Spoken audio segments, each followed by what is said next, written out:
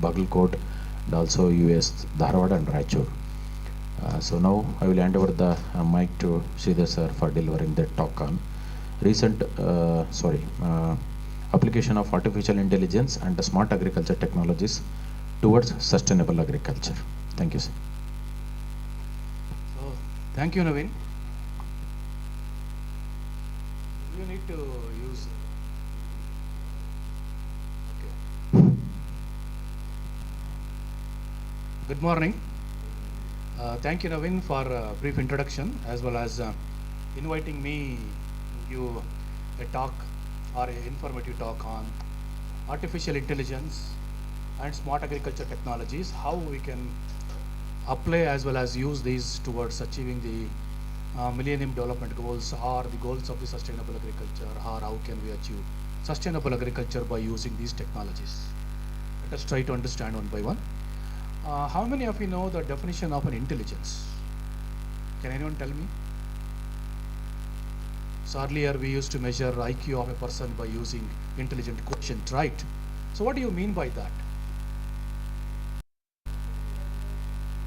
Okay, somebody tells ability to remember. Okay, anything else? Any other definition? Pardon me? Okay, ability to understand, remember, and respond. So you are relating all those things with the artificial intelligence, right? Because you are in the era of the artificial intelligence. That is why you are telling how we can remember, how we can respond to the queries and all those things. That is not actually intelligence. What is intelligence? Intelligence, right? So it can be measured by quotient.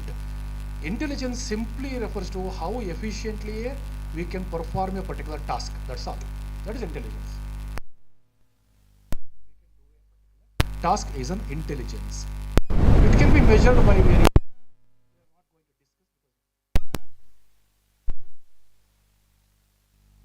Now the concept of artificial intelligence have come. What do you mean by artificial intelligence? Human is having his own intelligence, right? But we are making or giving the same intelligence to something else, or machines to learn, machines to respond. That means artificially we are giving our knowledge to some machines. That's all. Artificial intelligence. Who is going to win finally? Human intelligence is going to win. Why artificial intelligence is required nowadays? Why not human intelligence is required? Any ideas?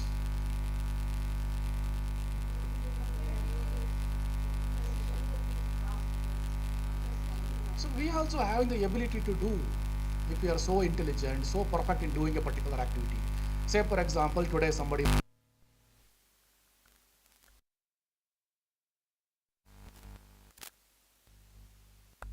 breakfast, preparing the breakfast. Human beings may forget certain things. Whereas an artificial program, it will not forget.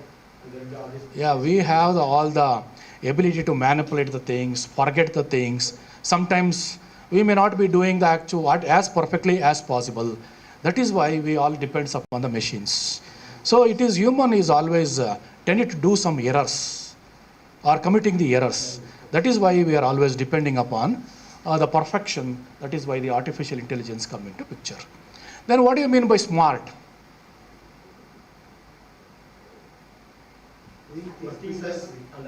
Today morning before coming to this class,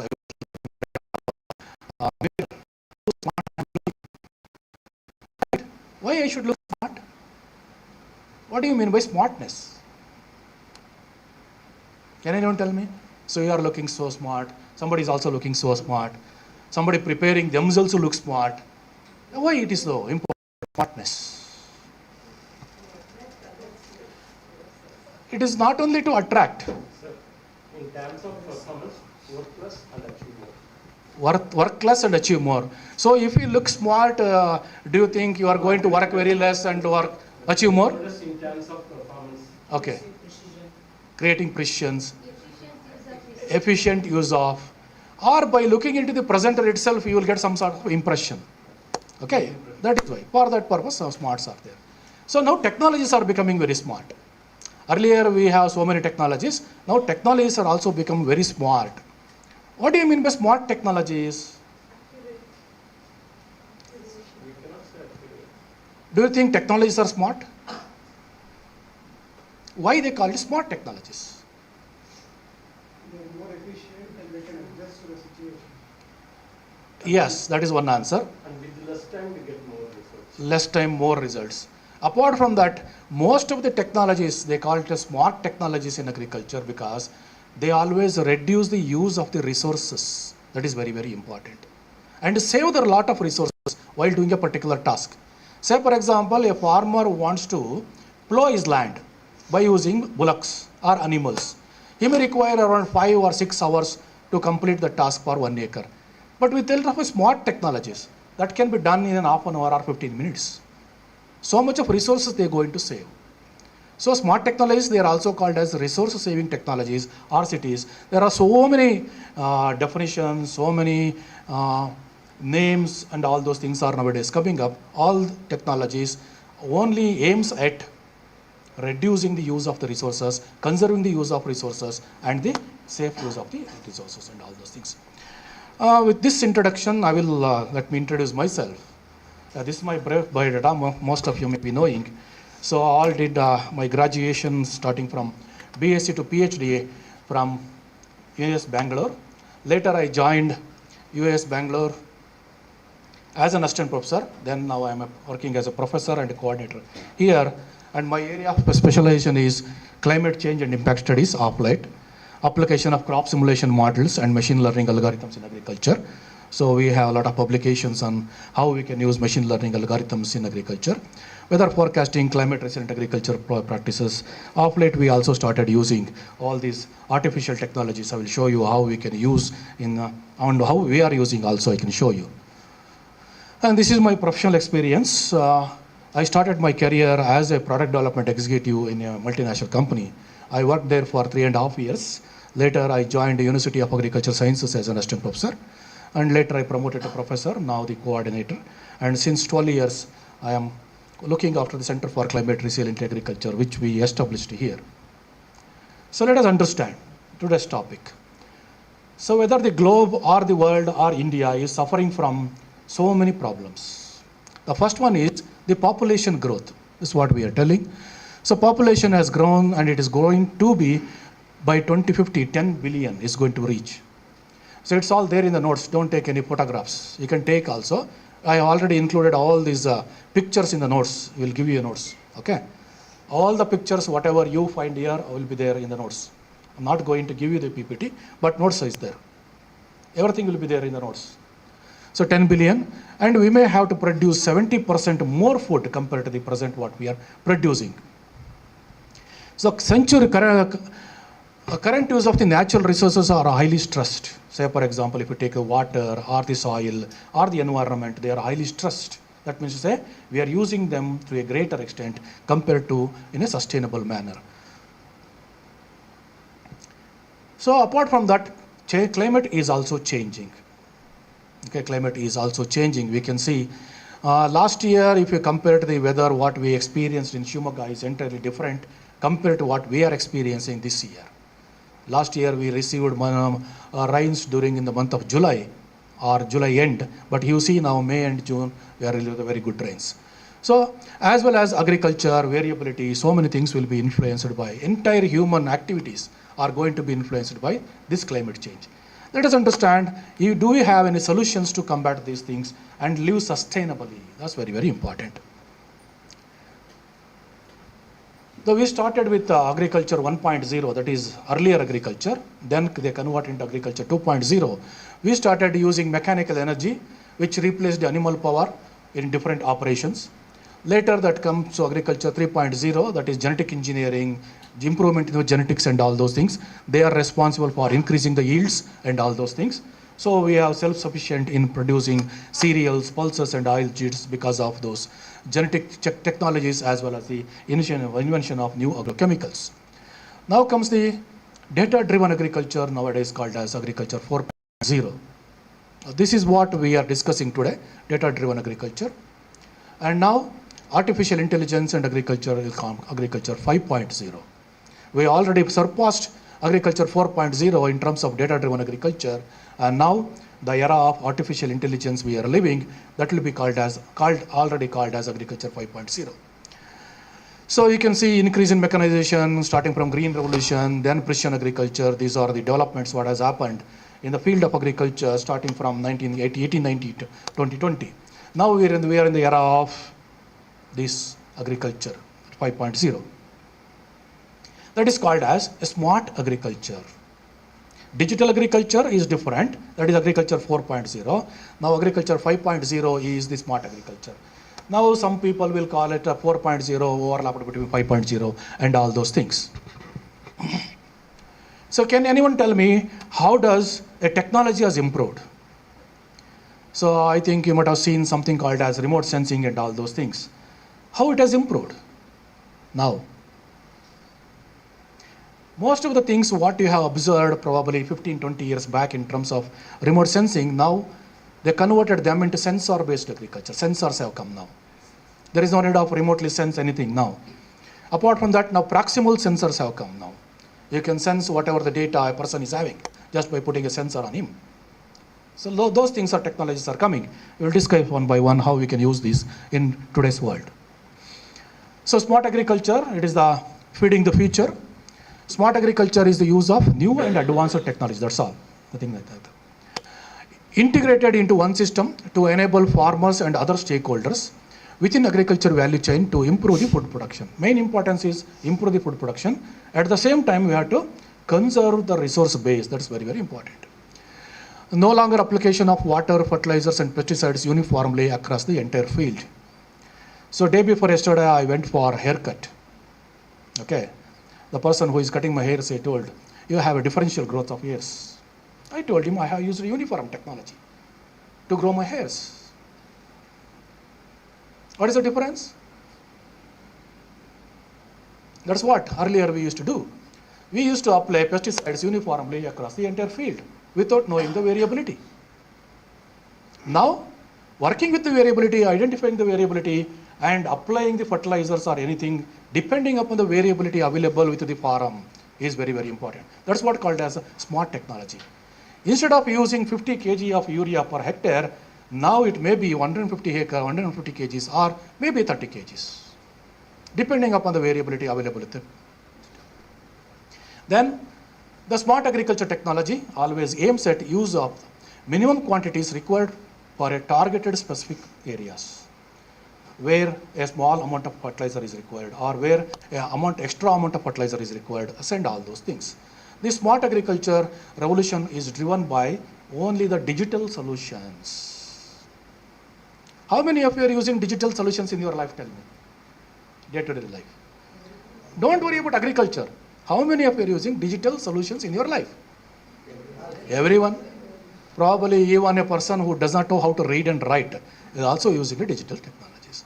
Now the world is becoming slowly towards the digital solutions. Digital technology now make them as a solutions. Like we say for example, innovation, then it will become invention, innovation and the technology. What is the difference between invention, innovation and technologies? Is there any difference? Invention, innovation and a technology. So likewise, the agriculture has also witnessed so many things. So many things have invented as a digital things, then they are becoming a digital technologies. So let us understand the smart agriculture concept. It is having various components, let us not worry about these things. Smart agriculture is nothing but a precision agriculture plus smart farming plus digital farming. All put together we call it as a smart agriculture. So is it okay, the flow I am going? Or you want me to still slow down or you want me to go fast? Is it okay? Understandable? Any doubts? You can stop me anytime if you are not able to understand what I am speaking. Okay? Don't think that you may have to ask questions only at the end, all those things. So now this is the top 10 technologies in smart agriculture. We will discuss one by one. Okay, starting from satellite monitoring, mobile devices, autonomous robotics, smart micro irrigation, IoT, Internet of Things, intercompatibility standardization, fertilizer modeling, weather modeling, smart zone seeding, soil and plant sensors. These are all the different components one can be used in top 10 technologies in smart agriculture. So we also have smart solutions like this by using all those things. Smart solutions are those that incorporate the use of digital technology to solve a particular problem. Say, for example, you don't know how to identify a weed. While going, you will find some weeds. You are not in a position to identify a weed. What are you going to do? You just take a photograph and ask the Google Lens. It will identify. See, that is a solution. We have a problem. We have a solution for it. That's what smart agriculture technologies are. Smart technologies are the electronic tools, or systems, or devices that generate, store, and process the data. Generate, store, and process the data. That's very, very important. So smart technologies are already driven by ICTs, sensors, IoTs, remote sensing, machine learning, and artificial intelligence. So what are the steps involved in smart agriculture? This is very, very important. So you may be thinking, what is that use of a plantix or something else as an application is very, very easy. You may find it very easy. But what is going background to it?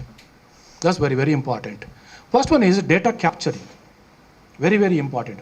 How many data we are having within the domain? That's very, very important. Then data management.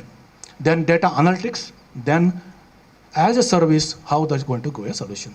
Say, for example, I want to identify the intensity of a poultry mildew. I'm not saying we have a scoring for poultry mildew.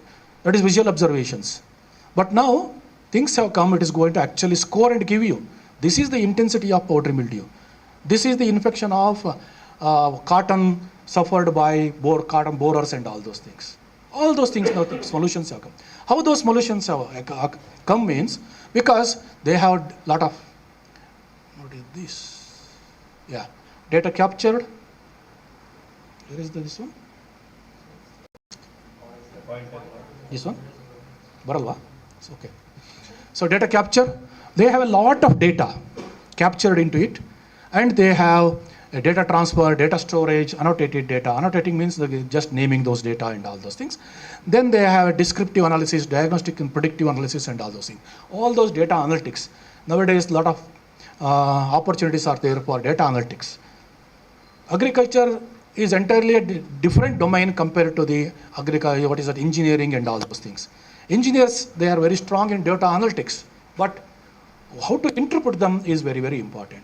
Unless you have a domain knowledge, it is of no use. So that a domain knowledge will always helps in giving a solution based upon the data what they have. Say, for example, in the future, probably orthopedic doctors may not be having any roles to play. Like that, so many things are coming now. So why we have to use this technology means because they are better and faster and very, very cheaper. Are you going to pay anything for the Google Lens? You're not paying anything. It is very, very cheap. Likewise, plantix, are you paying anything to it? It is very, very cheap. You can use that. Why you what it is going to do? It is going to help you in identifying very fast. Things are being very, very fast. Particular weed, if you don't know, if you just take a photograph and ask Google Lens, it will tell you. So fast. You don't have to go to botanists, you don't have to taxonomists and all those things. Like that, insects, so many things can be done. So coming with the information and communication technology, I'm going to skip all these things because these are all something related to engineering and all those things. So it is IoT means, say for example, smart houses has come now. You can control house locking, house opening, and all those things by sitting in the computer and all those things. That is the Internet of Things. So things done by using the internet. That's all, IoT.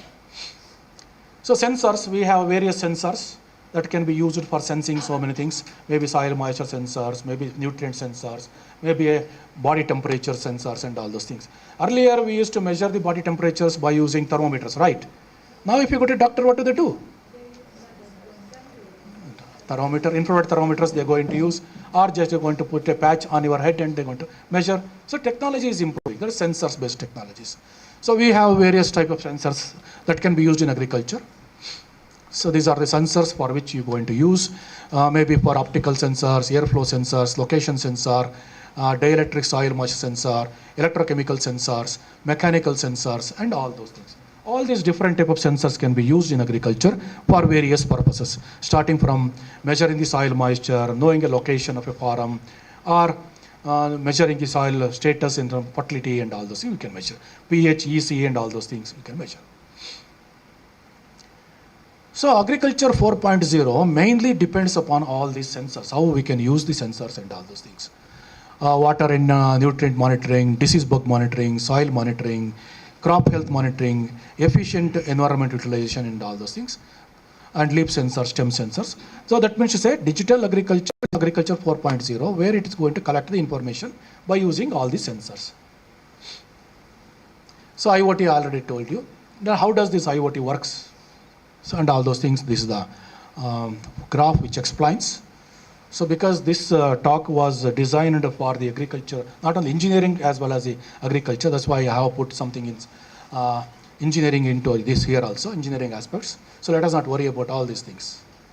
So IoT based precision farming, drones for field monitoring, probably you might have heard a lot of things, machines for routine farm operations, sensor based water measurement, sensor based soil health measurement, and all these things they're going to measure, then use the predictive analytics and going to give a farm level decision making.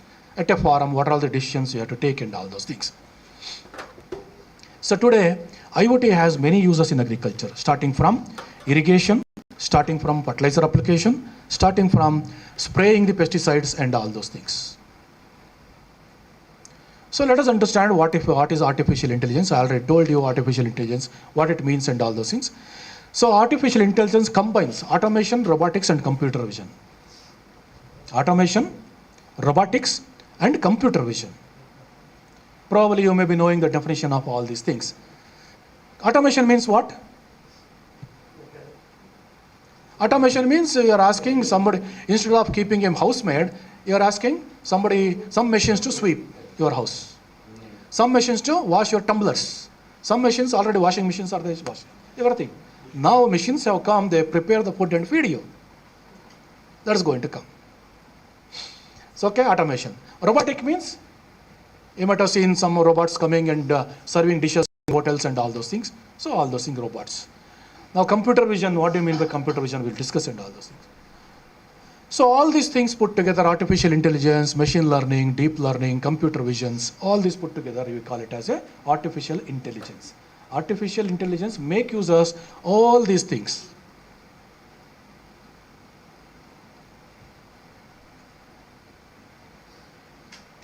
So how does computer vision works? What do you mean by computer vision? We have a vision, right? Everybody is able to see by using our visions. So this is how, say for example, computer vision, how does it work? So for example, with the help of our human eye, we can differentiate whether it is a Siamese cat or a French bulldog. If you, by looking into the structure or an animal, we're going to do. Or we're going to very easily differentiate whether it's a male or a female. That's all. Okay. But computer, what it does, it takes the images. See here. Images with the help of a sensing device. That's what the Google lens will do. Then we have an interpreting device. They have a lot of images already stored in the Google cloud. It is going to compare all the images sensed. Then it is going to come with which is having a very much proximity to it, very much near to it, and it is going to classify that as Siamese cat and a French bulldog. Whether it is going to male or a female, it is going to classify. Likewise, it is going to also classify whether it is a grass, whether it is a sedge, or it is going to dicot weeds and all those things. So further, why this is very, very important? Why it is very, very important? Now a lot of surveys are done, scouting is done about the pest surveillance and all those things. That can be done very easily by using this computer vision now. So this artificial intelligence in agriculture can be used for so many things now. One is crop yield prediction and price forecasting that we have done already. We have around 10 or 15 publications on that. Then intelligent spraying, then predictive insights, the disease diagnosis, crop and soil monitoring, and agriculture robots. For all these purposes, one can be use artificial intelligence in agriculture. Another one technology used in the smart agriculture is called as a blockchain technology. This is nowadays being used extensively in Walmarts, extensively in all those supermarkets and all those things. Blockchain means where a produce is produced, where it has moved, where it has processed, how it was processed, and where it is being marketed. Even after marketing also, where it has moved, who is consuming it. All those things can be tracked with the help of just a barcodes. That is the blockchain technology, that's all. Say for example, nowadays if you go to some big dog shows in Bangalore, what happens? Earlier dog shows are entirely different. Now dog shows. Can anyone tell me if some having some veterinary backgrounds, if you want to buy a pup, a small pup, it is having a pedigree, they're going to show you this is the mother, this is the father, and it is a history of the father, history of the mother. And apart from that, they also have a chip enabled inside the pup. They're going to monitor whether it's going to where it is going and all those things. If somebody take away that pup from your house, they can track it and all those things. All these technologies might have used, you have seen some probably in some movies and all those things. A chip is inserted to a particular person, where he is going and all those things can be all. That is why this block technology can be used nowadays. Now blockchain technology is being used in agriculture, especially for getting a good price. A farmer is producing an organic produce that can be tracked by using blockchain technologies and all those things. So 10 possible uses of blockchain technology in agriculture: fair pricing, agriculture tech, IoT optimization, accountability, incentivizing. So whatever the incentives government going to give, that can be done by this blockchain technology. Community support, agriculture subsidies, and all those things can be done by using these blockchain technologies. Robotics, everybody knows probably in Facebook, most of you seen a robot coming and harvesting the paddy fields and all those things. Okay, machines coming and doing all the activities. Drones, probably from starting day one till today, you might have heard so many things about drought. I'm not going to cover and all those things. Let us do some of the case studies. FAO WOP, our project, agriculture is a key water, how water can be used safely and all those things. This is done it. Now you can see here. What is this? It's not able to run.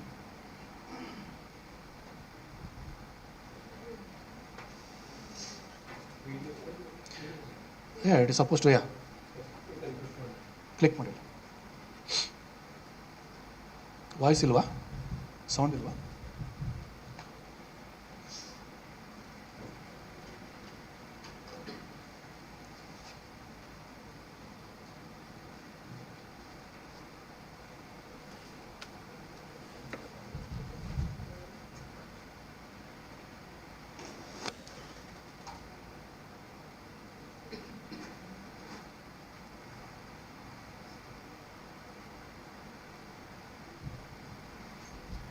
Okay, technology glitches. No, don't worry.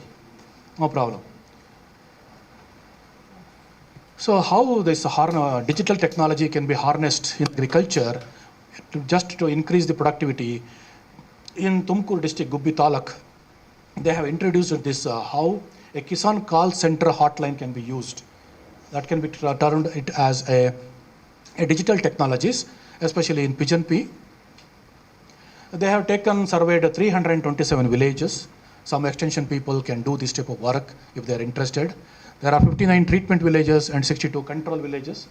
So where actually Kisan call centers concentrated on 59 treatment villages, where farmers are accepting the Kisan call centers advisories and implementing it. Then 62 control villages. So 160 farming households, there are 75 farming households. So here 297 crop plots, there are 131 crop plots. This is the survey they have done.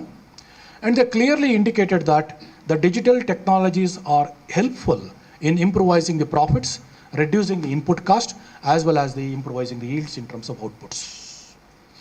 This is how digital technologies can be used as a smart agriculture examples. This is one is now I told you proximal sensing and all those things, phenotyping. Earlier genetists used to tell genotyping and all those things. Now phenotyping can be done. Phenotyping, what do you mean by phenotyping? Physical characteristics of a variety. Say for example, a person is having screening 1000 hybrids. It is Herculean task for him. Go and measure plant height, leaf area, root systems and everything for 1000 genotypes he is having. That can be done by using these proximal centers. See here, this is done in ICRISAT. They also have one lead center in IARI. We also done some studies with respect to proximal sensors. It is just in a nasal stage.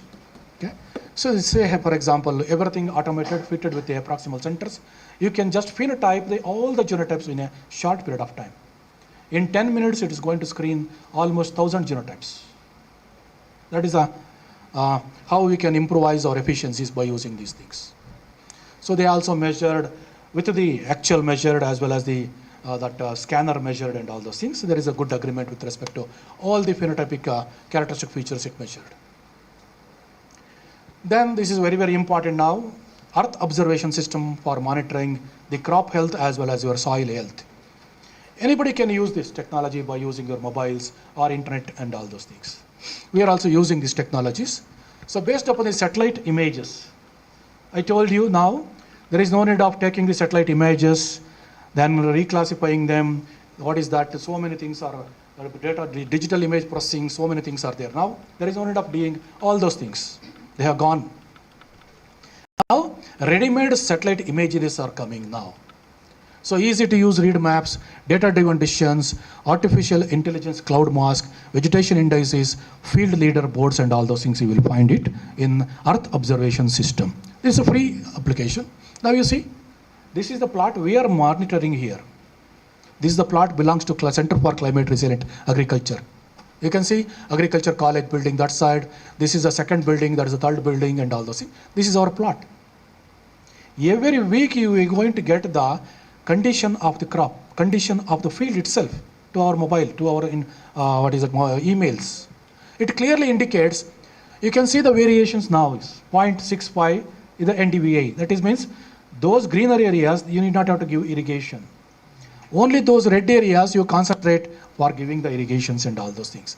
Instead of giving a flood irrigation, you concentrate where the water deficit is there. That is the technology. Are we using anything? No remote sensing, nothing. It is just coming to your internet, your mobile or your email. Every week it comes. See, that is the advancement of the technologies one can be used to monitor the crop health as well as the soil health. This is what you can see here now, what is happening now. Entire field, this is summer.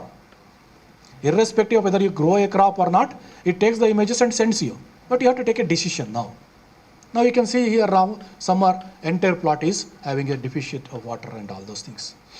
Another beauty is, it is also going to give you root zone soil moisture. It also give you weather forecast and all those things it is going to give you. Sir, it is giving NDVI or? It is going to give you NDVI. But in summer, the crop is not there. Yeah, NDVI is red. It is very, very less. 0.2, 0.3, 0.4 it comes. NDVI depends on the greenery. Greenery, yes. Now NDVI can be used for so many things now. NDVI not only indicates the greenery. NDVI can be used for so many things. Okay. Barren land, if there is no crop, then also we can. Yeah, it gives you NDVI, but it's zero. Less than zero. That's all. -1 to +1. See, like the day the right comes and all those things. Say, for example, February 20th, what is the NDVA? February 25th, what is the NDVA? How we can compare and all those things. Along with the weather forecast also it comes. It comes to your mobile as well as registered email ID. There is no need of going to the field and look into that, whether my crop is drying or crop is need irrigations and all those things. You can monitor. This is one best example how smart technologies can be used real time. This drone for field monitoring, I'm not going to cover this because a lot of the things are already covered. These are the images, image classifications, and all those things. Then coming for system of nitrogen application, in which probably yesterday Satish might have covered something about site-specific, decision support system for nitrogen management. This is something advanced compared to that one. Okay. What they do is, here they apply fertilizer depending upon the satellite imaginaries. There is no decision support system here. Depending upon the satellite imagery itself, you can apply fertilizers. Okay, they are doing it. With the help of a Google Earth Engine, they are going to use this by using the Sentinel-2 data and all those things. This already experimented, standardized. Now the technology is reaching the farmers' field this season. Farmers are advised whether to apply nitrogen, or if they want to apply, how much nitrogen they have to apply. All those things are being now practiced on the farmer's field, especially in Punjab. See, this is what IRI, New Delhi field, a small field, 1 meter by 1 meter, that can also be done. Okay, this is the CREAMS data they have taken. Sentinel data only they take it. You can see all the field looks like green as well as a lighter green and all those things. Can you see the variability? Depending upon the variability, you apply the fertilizer, that's all.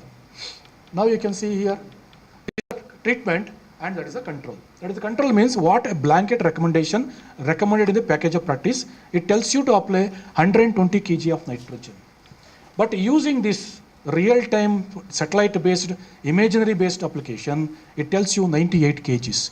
How much they saved? 20 kg of nitrogen is being saved.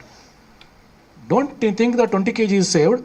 Apart from that, what is the environmental benefits by saving 20 kgs of nitrogen? You have to estimate and quantify. No, it is all, what is that, NASA. Okay. NASA, they have not taken any images. It is a Sentinel-2 data they are going to use. They are not going to take any images. They just use the real-time Sentinel data and they are going to do it. Now things are becoming very easy after, what is that, Google Earth Engine has come now.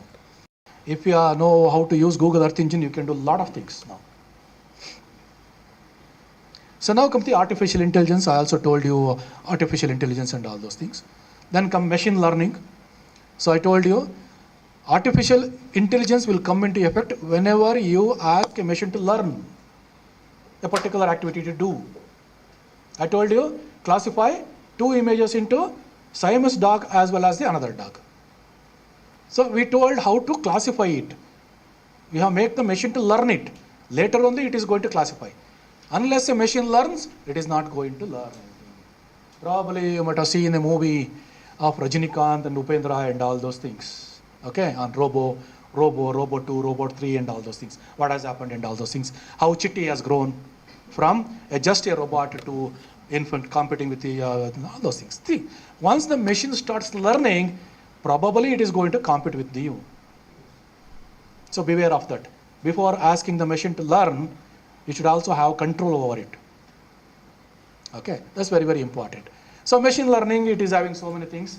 So supervised classification, unsupervised classifications, and all those things, type of machine learnings and all those things.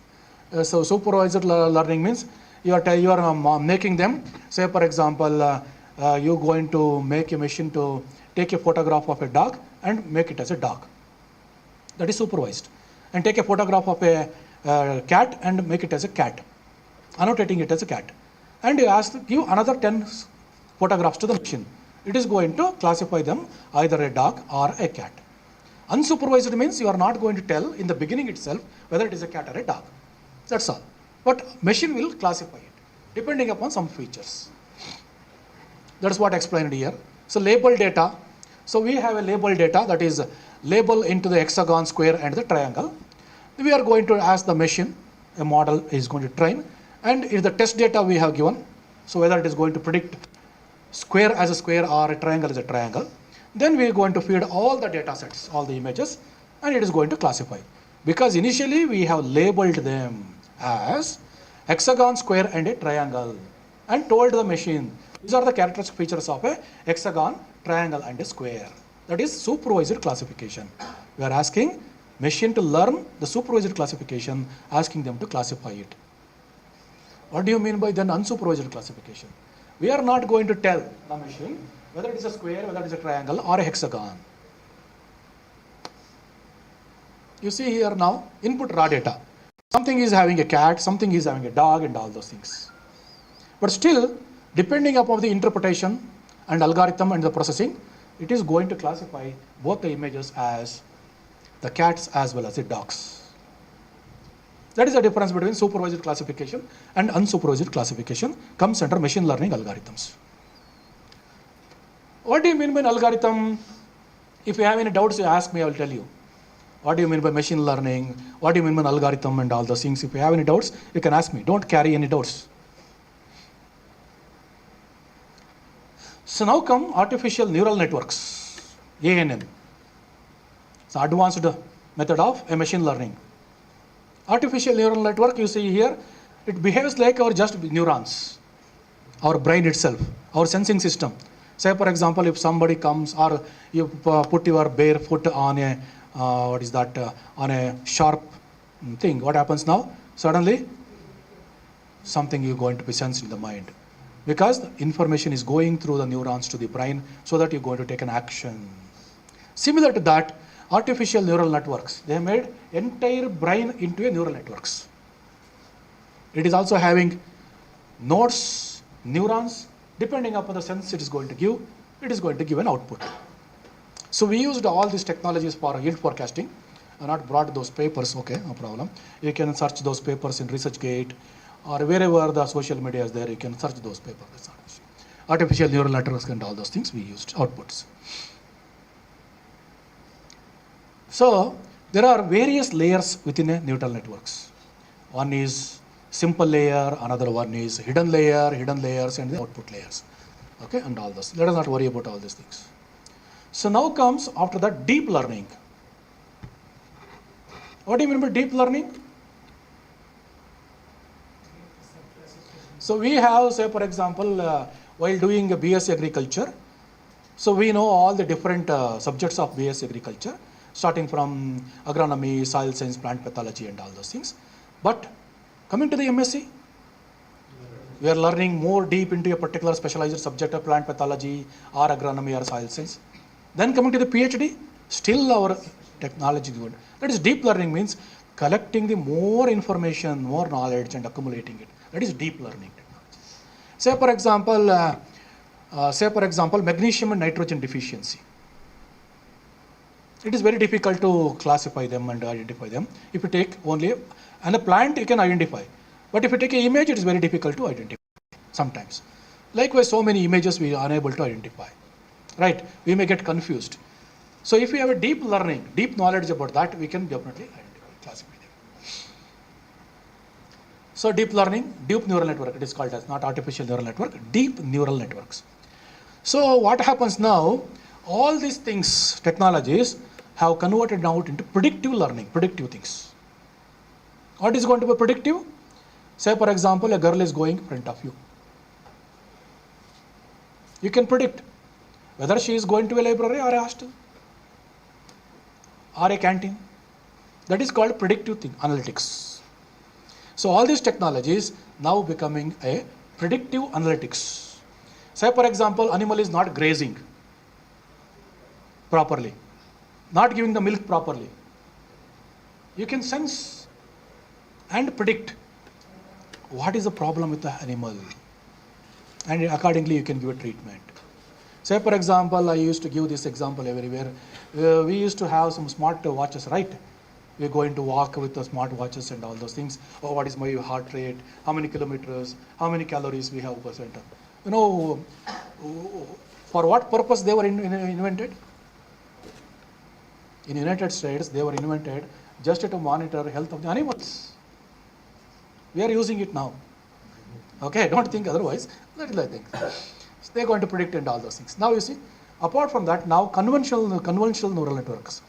So earlier deep learning or predictive network and all those things, they never used to classify the images. Now CNN technology, convolutions neural networks identify, scan so many images, and it is going to classify them, and image classifications can be done. Now this can be used, this is being used especially in the medical field to a greater extent. Now what is that? Robotic surgeries have come now. Hip replacement, knee replacement, robotic surgeries have come. They're going to use only this CNN, convolutional neural networks, and robots exactly prepare without any deviation. This is the fault with your hip, and this is the fault has to be repaired. Some of the case studies and the research finding you will understand. Up to this, if you have any doubts, or things are not going into your mind, or if you want anything else, or you are in a position to understand what I spoke so far and all, you can free to ask me. Algorithm will tell you. Algorithm is nothing but a program written, that's all. It is a course. Anything else? Supervised and unsupervised, if we take in terms of pixels. Supervised can we identify the pixel and Yes. ourselves classify. Yes. We ourselves tell the machine to classify. We are going to label that. This pixel is having a crop like a maize, This pixel is having rice, this pixel is having green gram. We are going to label it and telling the machine to classify. Unsupervised, we are not going to tell anything. Yes, it is going to. Can interpret that. Yeah, we can interpret directly. No errors. Because they are going to use not only one pixels, they are going to use maybe more than 1,00,000 pixels. Say for example, Google Earth Engine is able to classify almost 25 crops grown in India now. If you go and ask Google Earth Engine where the rice is grown, what is the area it is grown, it is going to tell you. Sometimes it is going to give an error like that. It is matched with the other one, whatever the photo art is. Something which is new, it is going to give that. Yeah. It is not going to give That is why if we have more number of the images asking the machine to learn, that's very, very important.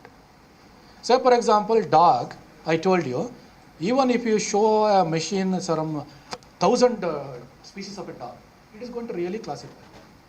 Sometimes it is unsupervised, if you are asking some problem, if your forest area nearby to that field, some pixels may fall into forest area. So you are telling about the old remote sensing technologies they used to use. Now they have classified everything, land use and land classification, where agriculture is there, water is there, forest is there and all those things. Now that confusions will never come now. Signature different will be there. Yeah, signature, they will never measure the signature also now. The sentinel image will come with classification itself. Already the information is fed to that. Yeah, already it is there. Sir, what is the exact? There is no software, it is only Google Earth Engine only. You have all the data in the Google Earth Engine. Yes, directly it is going to give you. For the particular area of interest, you have to download and all those things, you can take the data and all those things. Sir, You- what is the exact difference between the simulations and the artificial intelligence? Simulation is entirely different. Simulation means, say for example, I am speaking. Okay, you are going to imitate it, that's all. Simulation. In the modeling and all, finally, at that time also these techniques were used in digital. No, simulation modeling is entirely different field compared to this artificial intelligence and all those things. They also use simulation model as a part of the artificial intelligence to make it more predictive analytics. That's entirely different. They use all those technologies.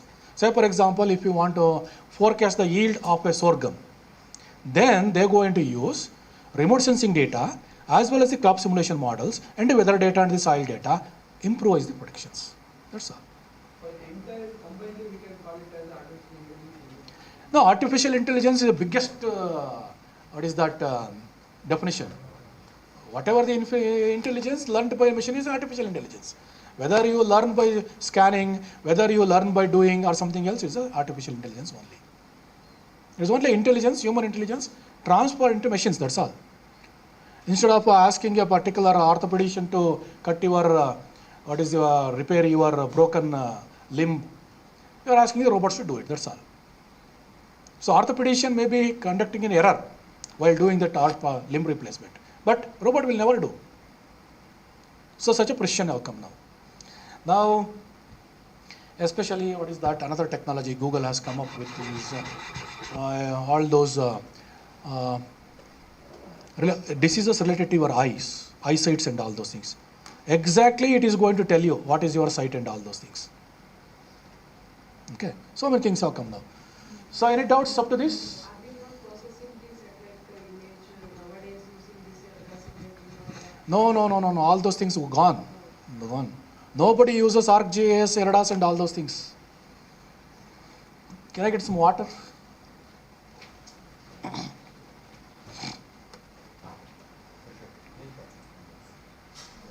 Earlier, those things, radiometric correction, so many things, all those things they have done. All the processed data only is going to come now.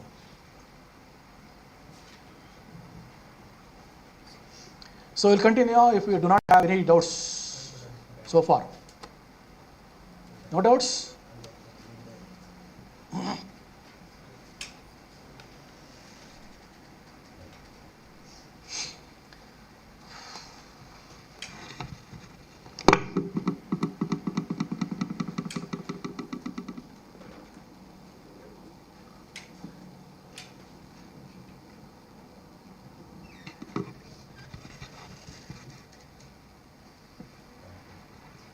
this is artificial intelligence based sowing application.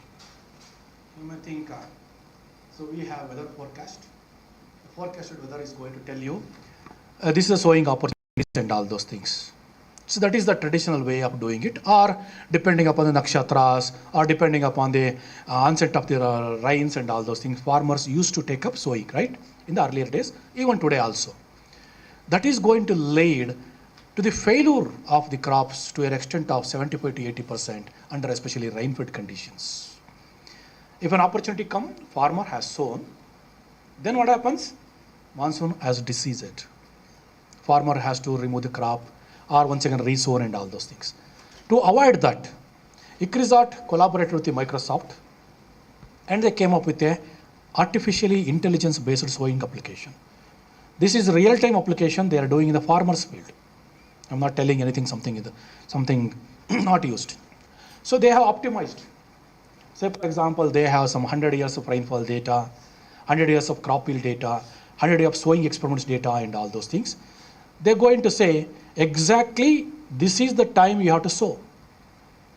Whether the rain comes or not rain comes and all those things. They takes everything into consideration, and even though rains have come, you are not going to get a signal to sow.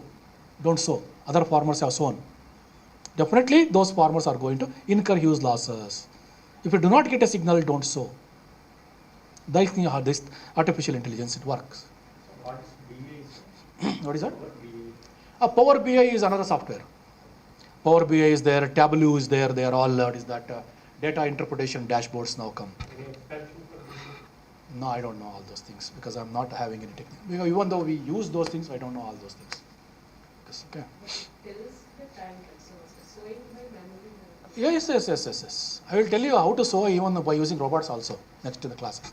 Okay. Artificial intelligence sowing application. Giving an exact sowing day with 80% success rate itself is a great help to a farmer who is especially rain-fed farmer. That is being done by using artificial intelligence. See how a message goes to a farmer. Even you can use text messages and all those things. Then depending upon that, see this one, farm data by ICRISAT, Microsoft, they use the Power BI and sowing applications and all those things. It is having various languages. First it tested in Andhra Pradesh, especially in Anantapur area, where the lowest rainfall and the groundnut crop is there. Now it is also being tested in Karnataka also now, in Pavagada areas and all those things. So a farmer who has used this sowing application, artificial intelligence being sowing application, has gained 30% more yield, increase the yield over the other farmers. There is a one example of how an artificial intelligence based applications can be used for sowing. This is a case study. So another one is weed management. This is nowadays see and spray technology they are going to use. What is see and spray? They are going to see whether the weed is there or not, and they are going to spray where the weeds are there. That's all. John Deere they have introduced see and spray, computer vision, machine learning, all those things they included in it. Computer vision is used to identify whether the weed is there or not. Machine learning be used for what? Classifying the weeds, all those things. Now you can see here, this is what it is going to do, John Deere company product. You can see here the weeds and the crops it is going to classify, and this is the where what is that cotton as well as the inflated with sida. Then you can see here the weeds as well as the crops, they marked it as a green as well as red, and they have sprayed exactly where the weeds are there. You can see here it is sprayed where the weeds are there. Other plots it is not sprayed. So what is the implication of this? We are going to save a lot of pesticides, number one, and we are also going to save a lot of chemical effects on the environment and all those things. So this is one for disease identification. I told you deep learning technologies. So we also have one of the very recently we are working on it, deep learning technologies, how to classify the diseases associated with the tomato. Now we have around 15,000 images collected. Now we are doing it. Let us see how it goes. Using deep learning for image-based plant disease detection. That's all. These are the images going to be fed to the machines, and using all those apple scab, potato late blight, tomato early blight, tomato healthy or unhealthy and all those things. Then These are all the things, sample images for the 3 different versions of the plant village data set. You might have seen plant village you can download, plantix you can download, and all those things. Those are all the how they work and all these things like this only. So they use AlexNet, GoogleNet. Alex is nothing but Apple. Google is Google. So like we have Google Gemini and all those things and all those things. Then it is going to do all those things. Then it is going to classify. See, plant village. This is an application you can download now. Application store, Google Store, it is there. It is going to give you weather forecast. It is going to give you popular crops grown and all those pests and diseases you can identify and all those things. It also going to give you, if this is a pest, this is the remedy you can do and all those things. So this comes eco-robotics. It is going to do all those things. 100% autonomous, solar powered, high precision, 90% less herbicides. Now this is being used for autonomous sowing also. Can you play this? Oh, it is not working. Okay. No problem. This is another one. This is also not working. Now you all knew Meghdut app that is used for disseminating the weather as well as the weather advisories and all those things, done by India Meteorological Department in collaboration with ICR. So now, how does this big data analytics can be used for yield forecasting, yield assessment?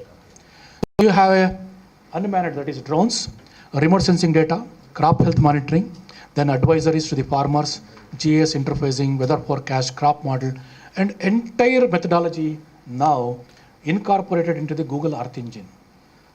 Now, especially this year in Gujarat, all the things will be done by using this methodology. Crop health monitoring, crop advisories, weather forecasting, as well as the farm level yield forecasting. They're going to do now by using Google Earth Engine itself.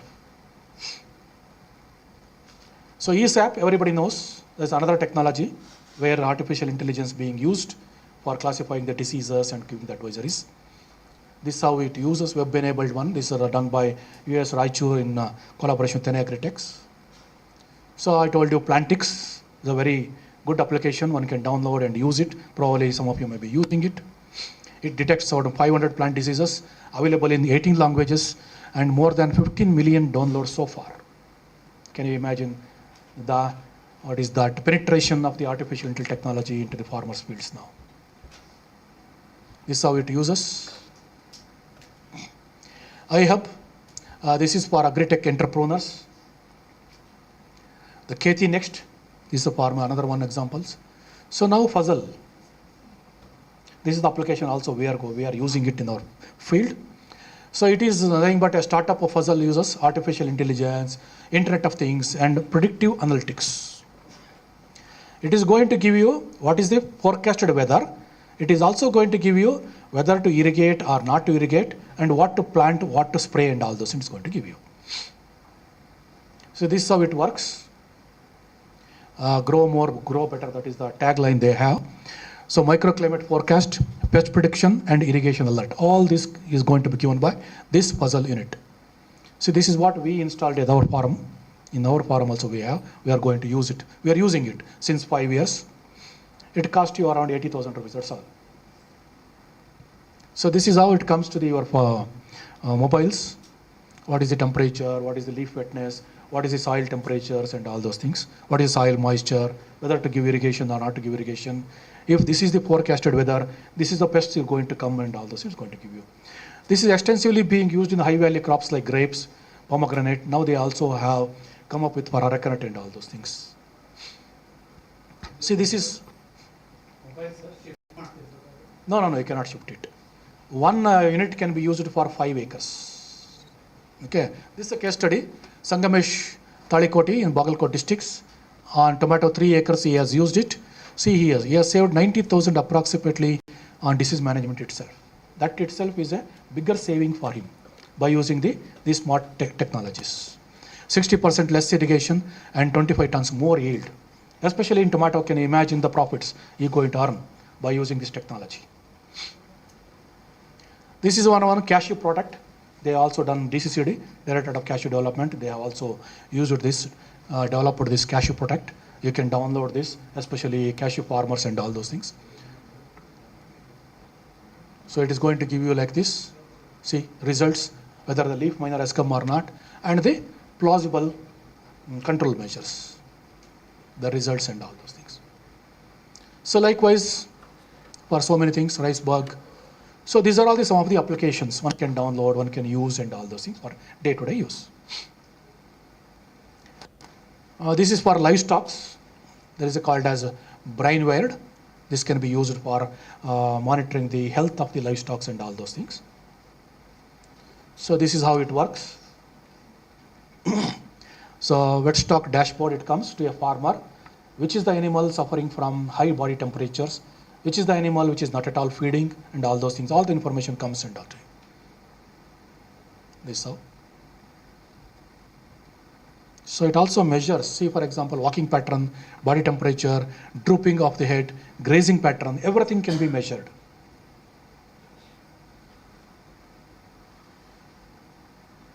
So it is being used in Gokul Forum, one of the biggest forum.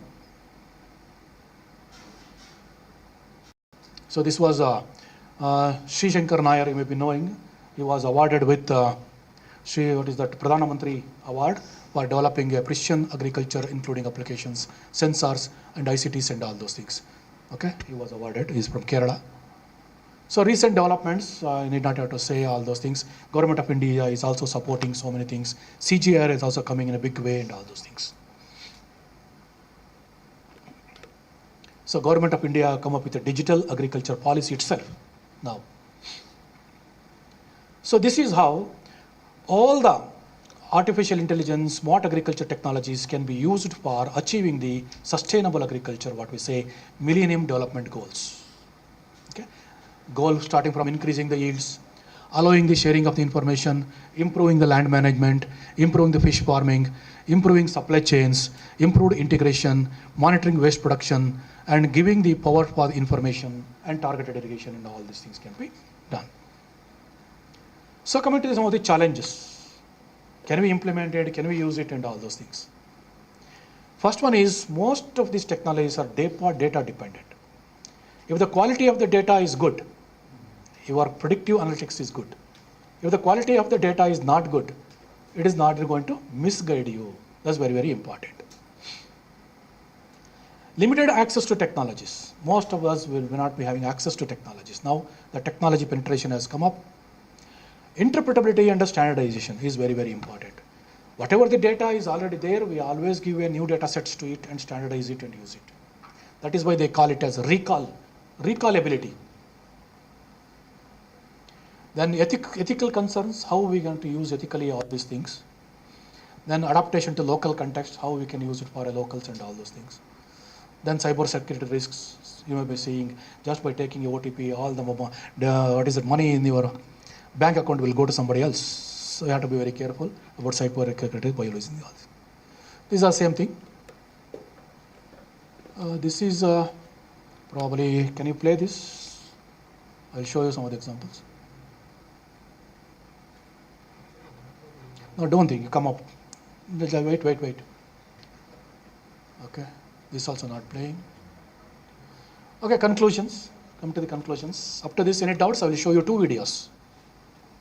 Very, very important videos where they have used this technology for maintaining the grapes. One of my students, Nitin Patil, is there in grower vineyards in Bangalore. He uses all these technologies. So digital revolution and the data it generates are key information or key building issues for agriculture to grow, and all those things. And smart agriculture, the coming agriculture revolutions will be green, one with science and technology in its hearts. It will be green one only, science and technology in its heart. Modern farms and agriculture operations will work differently compared to the earlier what we do is on cows. So these advances will let agriculture to be more profitable, efficient, safer, and environmental friendly. Those are the goals of a sustainable agriculture as well as Millennium Development Goals. So this is how a future farm will look like. Okay.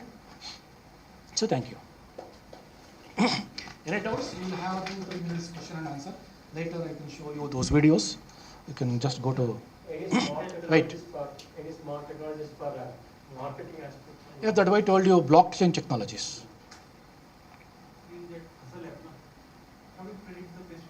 I'll show you the video. Sir, is there any app or technology to predict the residual effect of these chemicals in our vegetables? Yes, so many sensors are there now. So many sensors are there now. Whether a produce is grown organically or not organically, just by putting a sensor, you can come to know. How can you ensure that these technologies reach the small and medium farmers? See, when the mobiles were invented, nobody was knowing whether the mobiles are going to be used by or not. Now technology is already penetrated in the rurals. Now farmers are using the puzzle application. Farmers are using all those plantics. Farmers are using Google Lens. But technology already penetrated. It is only education we have to do.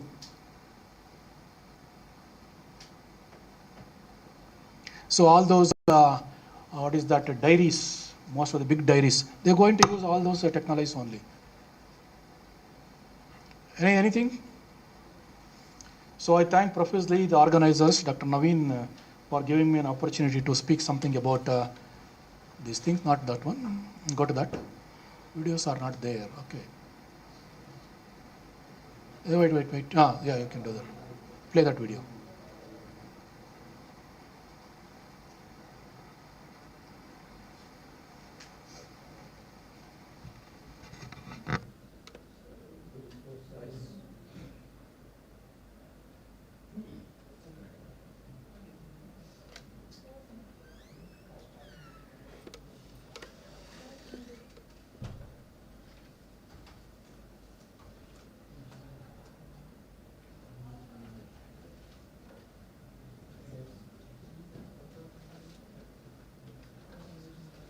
Using devices that help remove guesswork from farming. If you look at the whole system, on the top you have microclimatic sensors which measures rainfall and wind-related events. And then you have solar sensors which measure solar exposure or sunlight exposure to the crop. Then you have sensors like leaf wetness and temperature and humidity which measures moisture on the leaf. All that measurement comes to the brain of the system. The device uses artificial intelligence to analyze the data collected by these sensors. If you provide this data in raw form to farmer, probably he or she will not understand what to do with it. So this is where AI comes in. What AI does is, it looks at that data that is coming from farm. It looks at what crop the farmer is growing, what is the requirement of the crop in that stage. And it basically uses all these information and then processes it and then produces certain outcome in a very simple language and manner that farmers can understand. A notification on the mobile app brings precise guidance on when to water the crops, spray fertilizers, or tackle pests. It takes $300 to install the device, and advisories are available via subscription. The service currently works on 8 horticultural crops like grapes and guavas. What is the kind of improvement in productivity and yields you are seeing in the farms? When you do irrigation and you use fertilizers properly, you see the effect on crop in terms of yield and quality, and you can increase up to 20-25% in terms of production itself. Nitin Patil has been using the service daily on his vineyard to address a problem common to many Indian farms. This vineyard where we are now, it has no groundwater resources, and we are growing these wines with the water that we purchase from outside tankers. So water is very precious for us. With the help of this AI data, we are now able to get to know when the vines really need the water, and we can just irrigate them only at the crucial stage. And that's helping us to save around 50% of the water that we used to give before. Informed decision making is only one part of the solution to improve productivity, but weeding out inefficiencies in the existing age-old agricultural practices is also crucial. Check out this robo. It is helping farmers save major costs on fertilizers and pesticides. Built in India's Silicon Valley, Bangalore, by startup Nico Robotics, This machine makes spraying of agri-chemicals more efficient. Jay, you're doing some precision spraying here. Can you just explain to us this technology and this, how the cameras, etc. work? Yeah, so if you see this specific field here, there's a lot of distance between two rows, and even between two plants, there's significant distance where there's nothing to be sprayed. So as the sprayer moves, the camera real time detects where should the spray be applied, specifically on the plant, and it turns off the nozzles where there's no plants. That saves over 50% of costs on chemicals. 50 farms across the country are using Nico sprayers, but it works on just 7 crops so far. That's because the machine needs volumes of data to learn from and build models for each crop. And the data in this case are the photos of the plant. Over the last 5 years, we have captured about 8.2 million images across 7 crops. And not only that, the number is impressive, but how varied is the data set? In our case, we have seen how the plant looks at 7 in the morning versus 1 p.m. and 5 p.m. It's very different. They're almost like different plants. Better internet in rural India is giving farming a tech boost, but it's still early days. Just 2% of the nearly 100 million farmers in India use tech support. We really need to enable the digital public infrastructure. And second is going to be public-private partnerships. India will always be resource constrained. We possibly are perhaps lowest in the yield level. We possibly are very much constrained on finance and insurance services for the farmers. And that's where the gap needs to be filled up with AI. Data-driven farming does promise profitability, but it's going to take considerable time and investment to get most Indian farmers on board.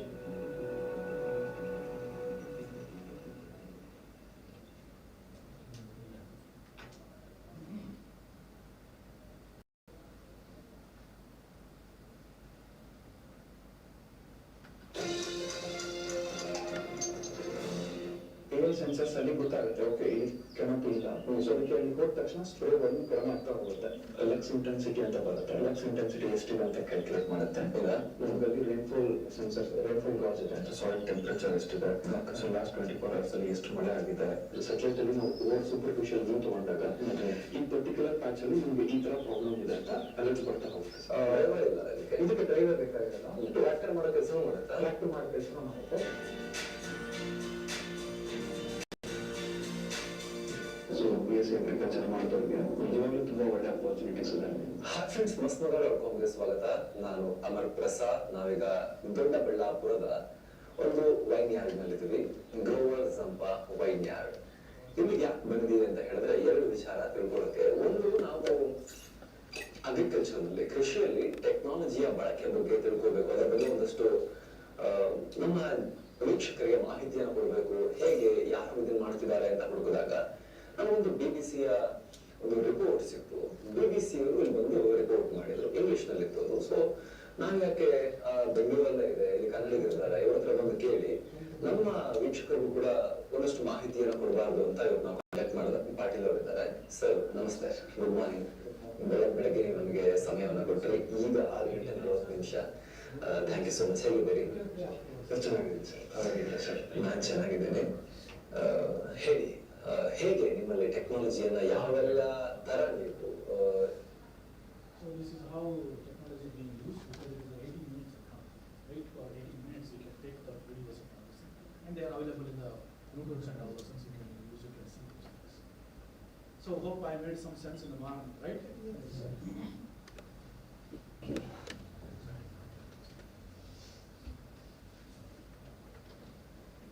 Any questions? Good. Yeah. So if you have money, you can implement it. Yes, we are implementing here. If the foreign superintendents are having a lack of purpose, they can implement everywhere. Or if the university takes an initiative, that can be done. Good, sir. So since last 1 hour, we have learnt about the artificial intelligence and particularly the real-time data collection and how best it can be used for saving the resources particularly. So this is also one of the technologies comes under the smart farming. So even though I think you have seen some of the unmanned ground vehicle, which is helpful for using without using the human resources. So this was wonderful. I think I thank Dr. S. Sridhar sir, so the professor and coordinator for Center for Climate Resilient Agriculture, sir, for delivering the talk on application of artificial intelligence and smart agriculture technologies towards the sustainable agricultures. On behalf of organizers and the participants and the IDP and the KSNUHS, I wholeheartedly thank him for delivering the beautiful talk. I call here to give the certificate and the memento from the organizers. Thank you very much.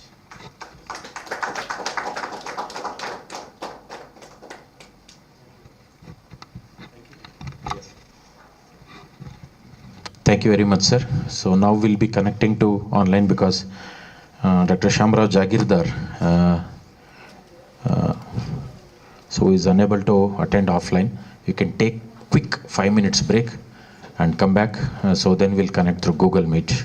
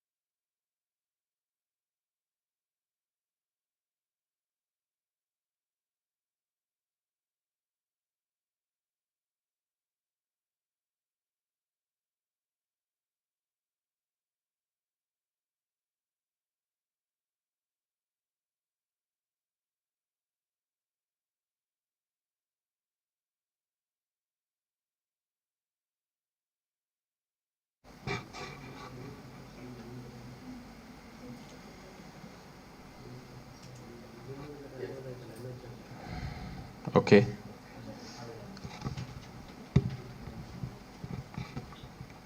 So, video.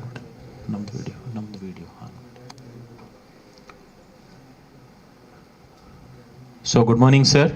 So, thank you very much for joining us for this 10 days national level training program as a resource person to deliver the talk on recent innovations in detection and diagnosis of crop diseases by application of image analysis and UAV.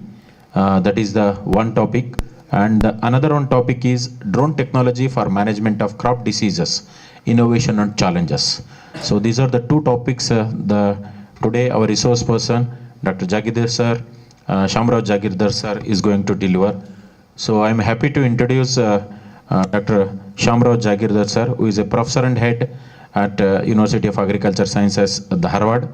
So he was born in 1970 and he worked in the different cadres for 26 years as assistant professor, associate professor, professor and head and project PI and also ECRIP on soybean, ICR, IISR, Indore, Dean and Head of Institution, Pajankova and at Karaikal, Pondicherry. So there and also in the office of the Vice Chancellor.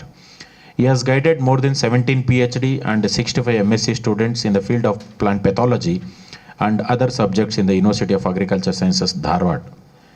He has visited more than 15 countries like Israel, USA, South Korea, Netherlands, Finland, Sweden, Switzerland, Germany, Ghana, and China, UAE, Indonesia. He has published more than 150 papers in the journals and presented 100 papers in the conference of national and international.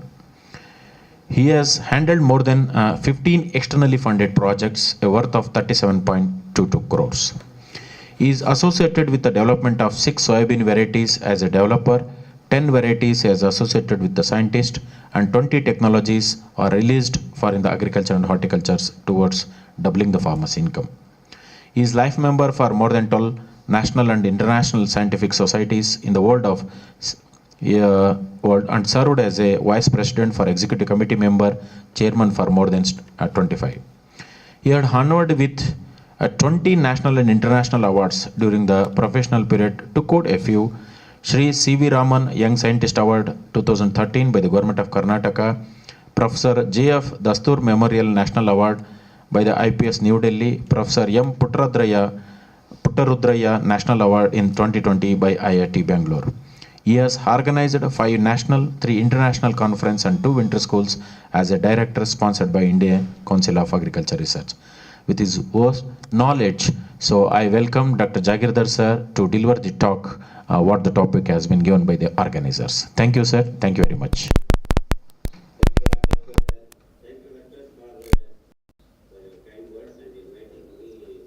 This I wanted to be online because of unavoidable circumstances. I opted for the online presentation. Otherwise, I wanted to be in your campus. Thank you very much once again for inviting me for this talk. I will keep my video off so that I can be in a better position to present. Now I am going for the slideshow mode. I feel the first slide is visible now. Yes, sir. Yeah. Before that, I would like participants because whether they are from the SAUs or from the State Department or how it is. So that based on that we can go ahead with the presentation. Sir, there are 27 participants. They are Okay. from ICR and SAUs. So some of the participants are within the state and some of the participants are outside the state from Maharashtra, Kerala, and there are participants from the corporates. So those who are handling... Thank you. Yes, Doctor. Thank you. Thank you very much for the information on the participants. Yes. I welcome all of you for the presentation. I started my career in 1997 when we were having Windows DOS. We were not knowing the computers at that time. And on trial and error basis, we are not trained in computers anywhere. But we started our work with the computer and at that time we did not realize that this is the importance. Now, for the last 5 to 6 years, It is the era of the UAE vehicles, unmanned aerial vehicles, for majority of the different aspects, but its use in agriculture is increasing day by day. So I thought we started this work on image analysis 5 to 6 years back, along with the VUB Engineering College. And those spectral designs, how best we can detect early detection and identification of the crop diseases. Especially, I will be sharing our own experiences in case of soybean diseases, how we can detect without isolation the seed-borne pathogens of soybean, and how early we can detect the soybean rust. Apart from that, I have scanned through the entire literature that is being published at various angles, whether it is easy to detect or diagnose the fungal diseases, the bacterial disease and viral diseases, and all those aspects. Apart from that, I will be also sharing our own experiences on, apart from drone technology, the another field which is also emerging. I thought I would spare the last 5 to 10 minutes on the green nanotechnology that we are working in the nanotechnology laboratory in our university. This is the second slide. I hope the slides are moving. If anything is not moving, please let me know.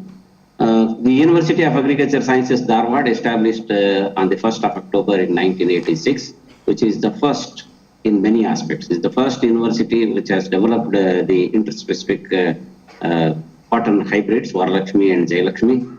And it is the first university which has developed the color cotton. This is the first university which has got the National Award on watershed management. And this is also the first university which has got which has developed the soybean rust resistant variety in the entire country.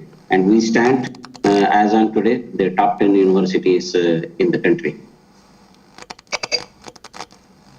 This is the training program, the national training on potential application of drone technology and operational protocols in agriculture farming, organized at UAS Shivamogga. I feel this is the very thought-provoking and forevision that is being taken up by Dr. Naveen, because in the next 10 years, it is going to be only the drone technology and the operational protocols that help in easy application, quick detection, and accurate management of the agriculture operations, including the crop diseases. Though I have given the two topics, one is the recent innovations in detection and diagnosis of crop diseases by application of image analysis and unmanned aerial vehicles, drone technology for management of crop diseases, innovation and challenges. So these two, the first topic I will be covering in the first 1 hour on recent innovations in detection and diagnosis of crop diseases by image analysis and unmanned aerial vehicles and drone technology also, and whatever the work that we are doing at UAS Dharwad and the project that we have submitted for Government of India recently, we got the sanction also. As a pathologist, as an agriculture scientist, it is apparent for us to know that crop diseases, they take very heavy toll, and the loss estimation could be in the range of 15 to 20%. And there is more of loss with respect to the perishables and storages, losses of fruits and vegetables. And this has increased global concern over the food safety and security that is the need of the hour, wherein we need to reduce the loss of the perishables, especially the vegetables, as well as the storage losses of the fruits and vegetables. And also, this calls for the management of crop diseases under human-induced global change. This could be the slide that I will be presenting in many seminars and symposium, because ultimately we would like to know who is the culprit for the cause and effect that is being induced with respect to the global climate change. We started using excess land use. There was a habitat destruction. There is a burning of fossil fuels. There is air and water pollution. There is elevated CO2 level that has resulted in the temperature rise, and there was more of precipitation in the areas where earlier they were called as drier areas, like in case of Gulbarga, Bijapur, Raichur districts. Now they have got the more of precipitation. Earlier, which are very potential rainfall areas like Shivamogga, Uttar Kannada, Dakshina Kannada, they have become the rain shadow areas because of the climatic changes. So we are also having the droughts, unusual droughts, And once there is a more of the precipitation, there will be eventually there is a sea level rise. Once there is a more of drought, then we find often the more of forest fires in United States of America. Every year this is a happening, and that results in the breakdown of the ecosystem, and that also results in invasive alien species. When we were students of plant pathology, we have been taught that powdery mildew of sunflower is a post-flowering disease, and it hardly causes any loss. In the year 2007, when I was there in Nippani, there was a message from the state government. At that time, there was Chief Minister Dr. Kumar Swami, he was the Chief Minister, and they sent a message that there is a severe incidence of powdery mildew of sunflower in the entire Belgaum as well as Bijapur district, and some agriculture scientist has to go. I was given the responsibility because I was nearer to the Belgaum Athini Taluk. Then I went, there was a huge number of more than 500 farmers. They also came with an insurance company person so that this person has come to give them the compensation. When we visited all the farmers' field, even including the demonstrations that were taken up by the state agriculture department, they were having the severe incidence of powdery mildew of sunflower. Then I asked the department officials, show me a farmer's field where there is an irrigation.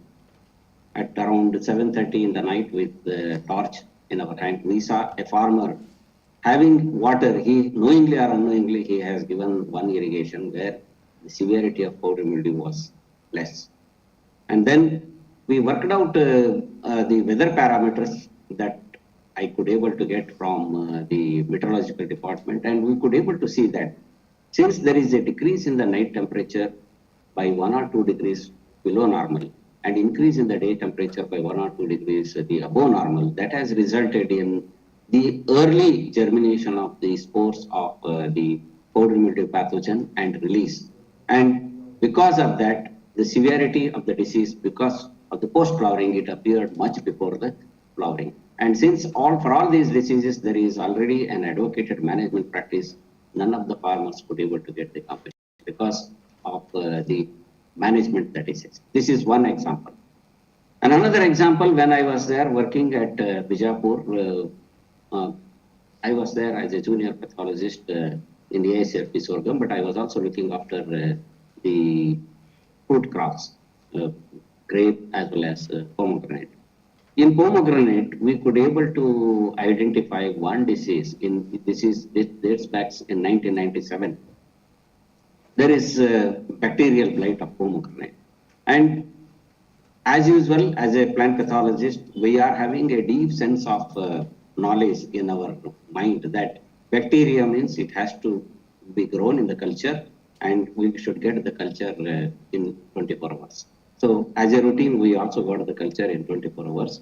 There is a yellow slimy bacterial cells, and we thought that this is the bacterial culture. We started working on this, and there were 2 MSc students worked in 1 PhD. But all these years, we were not aware that when one of the scientists working at IARI, he said that this bacterial culture, Xanthomonas aeruginosporis punicate, it takes minimum of 4 or 5 days for the initiation in the culture period. And whatever the bacterial culture that we are working, it was a hyperparasite on the original culture. And then we opened our eyes and then we started working. Why I am telling this? The pathogen which has adapted to the nature. In 1965, bacterial blight was a minor disease in northern India, and it became a major problem in year 1999-2000, and that has hampered the entire export. This is because in northern Karnataka, when we analyze 100 years rainfall history, generally we have in the month of April, 20 mm is the average normal 100 years rainfall history. But because of the unusual rainfall that we received in the month of April, then the intermittent rainfall, sunshine, that has resulted in a pathogen which used to survive for less than 3 months. then it started surviving for more than 3 months. That is number one. This pathogen also started affecting the neem as well as bale patri. So once neem is called as the Sarvaroga Nivaranam, now it is also being affected by the bacterial blight pathogen. And because of the farmers of pomegranate, they started growing for pomegranate all the 3 seasons, Mrig Bahar, Ambe Bahar and Hast Bahar. And there was no rest that is being given. And the plant automatically becomes weak. When the plant becomes weak, the weakest pathogen can also take over and cause the disease. These 2 examples are the testimony that invasive alien species are the diseases which are once less severe or diseases which are once known to be the less virulent have increased their virulence pattern because of the human-induced global change. We also talk about the total factor productivity for intensification of the agriculture. You can see no more we can extend the land, but because of the decrease in the irrigation, decrease in the input cost, still we have got the improvement in the total factor productivity because of the advanced technologies in terms of varieties, in terms of timely application of plant protection measures has increased, has replaced the primary sources for growth of agriculture productivity in the entire world. And Indians, we wanted to achieve the $1 trillion economy. Already our neighbor is having more than 11.53 trillion. The present status of the Indian subcontinent with respect to the 2 economies and 6 decades history. Where we are, we need to look at the productivity of the crops. All these factors, whether it is a drone technology, whether it is early detection, whether it is accurate detection, all these are resultant of the ultimate end product is to increase the productivity. You can look at rice productivity. We have the rice productivity to an extent of 3.2 tons per hectare. When you compare the Chinese productivity of 6.7 and USA it is 7.5. With respect to coarse grains, we have the productivity of just 1.5 tons when you compare with China and USA. With respect to wheat, the productivity is far below than China and also USA, but it is comparable when you compare with the rice and the coarse grains. The Global Agriculture Productivity Index, the growth rate that we are talking, you can see here the growth rate of the developed nations is always much higher compared to the low-income group. The current growth rate of low-income group of the countries is less than 1%, whereas the growth rate of the global total factor productivity is 1.63, and the growth rate of the total factor productivity of the developed is around 1.73. This calls for a concentrated effort on efficient use of the inputs. India's agriculture production, we have reached $401 billion by 2018. This is the latest World Bank database. Over-regulated lifeline. Earlier we say 80% of the Indian were the agriculture. Now it has come down to 40 to 50%. You can see the share of employment is just 41%. The share of GDP still remains very high, and in Punjab and Haryana it is still to a higher extent. So the average saving for the price per the productivity has also increased with respect to the Indian subcontinent. I was member for the doubling for farmers' income. I was given the risk, the task of revisiting the agroclimatic zones along with when Dr. Darbai sir, he was the chief secretary. We submitted a draft report also. And these were the challenges in doubling the farmers' income, and they still remain. And one of the major challenge is to address the climate change, temperature, precipitation, and the level of sea rise level. Because of the climate change, because of the precipitation, because of the temperature rise, there is expanding horizons of biotic and abiotic stresses. Apart from that, we have the other challenges, avoiding food losses, food wastage at production, as well as post-harvest wages, sinking per capita land. As you know, in case of Maharashtra, we read from the literature and we also know that the average land holding is as low as 6 quintas per person. monsoon and market volatility, credit insurance, reluctance of the youth to take the farming. I feel this is one thing which need to be addressed.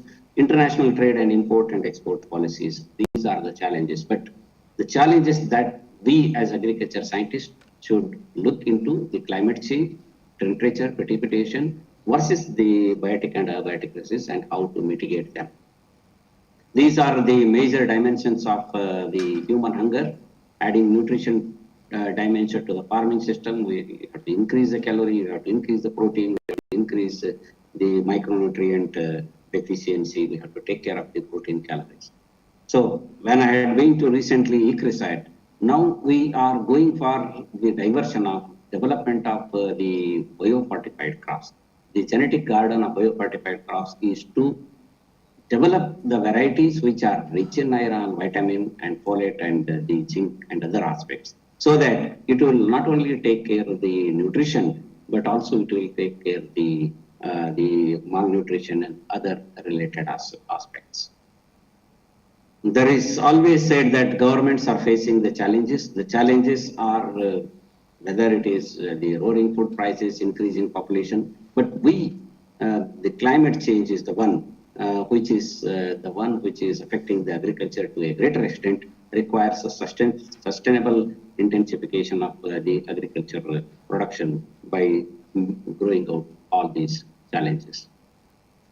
As we know that the monthly income of the agriculture household, one family of 1+1, is as low as 6,000, and it is as high as 18,000 in case of Punjab, and as low as 3,558 in Bihar.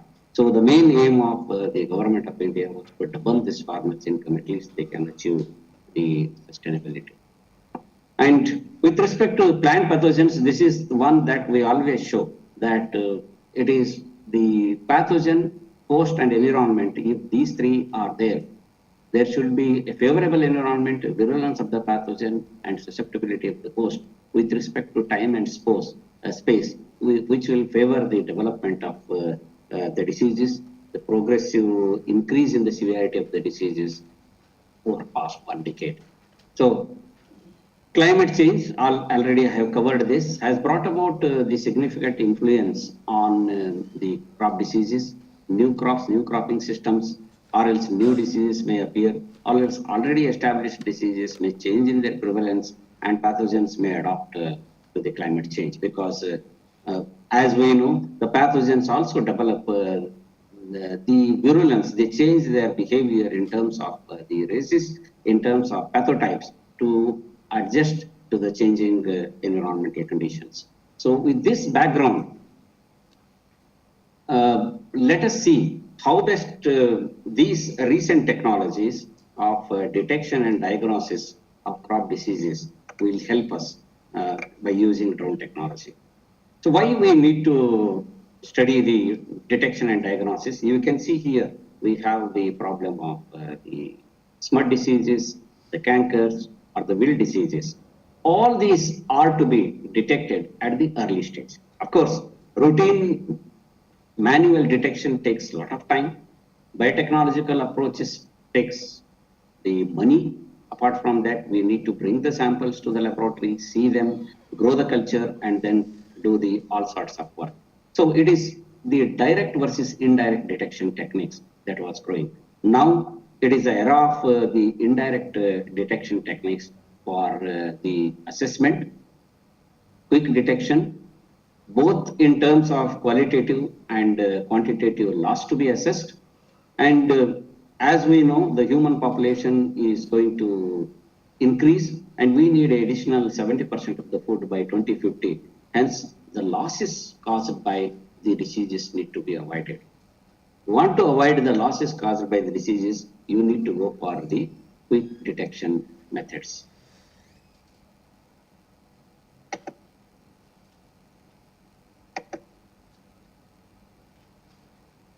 What is the need for plant disease detection? Because diagnosis is the word that is being used from the Latin word. Diagnoskein means to detect and to identify the disease.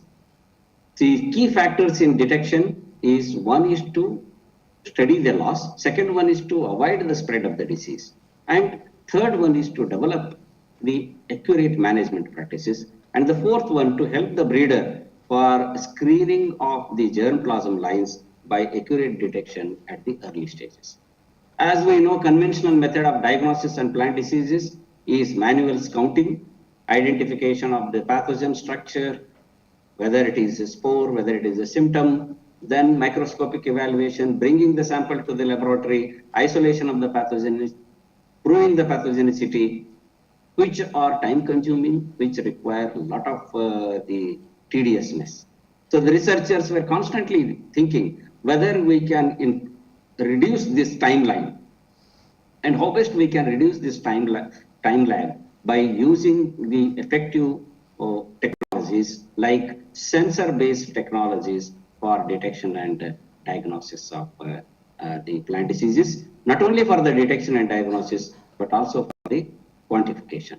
So there came the era of the optical sensors. They were the first one to be used for detecting the crop diseases based on the electromagnetic field of visible range. So here the biotic stresses there, because once the disease is going to be there, once the pathogen is going to attack the plant, there will be change in the tissue color, there will be change in the leaf shape, there will be transpiration loss, there will be canopy morphology and plant density. So all these variations are being brought about. That is why pathology is being called as how to define the pathology. Asked somebody, they said abnormal physiology is plant pathology. So whatever the changes that are going to happen with respect to the plant in terms of the change in the tissue color, leaf shape, transpiration rate, plant density variations, all these are to be used by using the optical sensors. That was the first one to start with the detection and diagnosis. Then came the era of image analysis. So image analysis is the one wherein we can extract the images right from the beginning stage till quantification stage, wherein through digital image processing technique, we can analyze what is the extent of the damage caused by the particular pathogen. For example, if it is a rust disease, what is the finest symptom that we find initially as a raw image? Then these cell objects are being analyzed with respect to RGB colors, red, green, and blue color. Then we have to go for the processing, analysis of the subcellular levels, then statistical analysis, then interpretation of those results. So image analysis has come quite handy for the last 1 decade for detection and diagnosis of crop diseases, even without isolation. So there came the optical sensors for plant disease detection. We had a couple of experiences working with BUV Engineering College by use of red, green, and blue color RGB imaging for digital image for detection. You can see here, once there is a color, a flower here that is there, once you subject it for the image analysis, either you get the RG image, or else you can get the RR image, or you can get the green and blue image. So based on the extent of the infection, we can identify. It is not only for the detection of the diseases. We had an opportunity to work with one of the BUB Engineering College students, wherein they wanted to identify the pesticide load, which is being dumped in case of cauliflower and cabbage. In Belgaum area, every day the farmer goes for spraying with the pesticide. So we wanted to know whether is it possible to detect based on RGB color. So we collected 500 farmers database, and then we subjected for the RGB image analysis, and then we could able to see that the subdoor farmers, we have gone for heavy pouring of the pesticides. There it was red and green and followed by the blue. So RGB color image analysis have been used to detect the biotic stresses. Along with the color information, we also get the lightness. Then also we get the color opponent dimensions. We also get the color comparison of the schemes like YBCR, and also we get the CB and CR, that is the blue difference or red difference for chroma components respectively. And also we get what is the saturation of that particular color. what is the saturation value, what is the color space that is being there. Based on the saturation, based on the color that is going to take, we can identify the diseases which are going to, especially for the fungal diseases. Then we have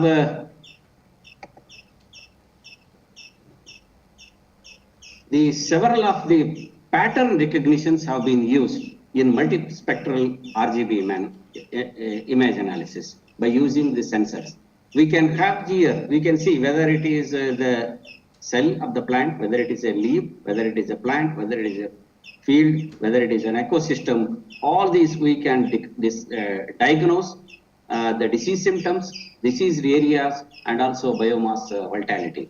So all these RBC image analysis have been done through digital image analysis, and they have developed a software called as Leaf Doctor, AWS 2.0. We have PlantX app, which is being developed by ICRISAT, wherein these by using AI technology, they have used the image analysis with the storage structure.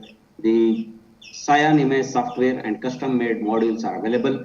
So this ASIS 2.0 gives us a distribution of images in analyzed histogram, which is the basis for subsequent thresholding and identification of the diseases. That was with respect to the image analysis. Then we have the multispectral as well as hyperspectral image processing. In case of multispectral and hyperspectral image processing, the sensors that are typically assessed with the spectral image with the relatively broader wavebands. So we have once again here the RGB wavebands. In addition to that, we also use the infrared the bands. So the spectral range could be somewhere between 350 to 2500 nanometers. And there is a possible narrow spectral resolution below 1 nanometer also. So that is an advantage of multispectral and hyperspectral imaging processes. And once these data is being developed, we go for the spatial X and Y axis analysis, spectral analysis intensity in the third dimension. So these spatial resolutions have a strong detection of plant diseases and plant pathogens. To an extent that we can also detect the airborne pathogens as well as seed-borne pathogens by using the multispectral as well as hyperspectral imaging processing that I'm going to share with you with respect to the soybean as well as the soybean rust as well as the leaf spot, the seed-borne disease of soybean. Then we have the optical properties of the leaves characterized by the light transmission through the leaf whenever we transmit the light, and it's also absorbed by the leaf light in terms of the pigmentation, water, lignin, amino acids, the structural components of the leaf, the plant, light that is gone through the internal leaf structures directly reflected from the leaf surface. So all these, the reflectance of the light from plant is a complex phenomena which is dependent on multiple biophysical as well as biochemical interactions. So when we went for this hyperspectral image analysis, you can see here, once the spore lands here, it will germinate, it produces the germ tube, it sends its mycelial structures. So all these images are being taken up by the hyperspectral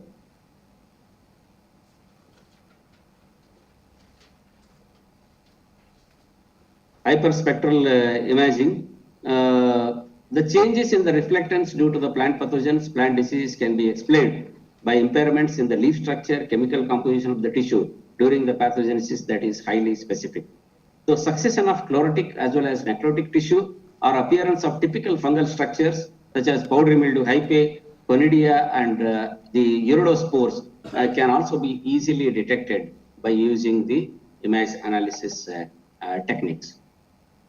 Then we also went whether once you go for the image analysis techniques, how it will help us to identify a disease. You can see here based on the wavelength from 500 to 2500 nanometers, and based on the reflection, we could able to see the net blotch, rust, as well as powdery mildew detection in case of the barley leaves. So hyperspectral imaging or image analysis will help us to identify what is the extent of mixed infection and what is the extent of the disease in a given point of time. Then we went for using the thermal sensors. It's based on the infrared thermography. We can also detect the infection of the crop diseases based on the false color images. You can see here in an RGB color, we cannot identify exactly that is the limitation even after 5 days and 7 days. But here, thermograph helps us for early detection and monitoring. And this has been proposed by Gomez for infection as well as the identification in case of powdery mildew of rose. Even at the 5th day, immediately after the infection, though there is powdery mildew mycelial growth, you can see initially through infrared, this is the infection that is being taken out. And further it is increased by the time we find the mycelial growth. So in order to detect the plant pathogens in advance of infection, we can also go for the thermal sensors for detection as well as for diagnosis. Then comes the fluorescence imaging technique. Fluorescence imaging technique is the technique that is being used based on the estimation of the chlorophyll content, based on the chlorophyll that is being estimated, based on the difference between the chlorophyll estimation, the infection can be identified or detected. You can see here the degree of infection is 90% in the first one, whereas the degree of infection is only just 30%. So this image analysis through fluorescensing imaging will help us to identify the photosynthetic activity caused by both biotic and abiotic stresses over the leaf area. Combining fluorescence imaging with image analysis, these two, whether we can combine the image analysis through fluorescence imaging, we can quantify what is the extent of the infection due to the fungal diseases. The degree of infection in the first case, it is 90%, and the degree of infection in the second case, it is 30%. Then once we started with the image analysis, the hyperspectral, the thermography, all these have led to the innovations in the science, in the branch of engineering, that application of machine learning and deep learning for detection and diagnosis of the crop diseases. Because of the advancement in the sensors, because of the advancement in the geo-positioning the system technology, because of the advancement in the IoTs, Internet of Things, there is a large amount of data that is being collected and thereby demanding agriculture data at the larger scale.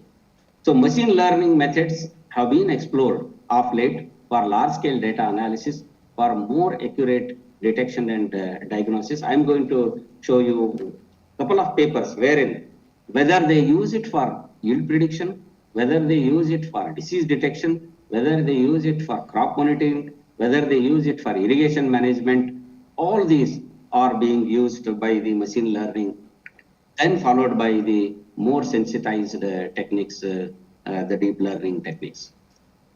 Machine learning techniques were the first one wherein it will help us.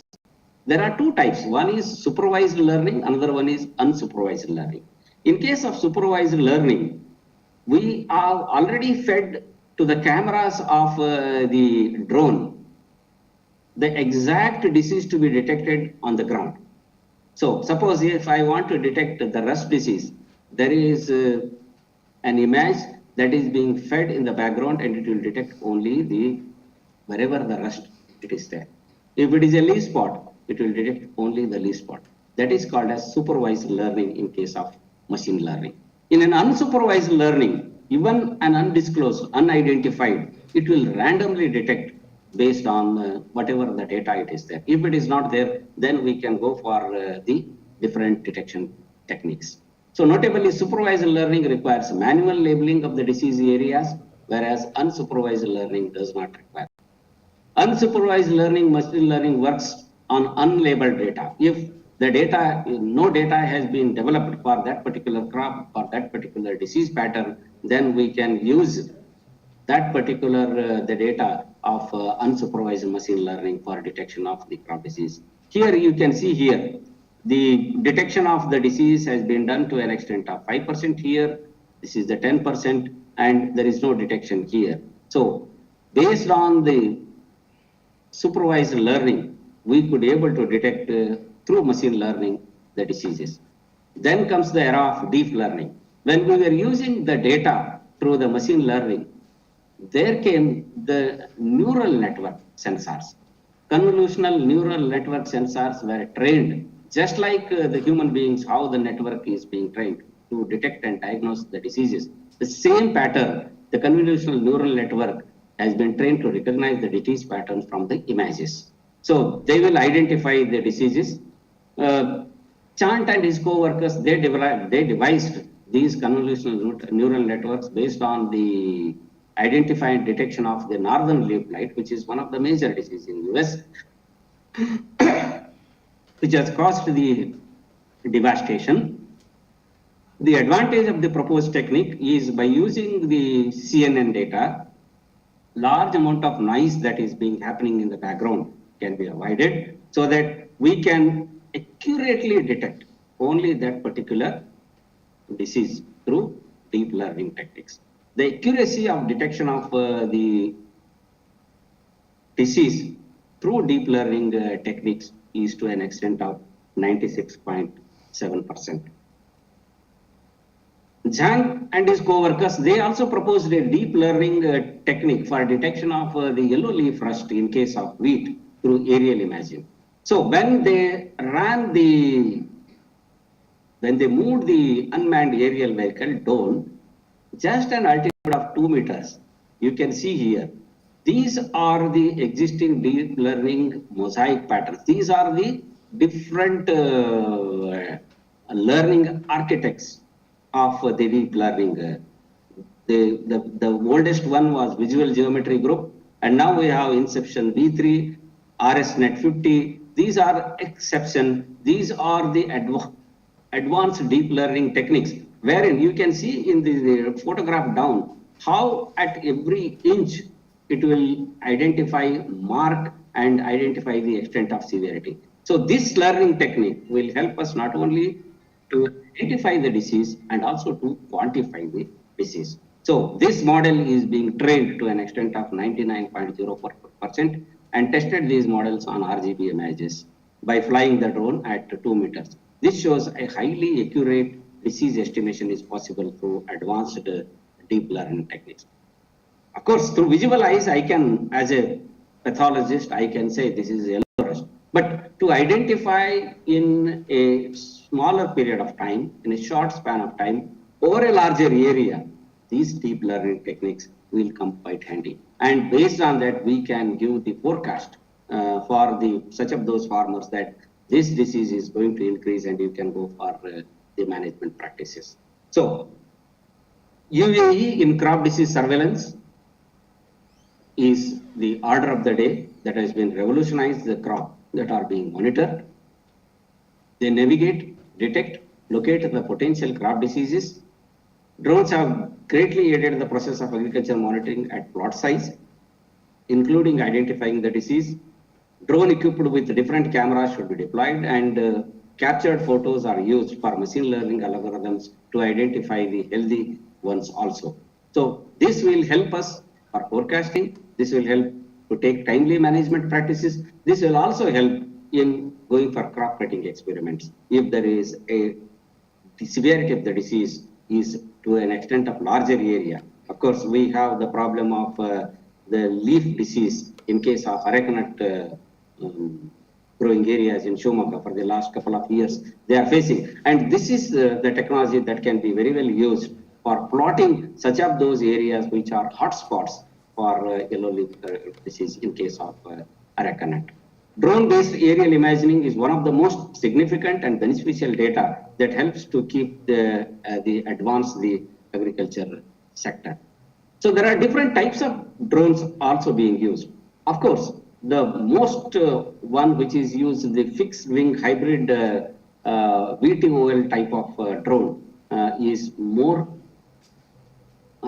advantages rather than the fixed wing as well as the single rotor drone. So the technology, that is the drawbacks of the fixed wing drone are, as well as the single rotor drones have been overcome by using by fixing more of advanced cameras and sensors by fixed wing and VTOL drones by multi-mirror rotary wing drones. So these are the types of drones that are being used for detection and diagnosis. The advantages and disadvantages. Of course, the advantage is timeless. We can identify the disease. Of course, the cost of detection and diagnosis will be less because we need not spend lots of money on the chemicals or the primers that once you bring back the samples to the laboratory, go for detection, and also high resolution aerial images. Those are the advantages. The challenges in detection is lack of suitable cost-effective lightweight sensors.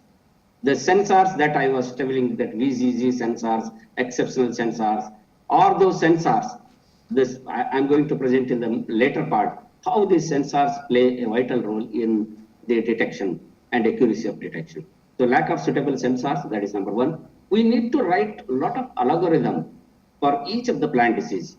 Unless and until there is a training for an engineering graduate, and also the training to the engineering graduate on the plant pathology or the insect biology aspects, and training to a plant pathologist or a plant protection specialist on the role of sensors.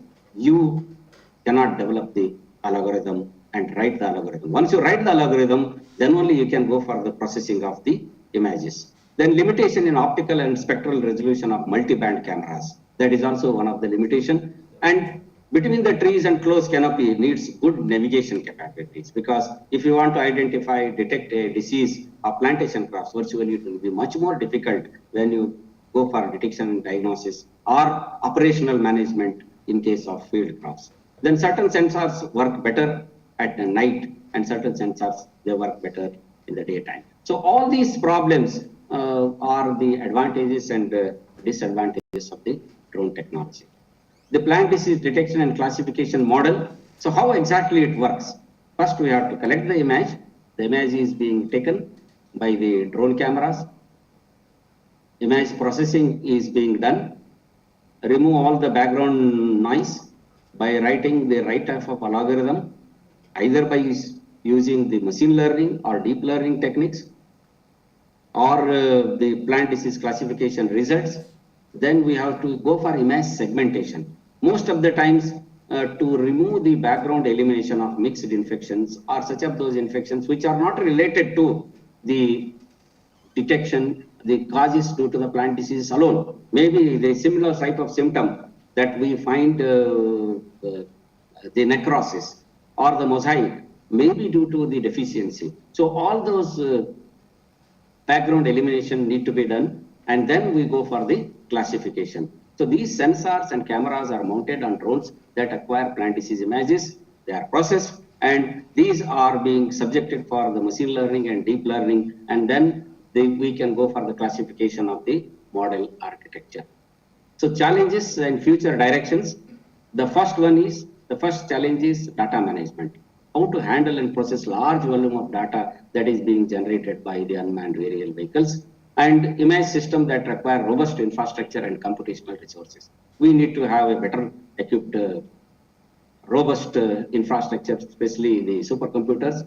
Then cost and accessibility. Initial investment of UAE. Now we want to procure a drone. You need to spend minimum of 4 lakhs, and then you need to have a person who is trained.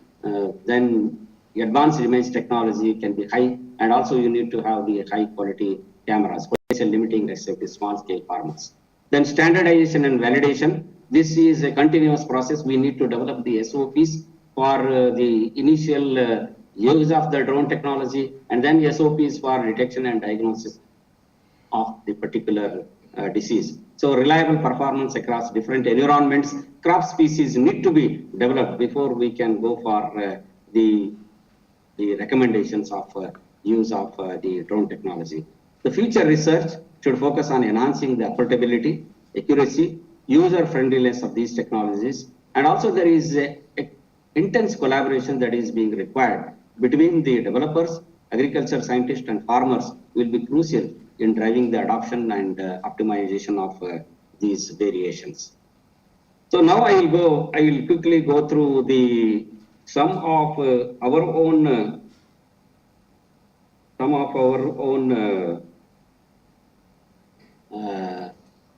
experiences with respect to the use of the drone technology. I will take 1 minute break here. I need to call somebody. Sir. Navi. Sir. 1 minute. Sir.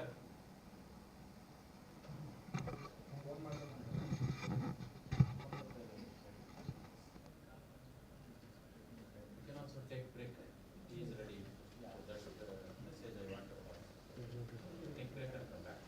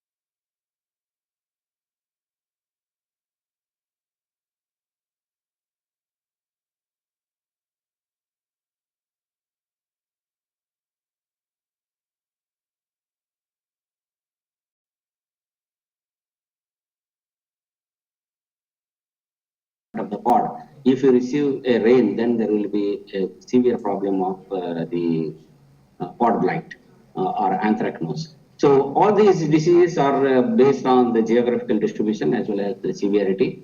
And this is the yield gap. We have the world average of around 2,002.7 tons. FLDs we have 2.5 tons, and the Indian average is around 1.1 ton. The potentiality that we can harvest with respect to the soybean crop is 4 tons per hectare. And we could able to get some of our rust resistant varieties, even more than this. We could able to achieve 19 quintals per acre, that is on an average of around 5.2 tons per hectare. And this is what I was discussing about the detection methods. And the last number one disease in the state of Karnataka is rust. And these are the iridospores. I feel I'm happy to share here that we human beings, we never move in group, but iridospores, in order to withstand the desiccation from the temperature as well as wind, they always move in group. And one of our students could able to identify, because there is these are multi. There is no report of the telial state. Spores, they survive in the off season on the voluntary crops. And also there is a movement of nuclear material from one iridospore to the another iridospore, that is called as the parasexual phenomena. So this is the severity that we get. If there is a severity, there will be forced defoliation, and the loss will be to an extent of maximum of 100% also.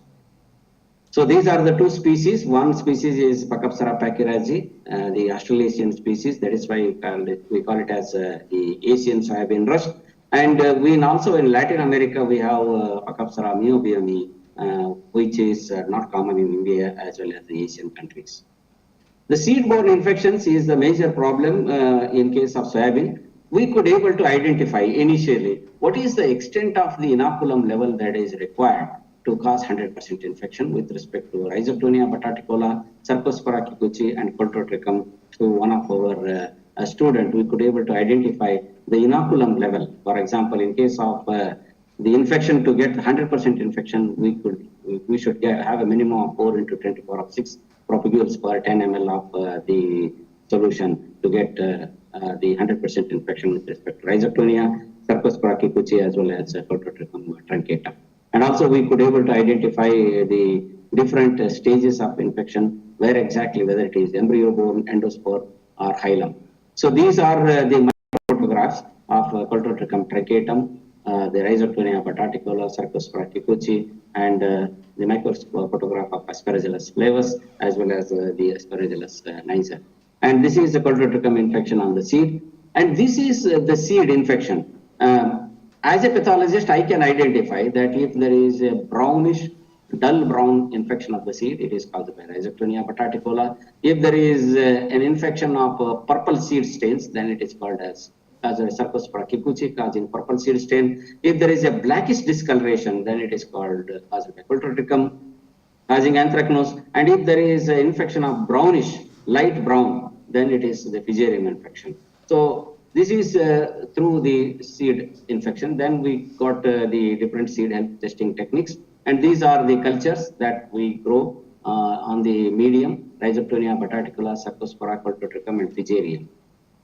And we also addressed the molecular diagnosis. We could able to identify the Rhizoctonia bataticola and Cercospora kikuchi, which is having 500 to 550 base pairs. And then we could also went for the biopriming through indirect detection techniques. I gave this to one of the BUV students. Only I gave the seeds to them. Then they went for the multispectral image analysis technique, wherein they could be able to write the algorithm based on the RGB color. Based on what I was talking about, the color space, the type of color that is being developed, they on the different seeds, they wrote the algorithm, and they also wrote based on RGB image analysis, there will be reddish, yellow, green, then blue, as well as magenta and cyan color. So this color model was being developed by the students of the BUV Engineering College. Only the seed lot that we gave, And they could, the target for them was to identify Phomopsis, Cercospora, Fusarium, Bacillus, Penicillium. These are the algorithm that we have to write, that this is what is required an agriculturist role.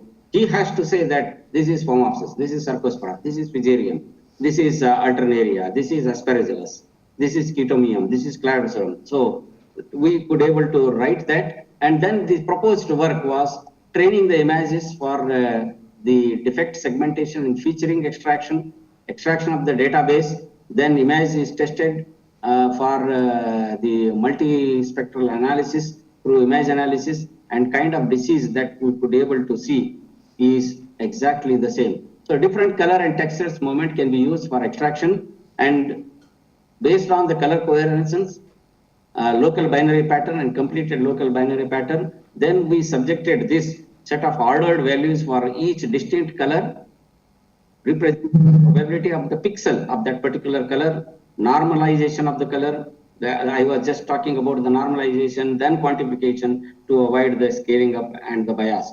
So ultimately, based on the color coherence vector, we could able to identify the regions which are either black color, which are either purple color, which are either dull color, or which are other the brownish color. Based on the CVV computer's two color histograms, one of the coherent pixels and another incoherent pixels, two histograms are located on the stored as a single histogram. Based on the seeds that I have given, the micro photograph of the affected seeds through color analysis, through image analysis, they could able to identify exact disease caused by Rhizoctonia, Bataticola, Cercospora kikuchi, then Coltotrichum truncatum, and Fusarium of this Fusarium species. So this gave us a clue that through image analysis, a layman can identify the infection not only by the pathologist. So the conclusion here is commercial production of soybean is a potential source for income for the farmers, traders, and government. Reliable seed detection disease at the early stages is quite economical for increasing the production and agriculture benefits. And key contribution of this paper is to identify the related seed-borne disease and the root cause. The image processing has been proposed for the paper of seed-borne identification and detection. The proposed approach is composed of mainly 3 steps. The first step is effect the segmentation performed by k-means clustering technique, and the second step is the features are extracted, and the third step is training and classifications are performed through multi-class spectral analysis. So in the proposed work, they used the greater social impact on helping the research and the farmers to identify the seed-borne diseases at early stage, thereby by increasing the yield. So this is one successful example of use of image analysis for early detection of the seed-borne disease. So we can use this technique in the seed godowns, in the seed production plots where the seeds have been stored for a long time, wherein we can identify and detect, and we can eliminate instead of regularly removing one seed by one seed, putting a lot of labor into that only for the removal of purple seed affected seeds or the Coltotrichum affected seeds or Rhizoctonia affected seeds. By using this technique, we can as well remove the entire seed lot in a less period of time. So that was the outcome of the project. And we had another interesting story. When I was working with soybean for the last 20 years, we could be able to detect and identify the pustule on the lower surface of the leaf, a clear-cut pustule with sporulation only on 10th or 11th day. So 10 days has been taken, washed away from our eyesight, wherein we can identify and detect early detection and quantification. So I gave one of the engineering graduate, he was an assistant professor at SVM Engineering College, Jagdish Devdas Pujari. Engineers are always better in agriculture, they are very good. I trained him how to go for the stapling techniques, how to go the soybean variety JS335 in his backyard, how to go for the stapling technique, and how to go for the image analysis. So he went on taking the images of the photograph. To our surprise, you can see here, from the 6th day onwards, there was a development of a white dot on the lower surface of the leaf. That has resulted into a lesion, a sporulating lesion after 11 days of inoculation. So this 4 days or 5 days gave us an early detection of the soybean disease and giving a warning for the farmer so that there is a detection 1 week, if there is an intermittent rainfall, if there is a cloud cover, then we can detect very well. So you can see after 25 days, this also gave us an indication that once the pathogen takes the infection, it takes hardly 25 days for the defoliation or drying of the leaves. So this is the development of the rust disease symptoms through image analysis technique on artificial inoculation. So we went up once again the image analysis techniques, pre-processing, global features and local lesions. So we went for the RGB color analysis, quantification. Then we also went for the color coverage. This is done by the engineering student, and they also went for the mean segmentation, and segmented images were being disintegrated for the analysis purpose. So we could able to see the exact plot of the disease when we go for early infection. This is the percent disease infection scored based on the rust severity at different time intervals. And you can see color distribution.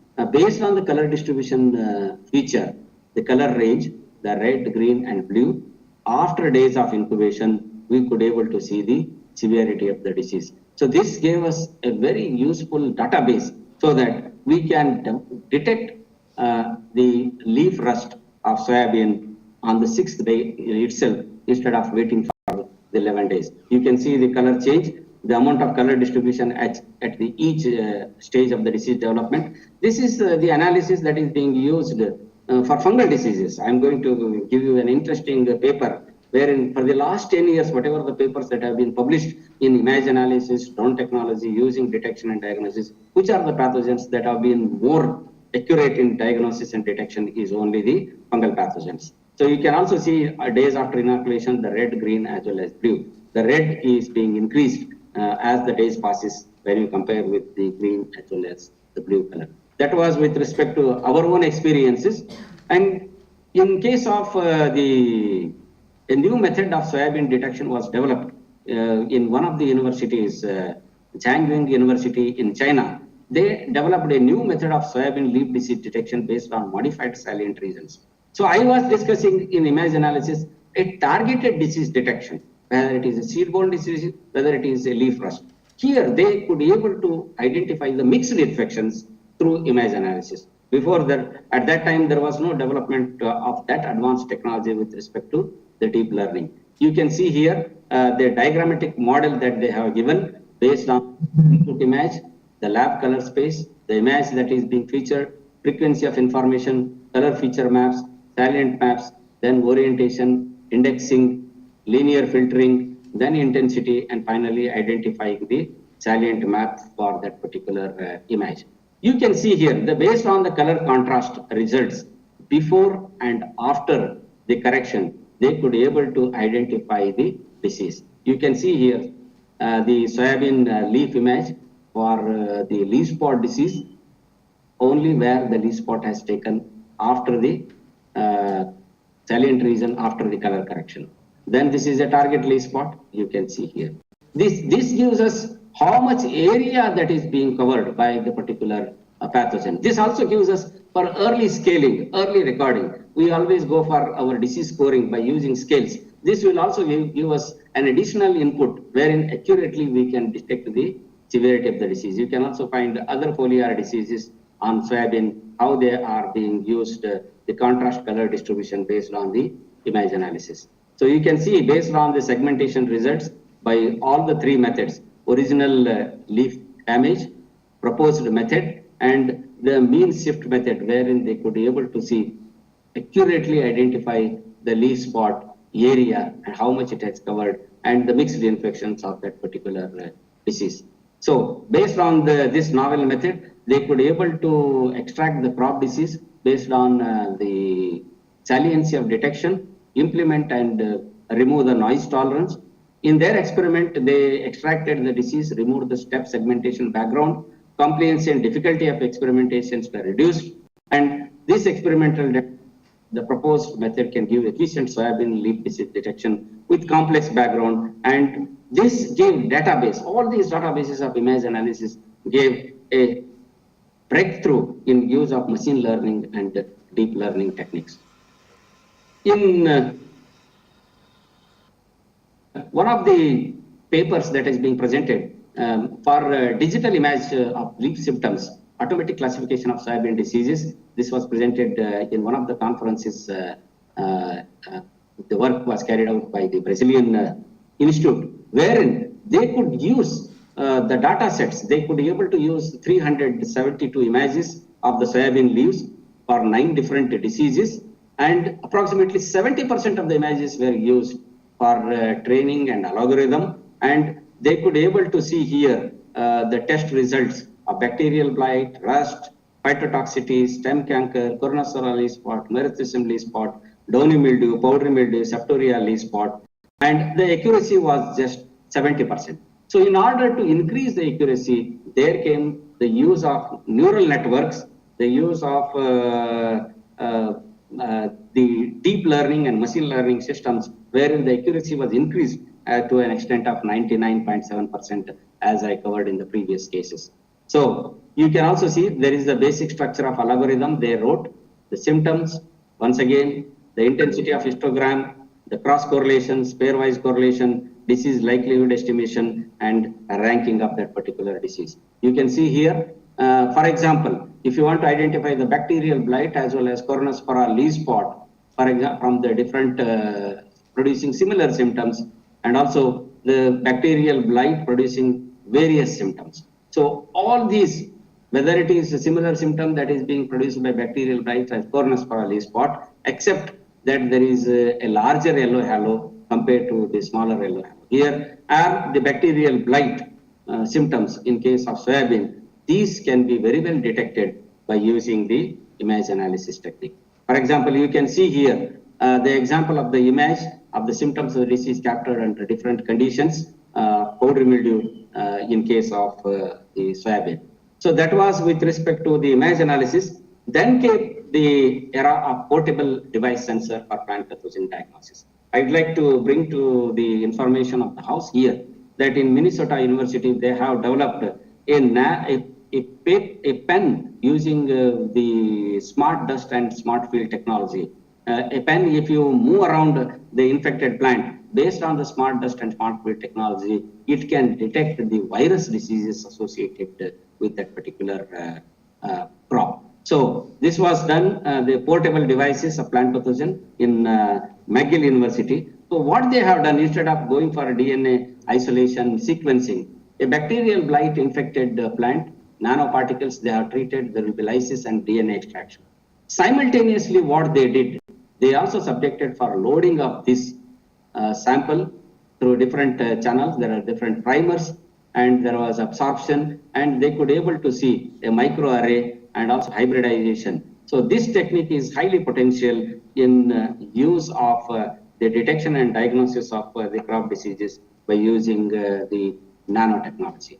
So we had an opportunity to work for the last 2-3 years only on evaluation of the molecules to develop a SOP for phytotoxicity. I had an opportunity to work with one of the molecule from the BASF for chili crop by using to develop the phytotoxicity evaluation. We did this in one of our research station. Application of dosages of hexaperoxide and pyraclostrobin, 250 ml per hectare with the water volume of 25 liters on chili that we went for the spray after the different dosages, and then the field view after 30 days, there was absolutely no phytotoxic effect, even when we went for the different levels of dosages.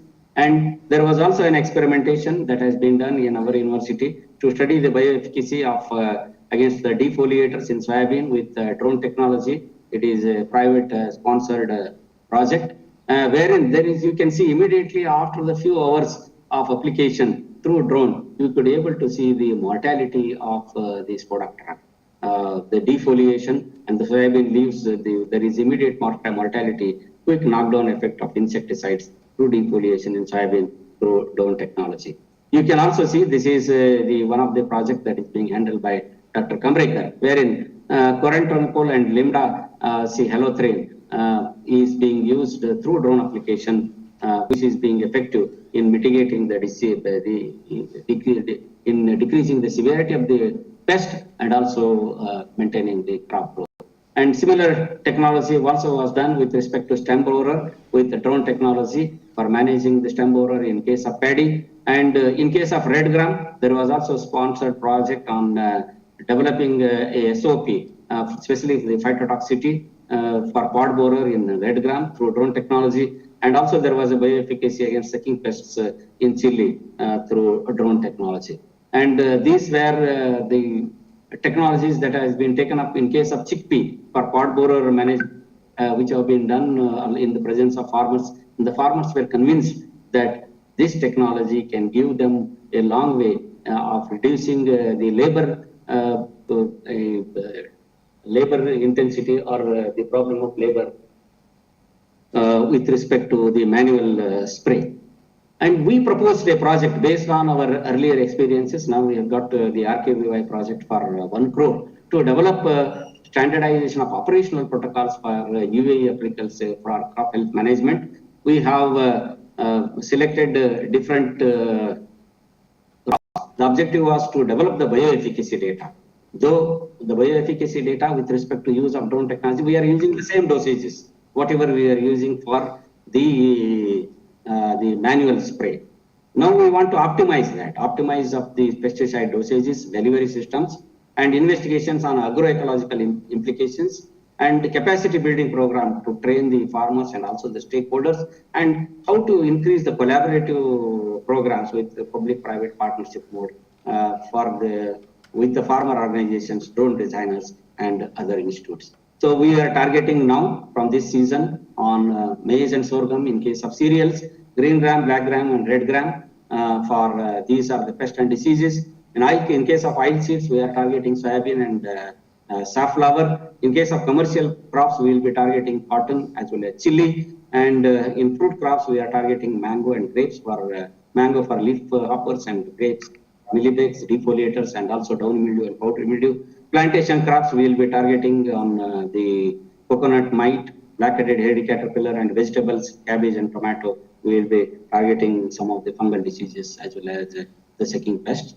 And the study of bioefficacy drone technology, this is going to be planned, including the weeds also. We are going to try some of the herbicides, and also we will treat what is the SOP that need to be developed.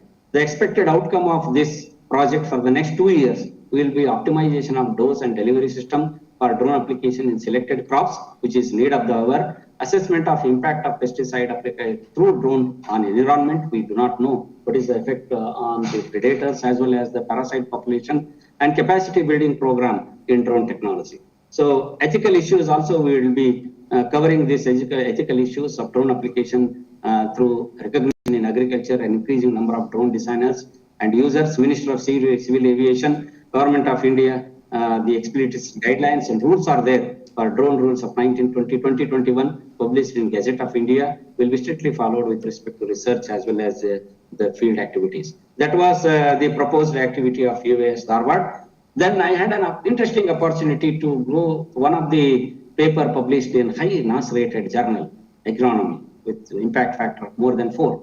The drone in plant disease assessment, efficient monitoring detection, a way forward to smart agriculture. This is the paper which is being published in Agronomy journal.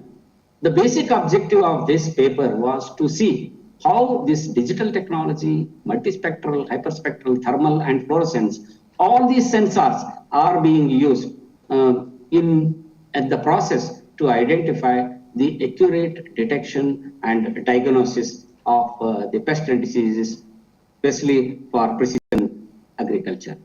So we have the advantages and disadvantages. I'm not going to go with I already told the advantages of the molecular techniques. Yes, they are quick, accurate, they can detect and identify the target pathogen. They are potential to detect the uncultivable pathogens also. But the disadvantage is sample preparation, laboratory, sometimes false negatives, false positives. Then we have the mispriming or primer dimerization, high cost of equipment, time consuming, and unable to detect early infection. This is the disadvantage of biotechnology. The disadvantage of serological methods is we need to develop the specific polyclonal or monoclonal antibodies, time consuming, low potential of specialization, false negatives will be there. Of course, the test will be very sensitive and we require low equipment costs also. Then came all these methods. Then came the era of indirect methods based on biomarkers based on the disease detection as well as plant diseases based on the detection through the spectral analysis, especially for using the drones. This already I have covered. What is the advantage and disadvantage of each of the sensors that we use? We started with digital camera using RGB. The advantage was we can go for the characterization of the vegetation, identification of the disease level through inexpensive experience, relatively simple data processing and minimum work environments. The disadvantage is number of spectral bands and visibility of less light, vulnerable for the environment. Of course, we cannot identify that accurately. The accuracy level was only 70%. And this was being used in majority of the crop disease like cotton, bacterial, angular leaf spot, Actuscata leaf blight, in case of chickpea, grapefruit, citrus canker, sugarcane beet, Sarcospora leaf spot, rust and blights. Then came the multispectral camera by using low-cost fast frame image and more robust than RGB cameras. They went for near infrared radiation uses. But the disadvantage, once again, there were only few bands, discontinuous spectrum, low spectrum resolution. So they use this in blight, blast, and some of the virus disease. Then people went for the hyperspectral, capable of using sensors recording wide variety of narrow bands, but it was more expensive, like fast, blight, as well as nematode viruses and scabs they were used. Then came the era of the thermal infrared cameras. Thermal infrared camera gave an advantage of early detection. Even if there is no symptom, there is no sensitivity, we can identify. The problem with image, the thermal image infrared cameras with the temporal and geographical resolution with respect to the weather as well as the light. Recently, they used this for Sarcospora leaf blight, scab, and downy mildew. Then came the era of fluorescence imaging.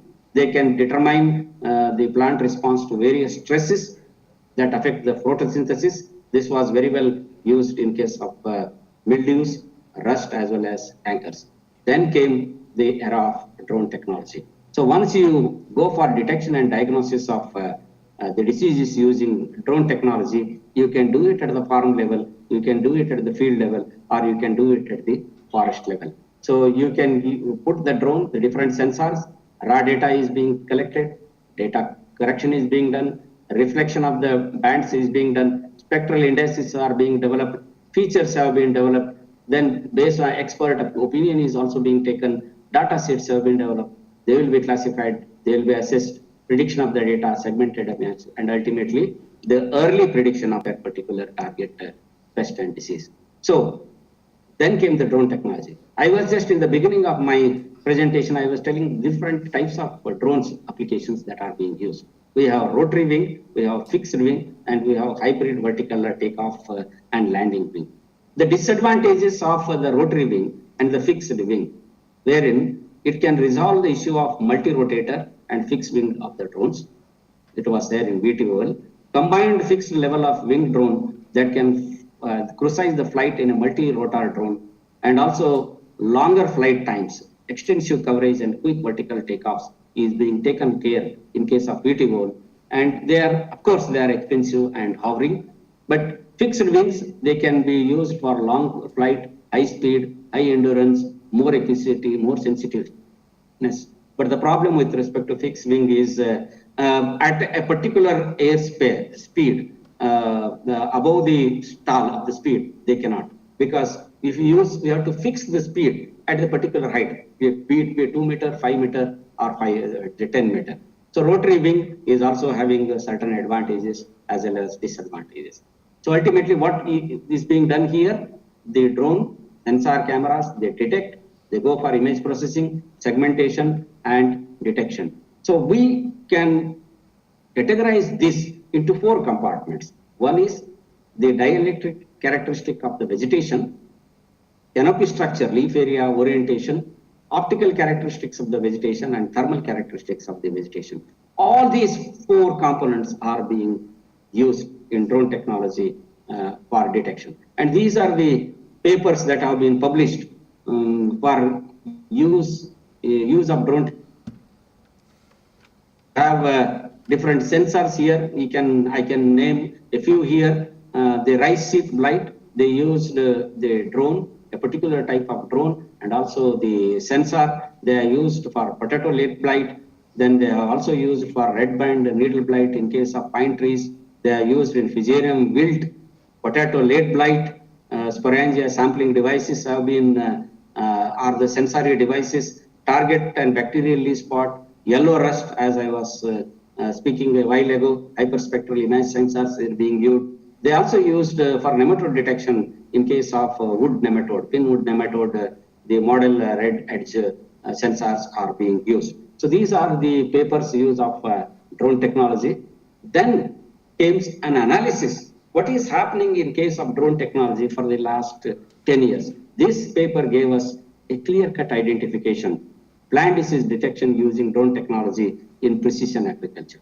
So what they went, they collected the database of all the papers that are being published, and they went for analysis through questioning by themselves. Disease detected by the drone, the type of drone that is being used, stakeholders involved in disease detection, executed tasks in disease detection, main parameters of stakeholders, techniques used to support decision-making support system, product types that drones are being used, and problems used in the drones for disease detection. Then they also went, what is the drone type? What are the actors as stakeholders? What are the tasks being executed? What is the techniques that is used? And what are the challenges in application of drones in disease detection? So there are several of the papers that are being published. I'm going to give the list. The papers were assigned based on either 1, good quality, fair, 0.5, bad, 0, and the paper's total score lower than 4 were excluded from the research, and then they went for analysis of all these papers. So we have, after initial search of 1,852 papers that have been so far developed with respect to drone technology for detection and diagnosis, only 58 remained after applying the selection criteria. Which type of drone they use, what are the stakeholders' capability, which is the support decision system. And after that, they could analyze only 38 papers. I'm going to give you the gist of analysis, what they have covered now. The exclusion criteria was articles before 2010, articles not published in English, full text is not available, paper is not about use of drone, an experimental result is not available, it is a review article and it's not peer-reviewed article. They also went for the quality assessment. Are the aims of the study are clearly achieved? Whether there is a scope and context of the study clearly being defined? Are the variables used in study likely to be valid and reliable? And are the negative findings are presented? Are main findings are stated clearly in terms of credibility or validity or reliability of the data? Then they went for the process selecting primary studies, like where the paper is being published. You can see here, right? This Science Direct, after search there was 27, after selection criteria there was 9, and quality assessment there remained 8. Then we have Springer, 1566, after selection criteria only 7, after quality assessment only 5. In Scopus, we have 203, after quality assessment the criteria 40, and after the quality assessment 23. So out of 1852 papers that have been presented on detection and diagnosis of disease, only 38 quality papers they could able to analyze for different parameters. So these were the papers. You can find some of the papers that are being published from the Indian subcontinent.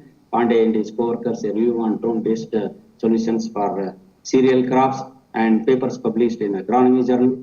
And here, you can see here, the papers, overall outcome of these papers, the proportion of disease causing pathogens related to identified disease, it was more in fungal diseases, followed by bacteria, then viruses and antibiotic disease. So the precision of drone technology is more towards with the fungal diseases, because fungal diseases they produce different type of the signs and symptoms that gave an advantage of the study. and it was more with respect to the different diseases. It was more in case of foliar diseases when you compare to the wilt diseases. And the next analysis what they did was with respect to the pathotypes, the genes related to the product. So we can have the accuracy that was there with respect to grapes, abortic stresses, nematodes, followed by we have the watermelon in different crops.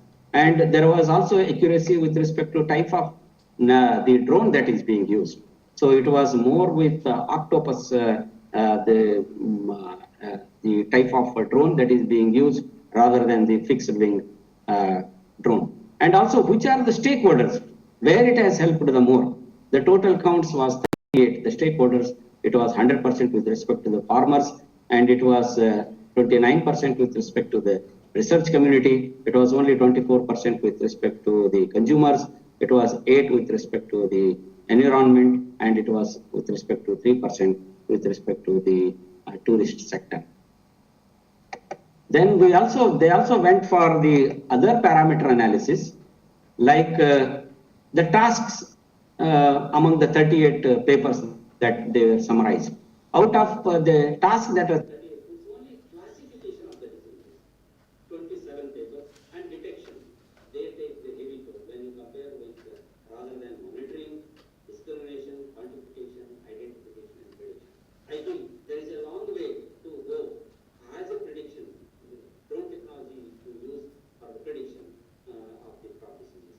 And also they use for different image analysis, whether it is RGB, whether it is neural network, whether it is a thermal image. As of today, it is only the RGB as well as the infrared radiation network images that are being more used when you compare with the rest of the other images.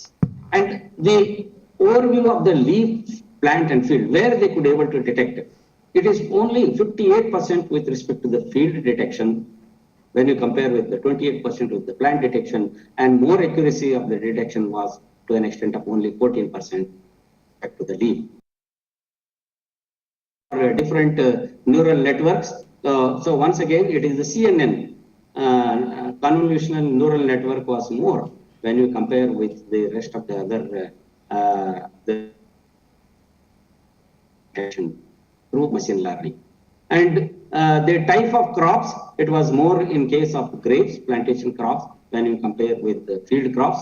And the encountered challenge application of the drones with respect to, there was a challenge with respect to deformation of the image sets, limited number of expert labeled data, strong redundancy in the data, lack of classes in the data set. So this was with respect to the data set.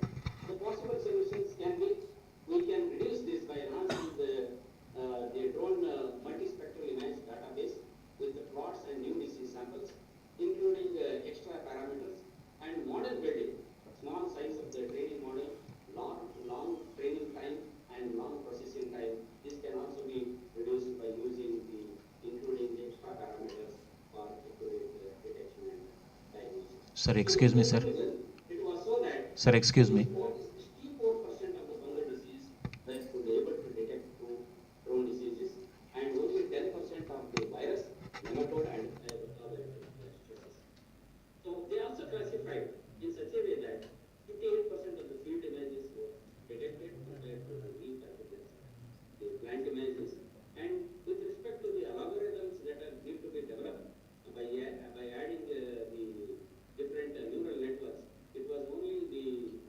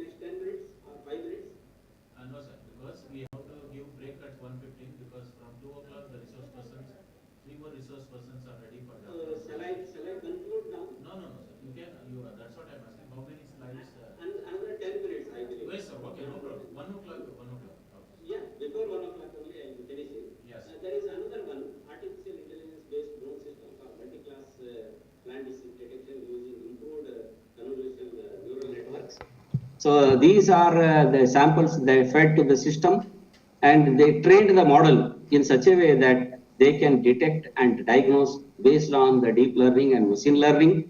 And these were the systems that if followed. Here we can see here, there were two types. One is the usual detection technique in all the diseases, whether it is a healthy apple scab or the infected apple scab or healthy cherry leaf or the infected cherry leaf. You can see here the error rate has come down to less than 1%. So by using the the deep learning or machine learning, artificial intelligence, we can increase the accuracy to more than 99%. And this was the paper that has been presented. And it can also see among the different networks, the neural networks, the model training and accuracy, it's almost the same with respect to the different systems, except the age-old system of VGG. Otherwise, the newer systems, the model accuracy and the model training is exactly the same. So AI has played a vital role in accurate detection. So this study, they gave that the detection can be more efficient with respect to the V2 low cost resolution to the plant disease classification, which makes it efficient for a real world scenario. So in future, it is better so that they can identify the plant diseases based on the stem as well as based on the leaf infection. So I will just quickly.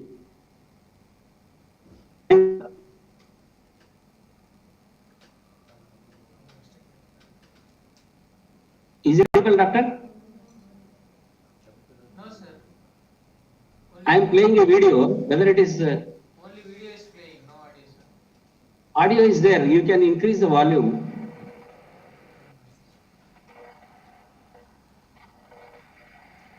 It's coming now. Now it's coming. 1 minute, I can.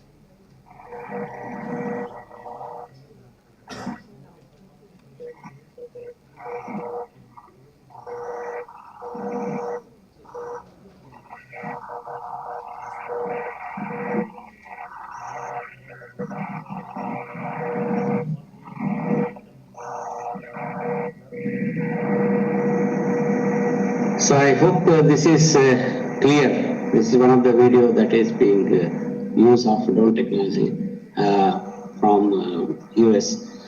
So I'll quickly go through what are the challenges and the innovations. Maybe part of that I have covered. We have the benefits of drone. One is early decision detection, precision in spraying, can targetedly spray, enhanced monitoring of the crop diseases. There is multispectral imaging, machine learning, thermal mapping, and hyperspectral sensing. All these can be used through drone technology for early detection and diagnosis. Common types of drones that are being used, we have fixed drones, hybrid drones, as well as multi-rotor drones. We have multi-rotor drones for precision, for targeted application, real-time monitoring, as well as variable rate application. Then we have fixed drones for wide area coverage, multispectral imaging, and automated mapping. The sensors are being placed and also the cameras are also being placed for the detection and diagnosis with high resolution.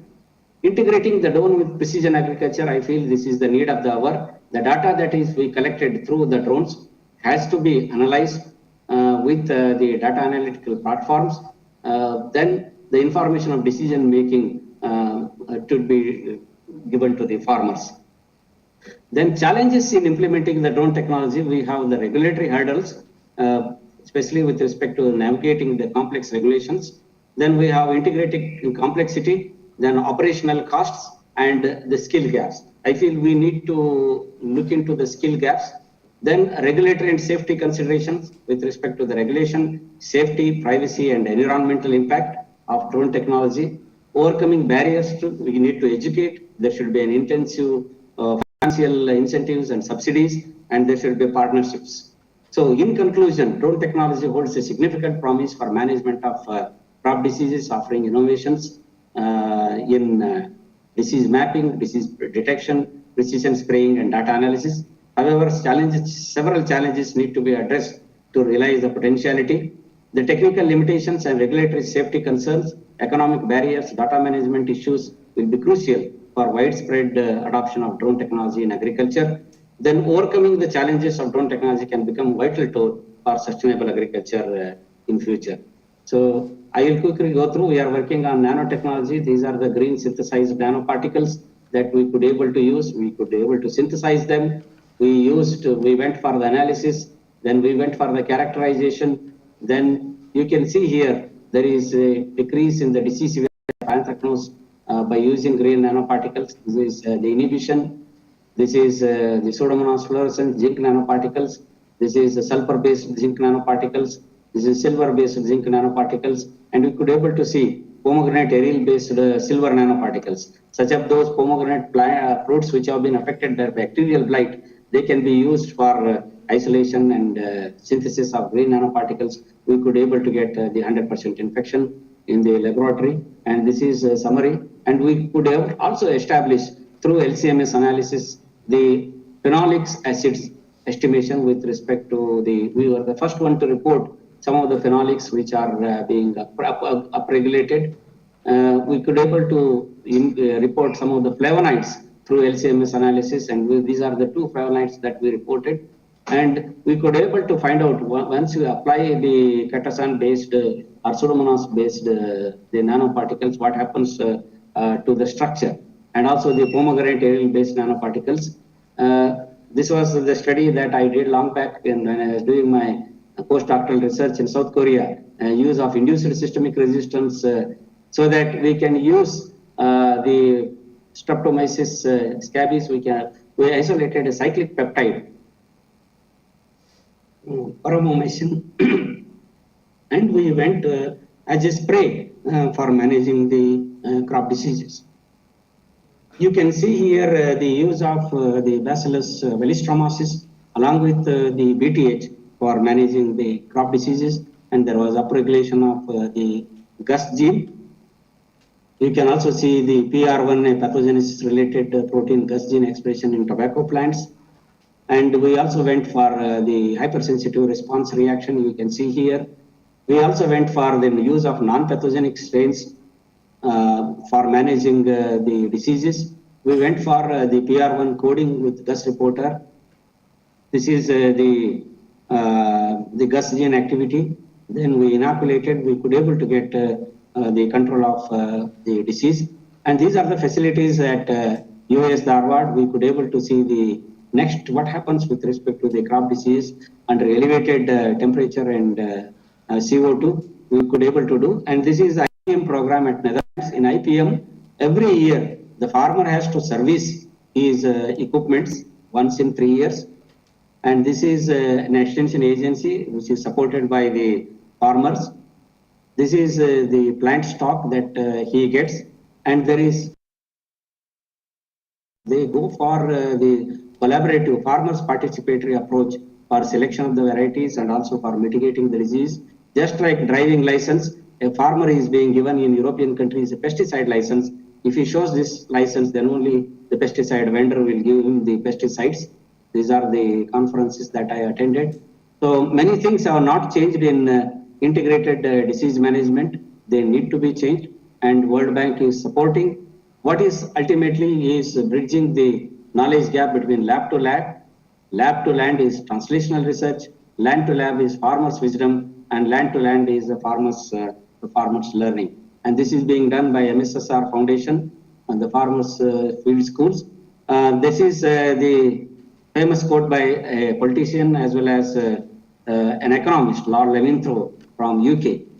He said in the Royal Commission on Agriculture in 1925 that however the strong organization is built, if it is built on not a good research foundation, it is an organization built nearly on the sand. It can collapse at any time. So with this, I thank Dr. Naveen, the PI and organizing secretary of this training program, and also I thank all my collaborators, my colleagues and friends, and also university and also funding agencies for giving this opportunity. Thank you once again. Finally, let us preserve our biodiversity to face the challenges of climate change for human beings, plants, and animals. So, Dr. Naveen, this completes my presentation. Thank you once again for giving the opportunity, and also I thank the authorities of KSNUAHS for this opportunity for online presentation. If there are any questions, I am happy to take for the next couple of minutes time. Dr. Naveen, it is over to you. So thank you, sir. You can close the presentations. You can open your. Yeah. Yes, sir. Any questions from the participants? No, sir. So thank you very much for delivering the talk, especially for the potentials of drone agriculture. With respect to your specialization, that is recent innovations in detection and diagnosis of the crop diseases by application of image analysis. You have presented all the case studies which have been done with the domestic and also the international conditions. So, the drone technologies for management of crop diseases also, really the content of the presentation was excellent with respect to the case studies. So, on behalf of the organizers and on behalf of the participants and IDP and as well as University of Agriculture and Horticulture Sciences, Shimoga, I wholeheartedly thank you for accepting our request to present and delivering the talk during this national level training program. Sir, thank you very much once again. Thank you, sir. Thank you, thank you, thank you, thank you, thank you.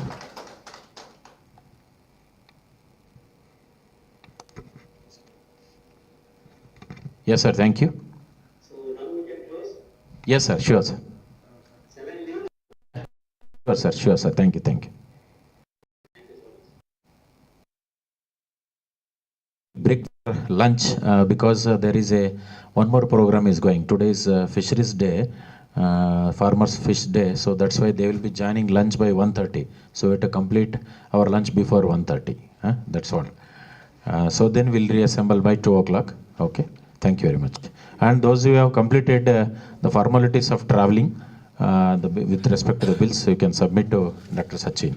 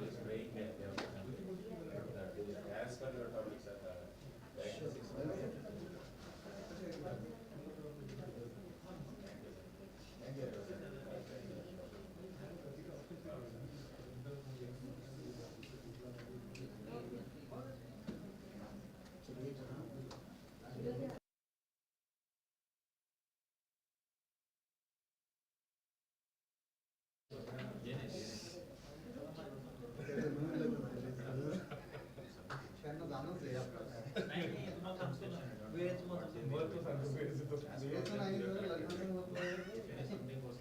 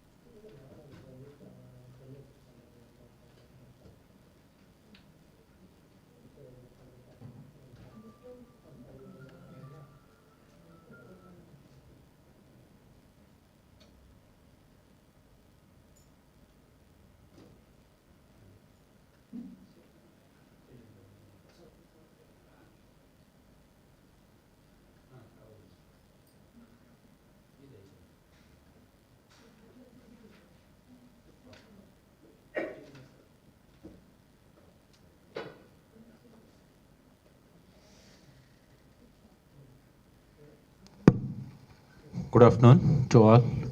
So hope everyone had your lunch. Fine. So we'll proceed to the afternoon session after the lunch. Today there will be afternoon session. Three speakers will be delivering their talk. The first speaker after the lunch, Dr. T.M. Saumya, Associate Professor of Agronomy and Chief Scientist Tobacco, ANTP Tobacco ZDHRS Shimoga. Madam will be delivering the talk on water-soluble fertilizers, unparalleled source of nutrients in a crop production. Basically, Madam specialized in agronomy and looking care of as head of the tobacco since from last 4 or 5 years. So I request the Madam to introduce further about your achievements and then you can start your lecture, Madam, please. Thank you.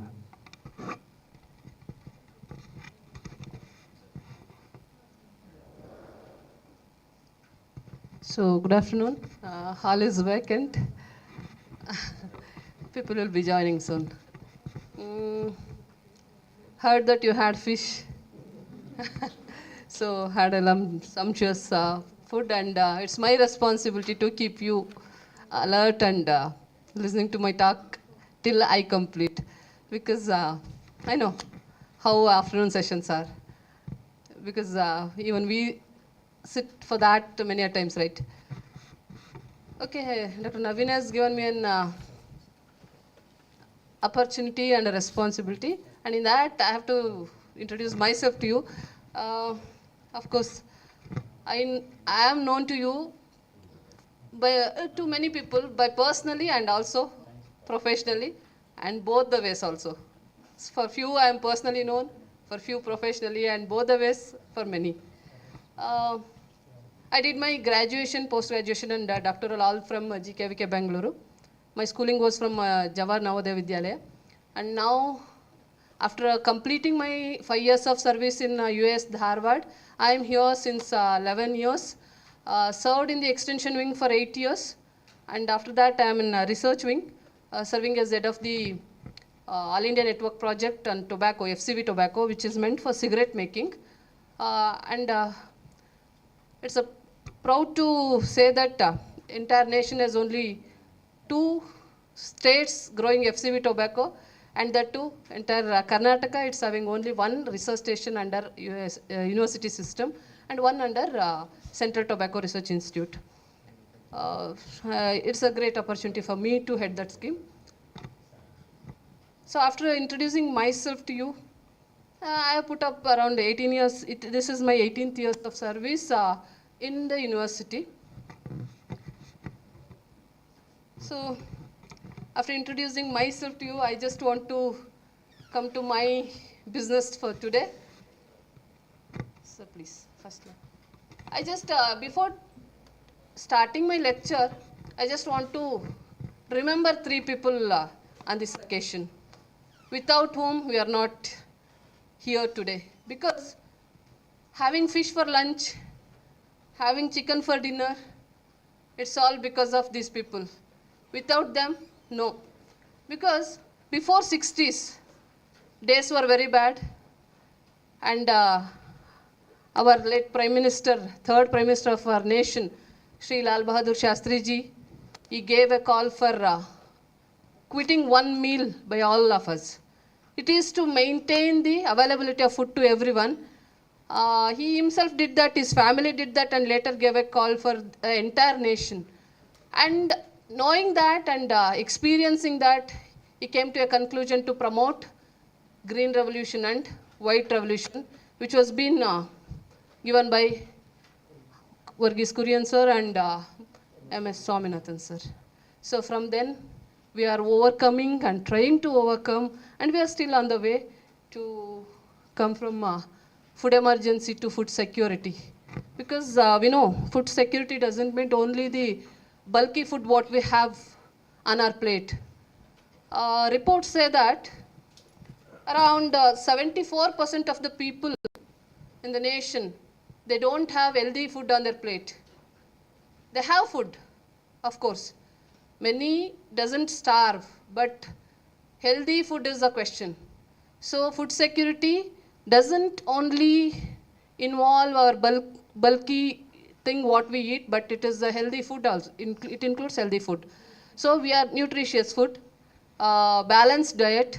So that is the food security what we have to achieve it. So it's a challenge before us.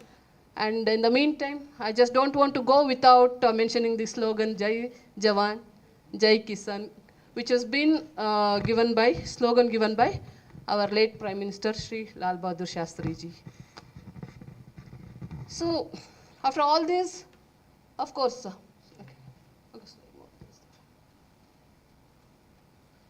So this one, fine. So many things have happened in the past 60 years, but still we are struggling.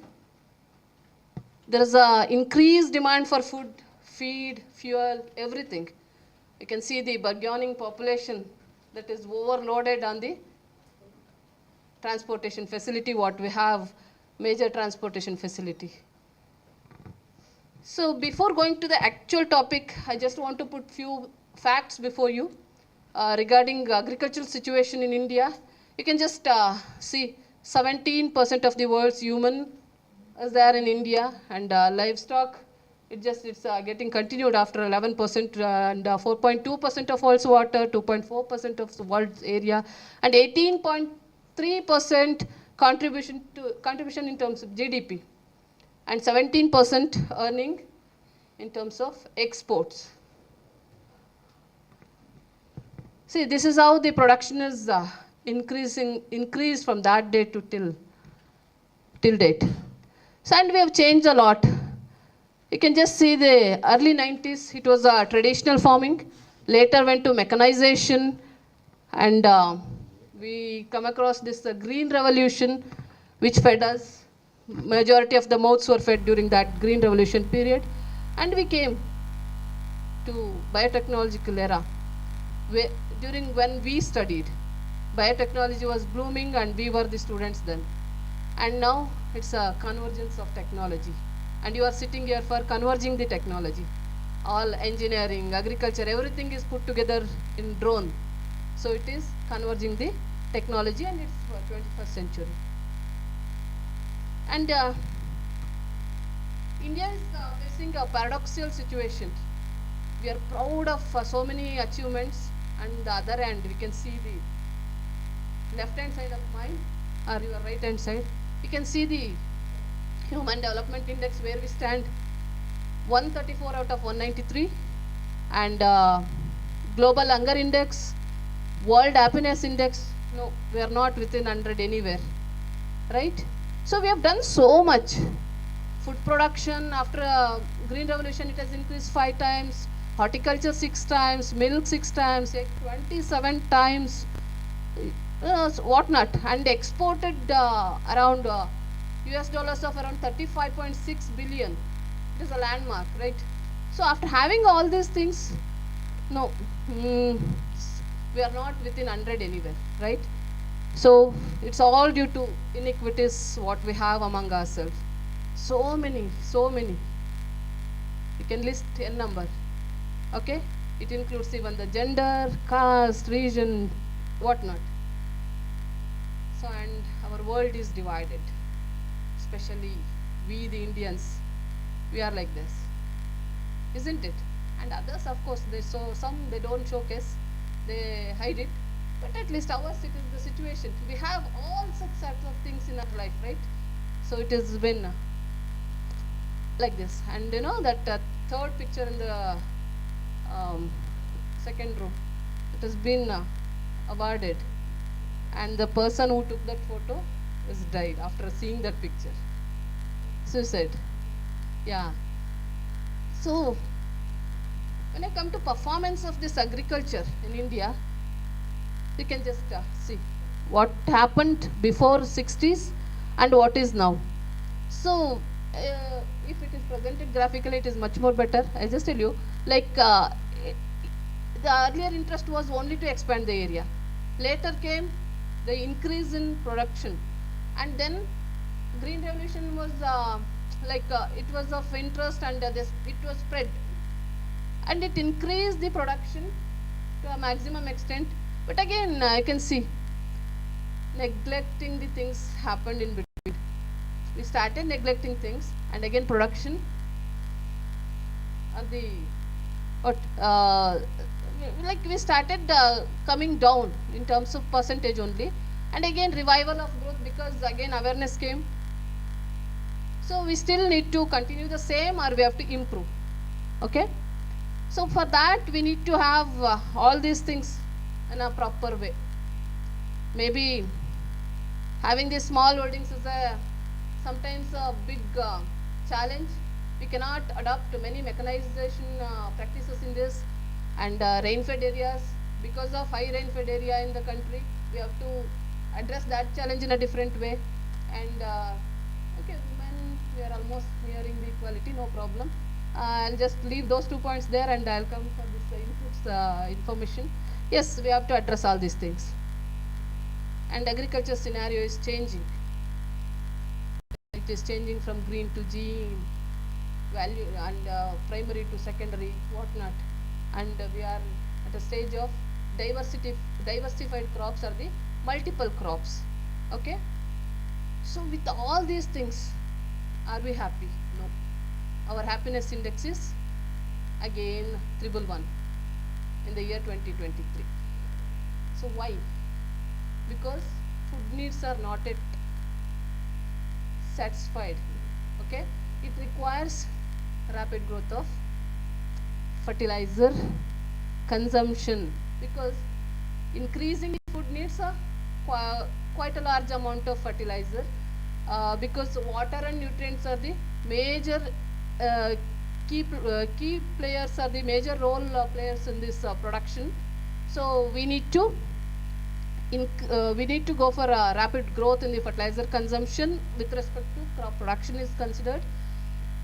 And we know that contribution of fertilizers towards this production is estimated to around 50%, and India, it stands third largest producer and second largest consumer of fertilizers at global scenario.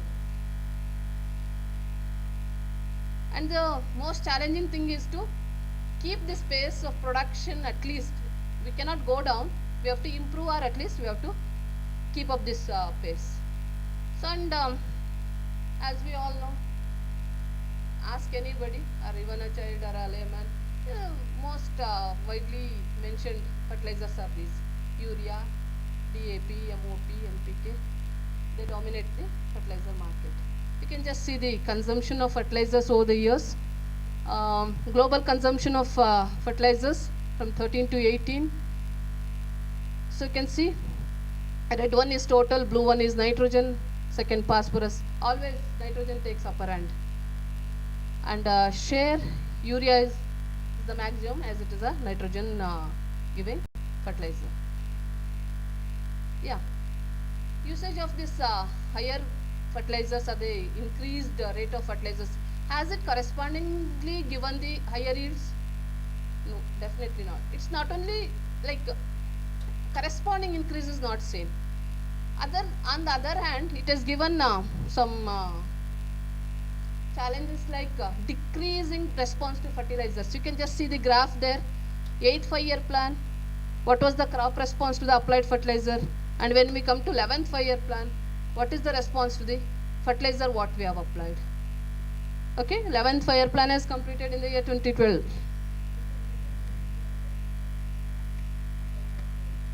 Yeah. Okay.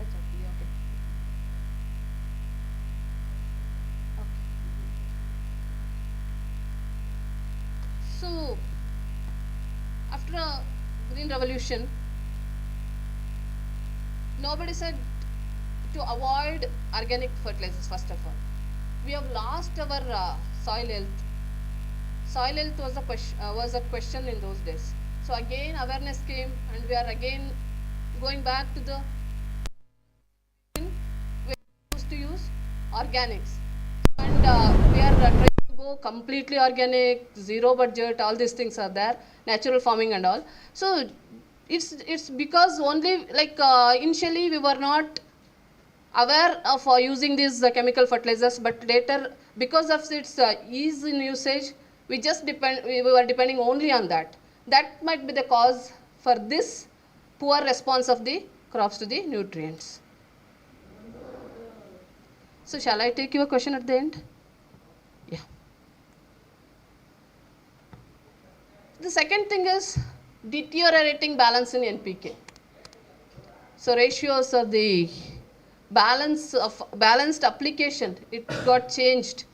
Okay, people started using most of the nitrogenous fertilizers rather than P and K. Okay, this was the second thing, and the third one was deficiencies with respect to micronutrients. You can see, of course, this is a Google pic. You can get anywhere. As the year advanced, how this micronutrient deficiencies got increased over the years. This is how the things happen.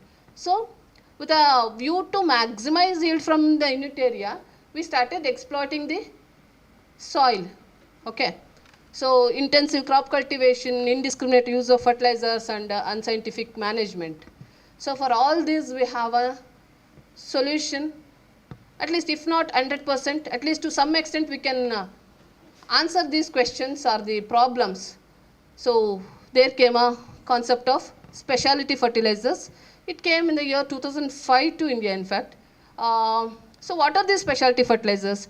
As I have defined there, it's a high analysis innovative products, mostly with combination of NPK and fewer micronutrients. Okay. So, they have been properly experimented, and they come up with a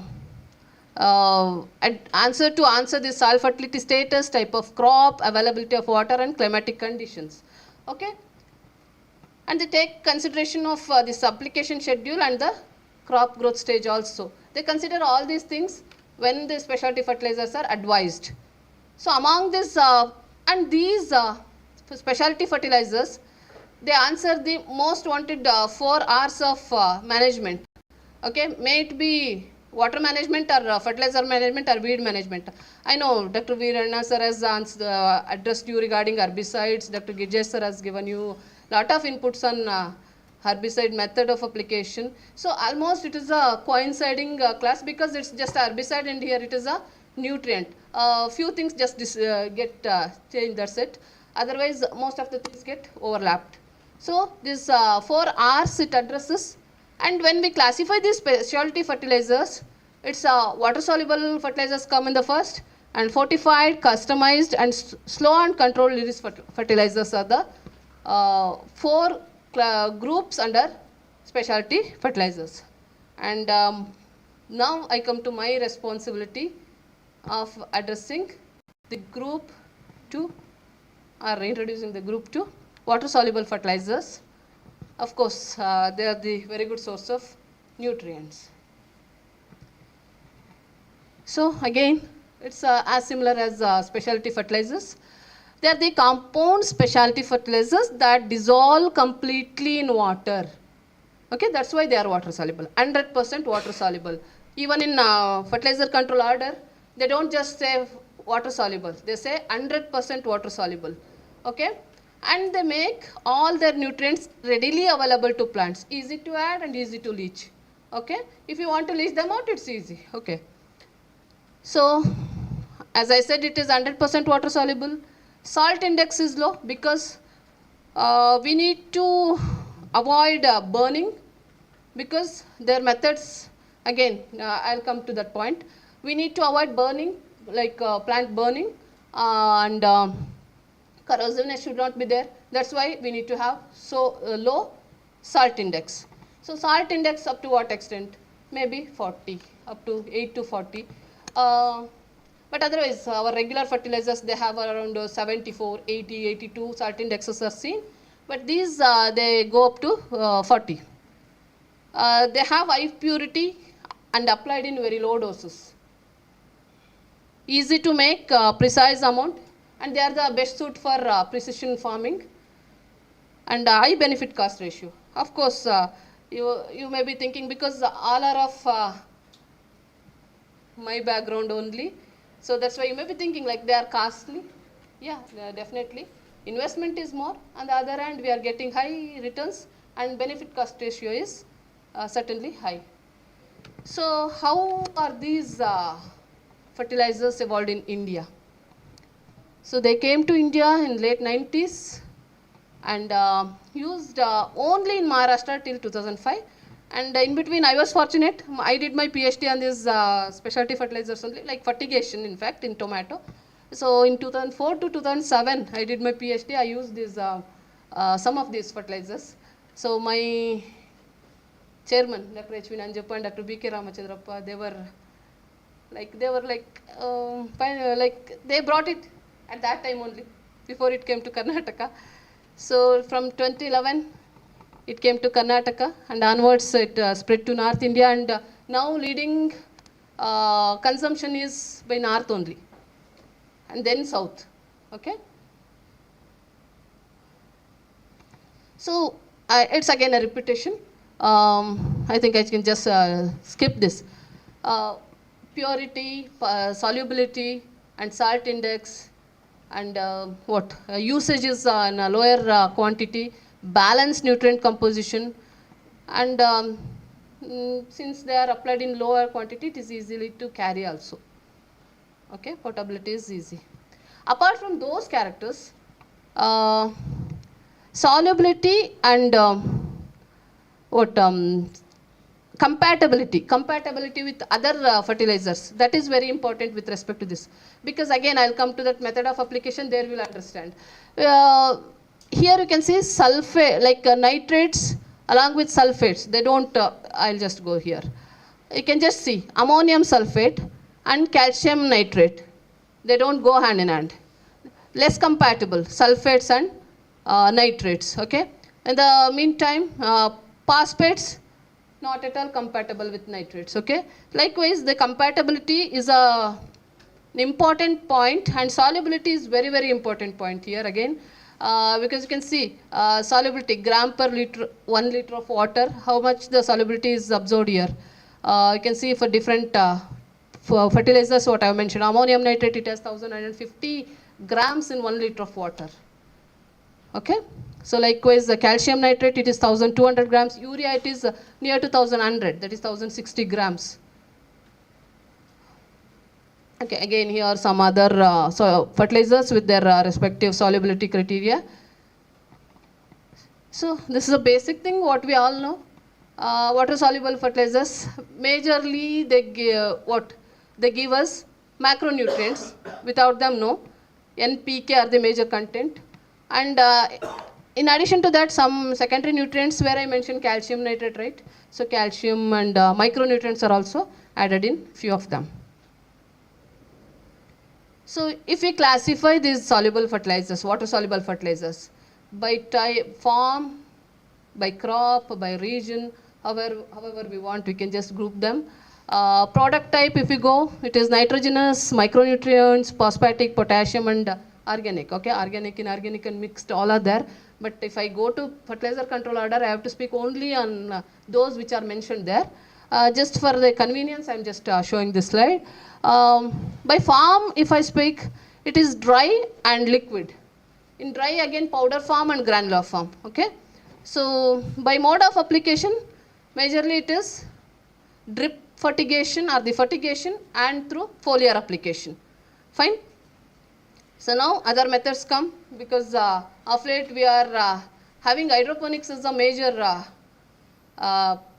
practice of producing the majority of the vegetables in multiple metropolitan cities, isn't it?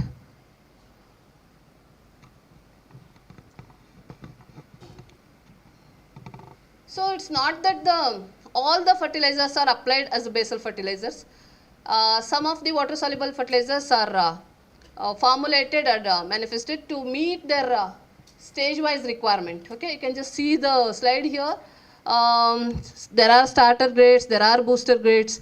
Okay, it's not that all are applied as a basal fertilizers only. Okay, whenever we require, we can just we can apply these normal fertilizers as a basal application, and if we wish to go for foliar application of these water soluble fertilizers in between, we can go for that. It's not that entire thing, entire schedule need not be water soluble only. Okay.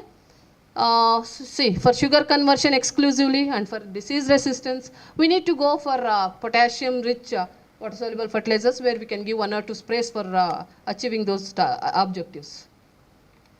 This is the list of fertilizer control which has been approved by the fertilizer control order. Water-soluble complex fertilizers. There are 17 approved fertilizers in the fertilizer control order. And this is available in Schedule 1 of fertilizer control order, page number 21 out of 25. Schedule 1 is having 25 pages in which it is available in 25 first page. And these are all the nutrient contents in different water-soluble fertilizers.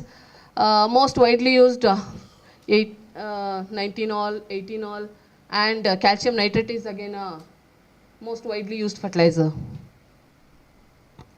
Yeah, application methods. If I come to application methods, it's a foliar application. As I said, if you are interested in addressing particular situation or particular problem, we can just go for foliar application of the interested nutrient and the respective growth stage of the crop. And fertigation, yeah, definitely giving the nutrients along with the water, it saves both energy, labor, okay. So hydroponic application is the recent one, and soil drenching. If you are interested, we can go for that. It is to meet out the requirement of that particular situation. So these water-soluble fertilizers are taken up like other fertilizers only. Their main feature is they are 100% water-soluble, whereas the other normal fertilizers are, they are not soluble completely, okay.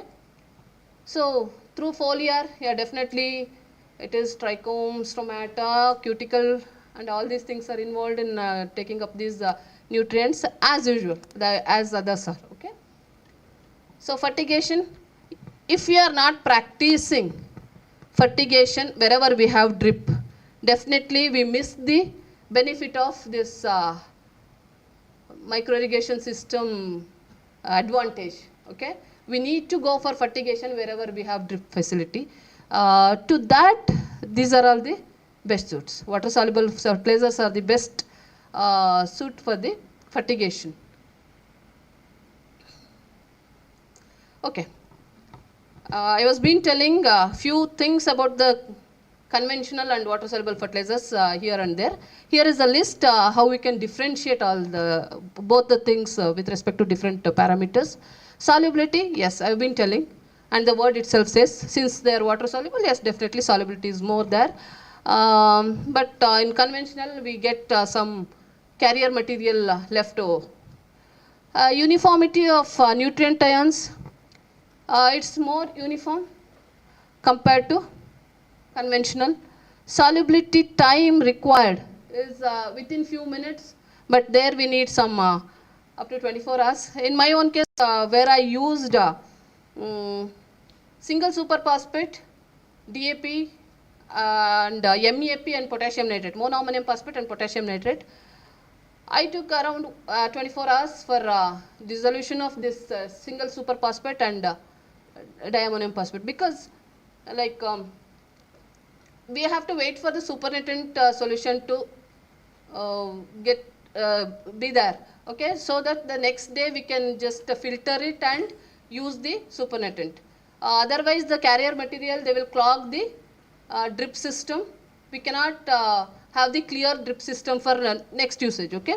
So it requires around 12 to 24 hours at the normal temperature. Filtration not required, it is required there. And salt index, as I said, it is low and it varies. Use efficiency, definitely. When right time, right method, right source, everything is applied in right way, efficiency will be definitely high. Whereas in case of conventional fertilizers, it's not that we don't have efficiency. We do have better efficiency, but it needs split application. So there we can achieve little higher efficiency, but compared to water soluble, definitely it's low. Labor requirement, because we give along with the water or we give through sprays and all, it's less compared to conventional. Human error, almost nil if we are skilled, okay. We need some education or awareness regarding the usage. We cannot use as we want, okay. Time of application, it's like we can opt at the required stage. Okay, there we can go only for 2 to 3 times. In case of fertigation, till the last 15 or 20 days of the crop, you can just go on feeding the crop. Okay, with respect to sugar cane, such crops, they need frequent and split doses of nutrients for their better growth. So in such cases, fertigation becomes a very good practice. So here are some of the research results. I don't think you need in detail, but still, I can just rush through this. Here is a study on hybrid maize, and I tell you, these studies on water soluble fertilizers is not new. You can get n number of research articles at all levels, without NOS rating to highest NOS rating. Okay, because work is done from long period, and almost all crops have been considered for this study. Only thing is, what you are learning now, of course I am illiterate in drone, you are more learned now. So of course, using these things in along with the convergence of technology. So using these with drone, it's a question. So Dr. Naveen is bringing out the SOP now. He is having a few experiments of water soluble fertilizers and drone and its efficiency and all. And in the meantime, like Timagoda must have elaborated yesterday what are the problems, consequences of having bad weather and effect of this temperature, rainfall, fog, dew and all with respect to efficiency of usage of these fertilizers or herbicides and the operation of drone even, isn't it? So all put together, he is bringing out SOP for this usage of water soluble fertilizers along with drone. Okay, so here since it's a mixed group, let me not bore you. If it is only agriculture, I would have spent some time on this. Anyway, since these are all available on website, you can just go through. The thing is, work has been done on majority of the crops. It's our own teacher, like my own colleague, Dr. Mavarkar's paper it is. Soybean work has been done, and they have used muriate of potash, diammonium phosphate, boron, molybdenum alternate, and water soluble fertilizer used here is all 19. Okay, which has given a better seed yield. Okay, so the same paper with respect to economics. Fine. So lima bean work has been done with respect to quality parameters and nutrients. So red gram work is there, Tamil Nadu's work, Maharashtra work is done on black gram. Okay, so you can see just having this water soluble fertilizers in combination, it has definitely fetched better yield and economics at the end. So GARC, cluster bean, work has been done even on vegetables. So coming to tomato by Anup and his co-workers in the year 2014, they have done having water spray as a treatment. Different combinations are here, like different types of water soluble fertilizers are 11, 36, 24 is there, 8, 16, 39 is there. Likewise, having recommended dose with 11, 36 at 2% and 8, 16, 39 at 2%, it has given them all better yield, better quality and all. Sugarcane work has been done. So groundnut, see, as I said, definitely the initial investment will be more, but here they have considered this marginal benefit by considering this. They have not worked out the break-even cost or amortized cost, but marginal cost what is incurred here is 60,000 in the T1 wherever drip irrigation is there, but we have to work out based on the depreciation, considering the depreciation there. Okay, anyhow, compared to surface irrigation and soil application, this having fertigation or drip irrigation or sprinkler irrigation, they have performed better. Wherever nutrients are given along with the water, they have performed better. Okay, here is one more paper on sugarcane. So groundnut again. So chilies. So you can just see 100% water soluble fertilizers. They have done better with respect to all the parameters that have been studied. Okay, so almost I have taken one crop in each group. So coming to advantages of water soluble fertilizers. So could be applied through fertigation or as a foliar spray. So suitable for soil application, also depending on the requirement of the crop and the situation. Soil pollution is minimum, because whatever the quantity is required, only that much is applied and to the right place and the right time. So reduction in labor, energy cost, and wide range of nutrient grades are available. We can choose based on them. I'll just I'll go to certain scientific points here. With respect to nitrogen, we have three forms of nitrogen: urea, nitrate, and ammonium. So whenever we go for nitrate fertilizers, definitely they are costly. They are more mobile compared to ammonia and urea, and they are suited for dark weather. So means dark weather, that's nothing but greenhouse conditions. Okay, they are costly and they are meant for these high cash crops. Okay, and what happens when we apply nitrates? When the nitrate is taken up, the pH of the soil gets increased, they cause basicity. Okay, so wherever this micronutrient efficient crops like marigold, so wherever we go for micronutrient efficient crops, we need to go for nitrate nitrogen compounds. Otherwise we can go for ammonia and urea based nitrogen fertilizers. Comparatively those two are cheap compared to nitrate fertilizers. When we come to ammonia and urea, those two are acid forming fertilizers.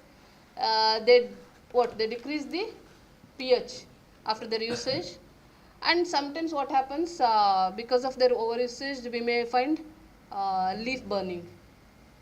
So depending on the situation, and they are not suitable for cool and dark weather.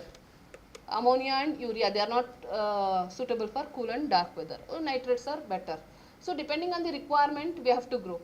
If I would if I have to give an example, if there is a combination of 15, 0, 15, it's not that all the nitrogen is in one farm. It's a combination of any two. So in 15, 0, 15, almost 10 plus percentage is of nitrate form, and remaining is 2 plus something is urea form, and 0.5% is nitrate form. But in case of 25, 5, 15, there we have two combination of two. Nitrate is 10.75% and 14.25% is ammonical form. So likewise, these nitrogenous fertilizers, to avoid the leaching, to avoid the burning, all these things, they have made a combination of two types of nitrogen sources. So since these things are taken into consideration, availability of wide range of nutrient grades are seen. It's an advantage over here. So even distribution of nutrients in the root zone, efficiency is more, and timely application of nutrients is possible here. So after all this, what's the environmental impact? Definitely, after listening to this, we can easily say less harm. Pollution is less. So, and as we can administer these nutrients along with the water,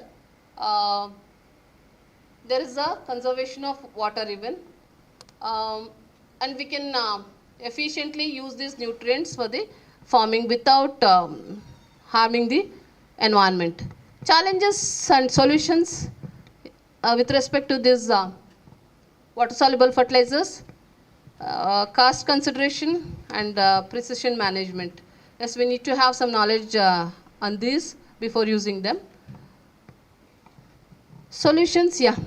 Training, it's always, that's why Government of India has given so many Krishi Vignana Kendras to get all this knowledge only.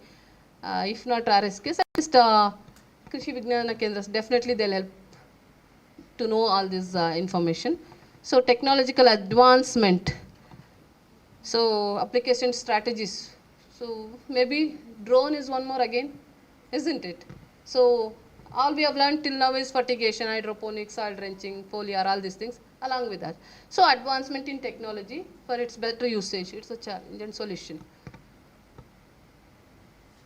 Yes, when we come to the market of this water soluble fertilizers is considered, it has a very small market, but its growth is very rapid. Okay, you can see. The rate at which the conventional fertilizers market is seen is 3 to 4% per year, whereas specialty fertilizers it is grown at a rate of 5 to 8%. So key players in the market with respect to specialty are the water soluble fertilizers, ICL, CRL, IFCO, YARA. Okay, so then prime factors that are responsible, people are shifting towards horticulture crops majorly, isn't it?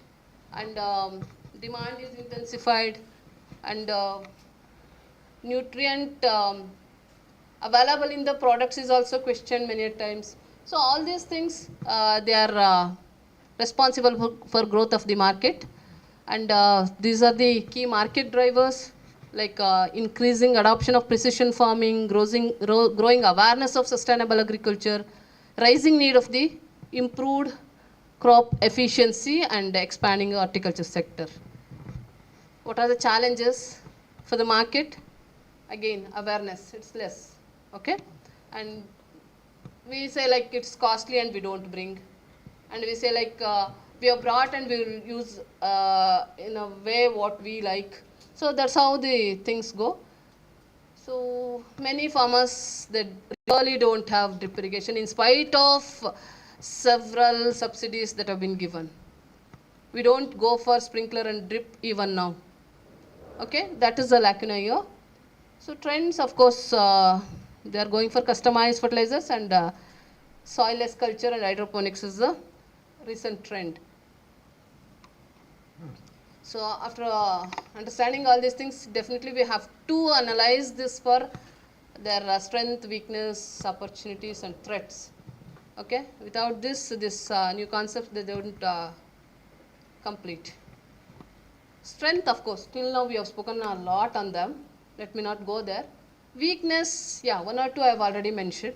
High cost, requires quality water. Definitely, because we are feeding them through either through fertilizer units, fertigation units, or the drip irrigation units, or through sprayers. And now it is through drone again. We need good quality water. So foliar burn is a weakness.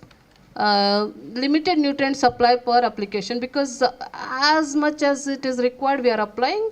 Sometimes if we go wrong, we may like we have applied less there. Okay, so heavy rains or excessive rains, they wash it off again. So not recommended as the only fertilization method. So opportunities,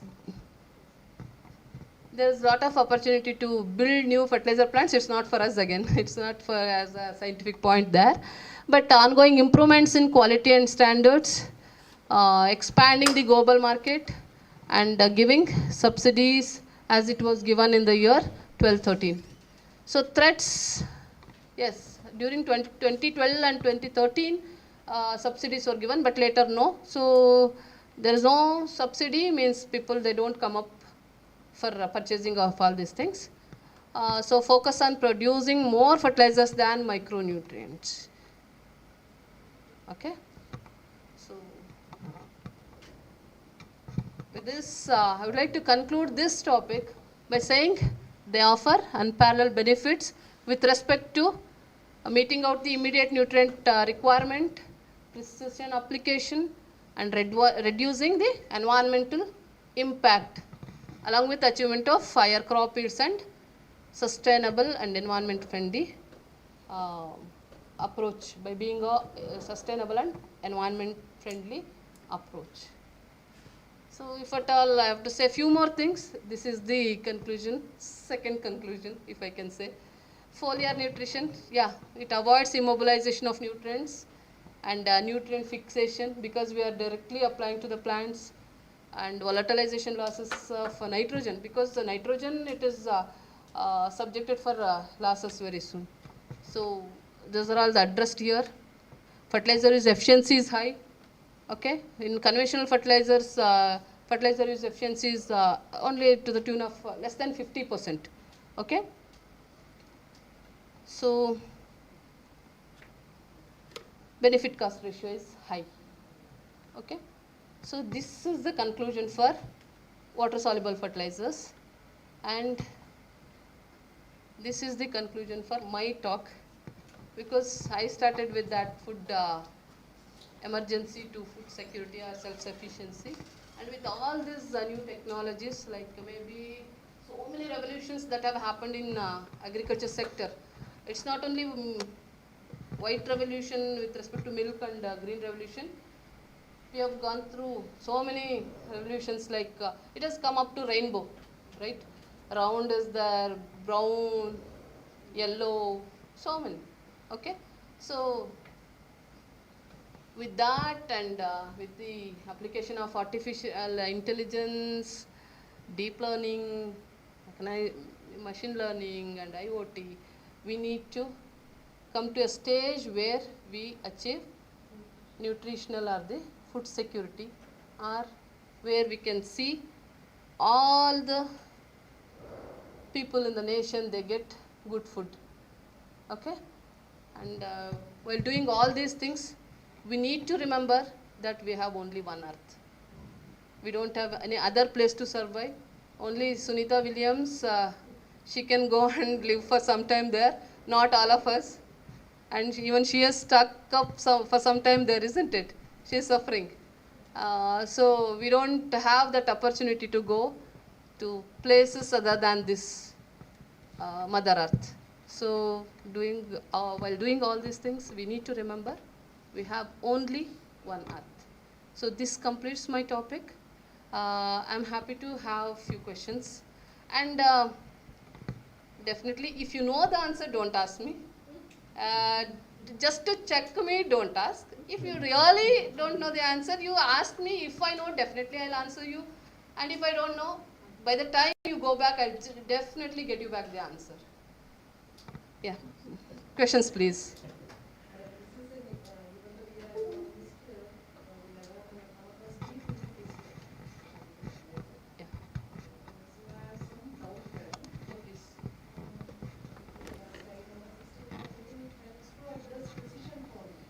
Yeah.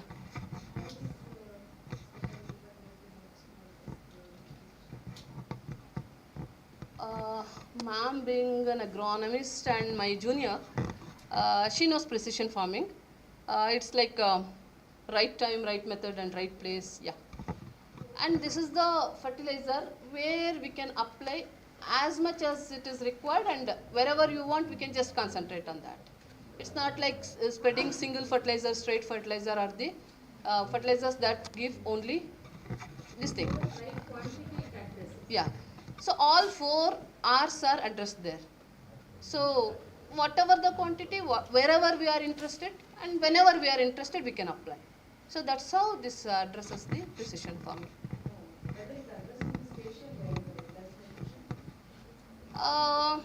Spatial variability, definitely not, because we have to go there and apply. But whenever we need and how much we need, we can do that.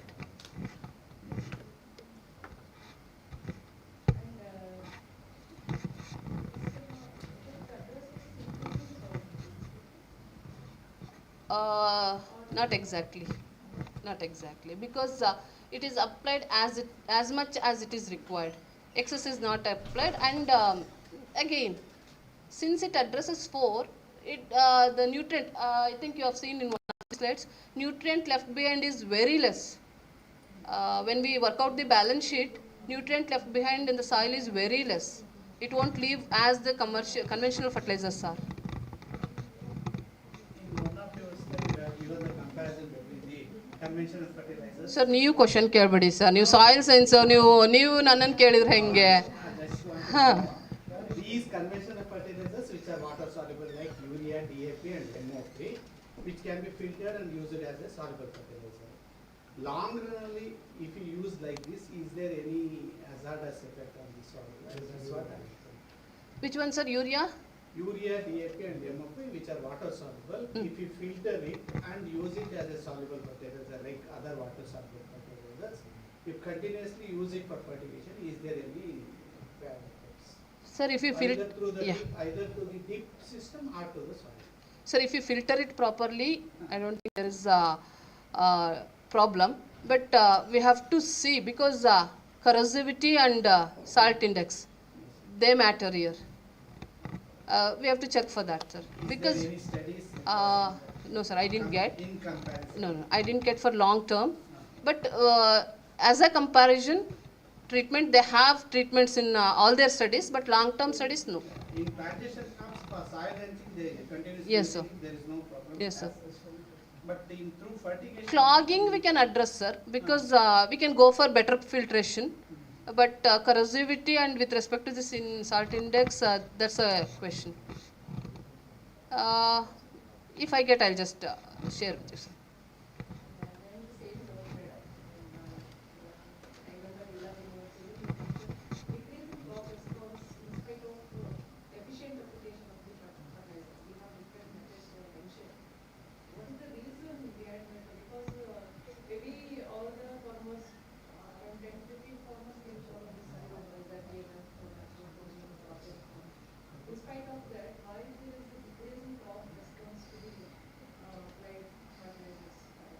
Yeah.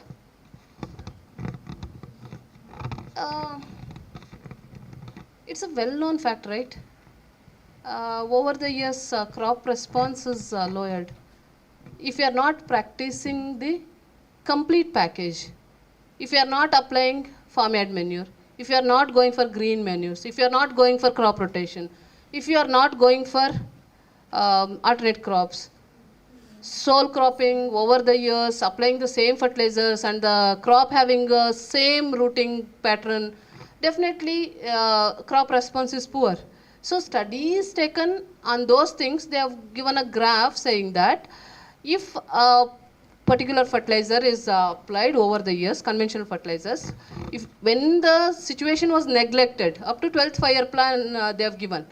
So when we were not worried about our soil, when we worried only about our crop yield, when we wanted to increase the crop yield alone, so at that time the soil was neglected and there came the concept of this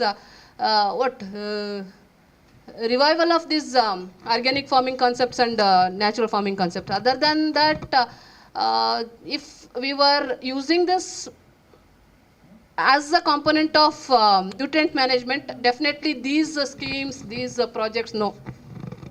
Because of our negligence, our ignorance, it came. So that's how the crop response was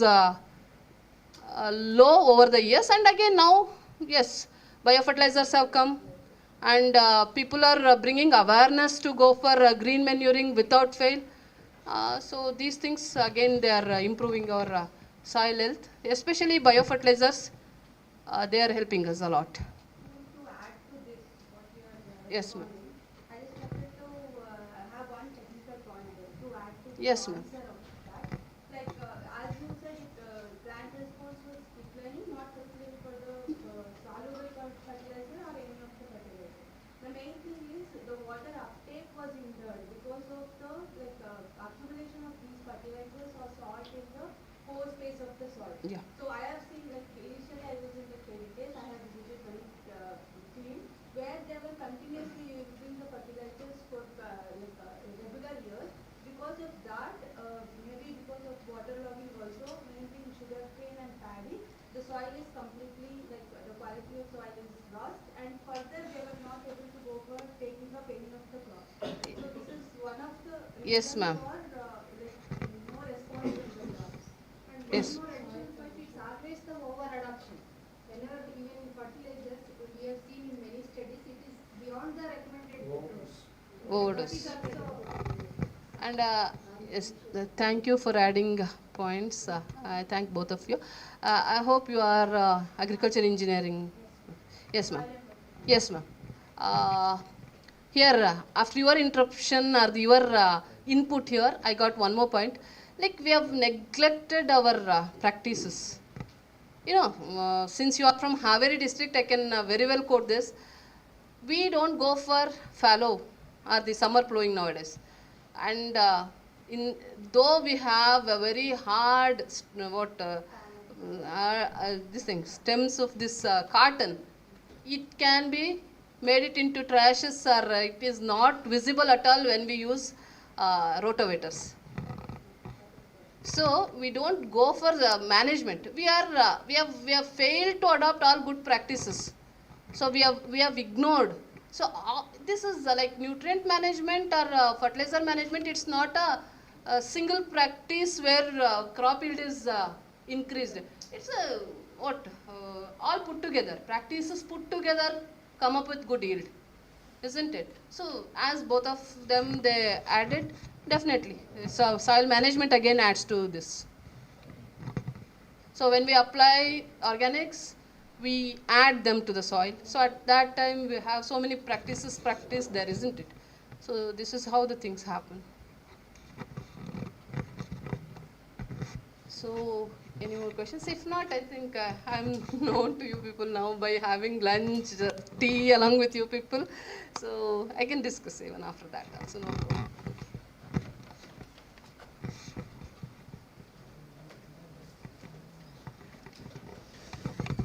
If no more questions. No more questions. Thank you, madam, for delivering the wonderful talk on water-soluble fertilizers, unparalleled source of nutrients in the crop productions, where exactly now we are using the through the drone, majority of the nutrients can be used through drones only. So there we need to standardize, because many of the research results what madam has been showed, it is little bit comparison with new formulations only for experimental formulations. I think what are all the fertilizers that are available in the market and their working principles, that is the reason behind the presentations. So thank you, madam, for presenting the wonderful talk on this water-soluble fertilizers. So on behalf of the organizers and the KSNUHS, IDP and the participants, I request Kamla Bhai to come forward and hand over the certificate and the memento to our resource person.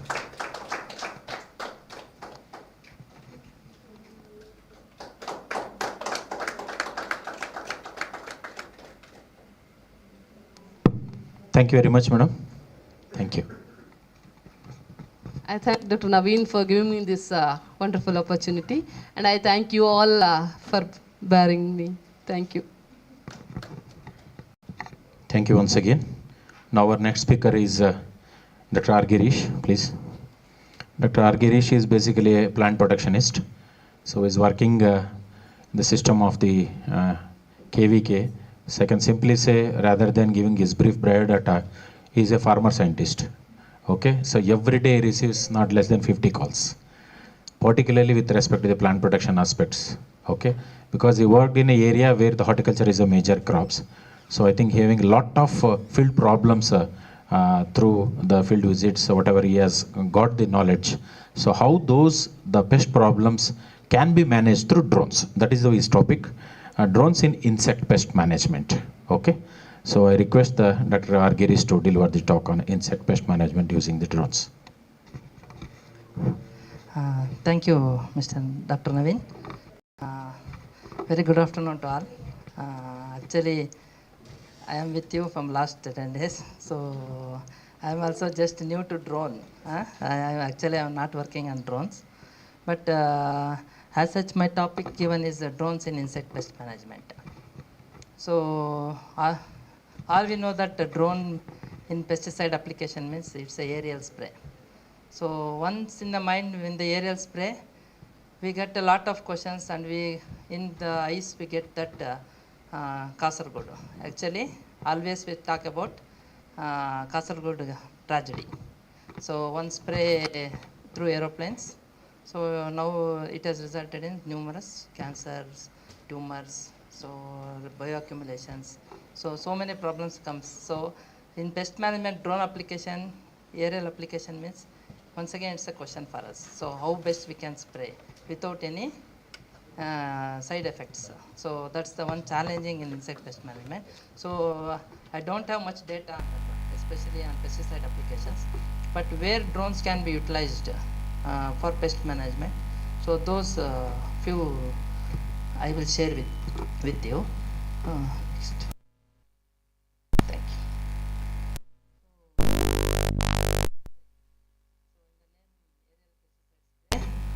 Drone operating procedures for so many crops, and still working on that one. So what, as such, much studies has been done on nutrient sprays. So the nutrient sprays, we don't have much issues compared to pesticides application, but aerial sprays just means using conventional. Earlier they used fixed aircrafts with a pilot. So first drone spray through aerial vertical was like that. Now we have aerial, referred as aerial spray means just a crop dusting. So dusting of crop sprays for protection of our products. So that's the one simple statement we can tell about aerial sprays. And coming to history, as we have went to Bangalore also, so they also told that the first drones were utilized only in military. So the history starts in military only. So First World War, and they used radio controlled aircrafts, and in the 1918 October they have utilized that one, and first started in 1917. And similarly, after that one in British, they also produced number of radio controlled aircrafts in 1935 also. That was also utilized for training purpose only, in the especially in military. And after that one, they, apart from drones, they also developed Queen Bee. So Queen Bee is also once again a drone that is first returnable and reusable UAV. So that was utilized for training purpose, once again training missions, and it is also called as Tiger Moth trainers. So that one in 1935 only. This once again a Queen Bee drone. Followed by then now what we are utilizing the drones. The father of drones is called as Abraham Karim. So he is called as now the father of drone from 1970s. He started work, and it's not new to us. And first it was utilized for spraying pesticides, especially in Japan. In 1997, they first started using drones for spraying pesticides. And now these drones, we call with lot of synonyms.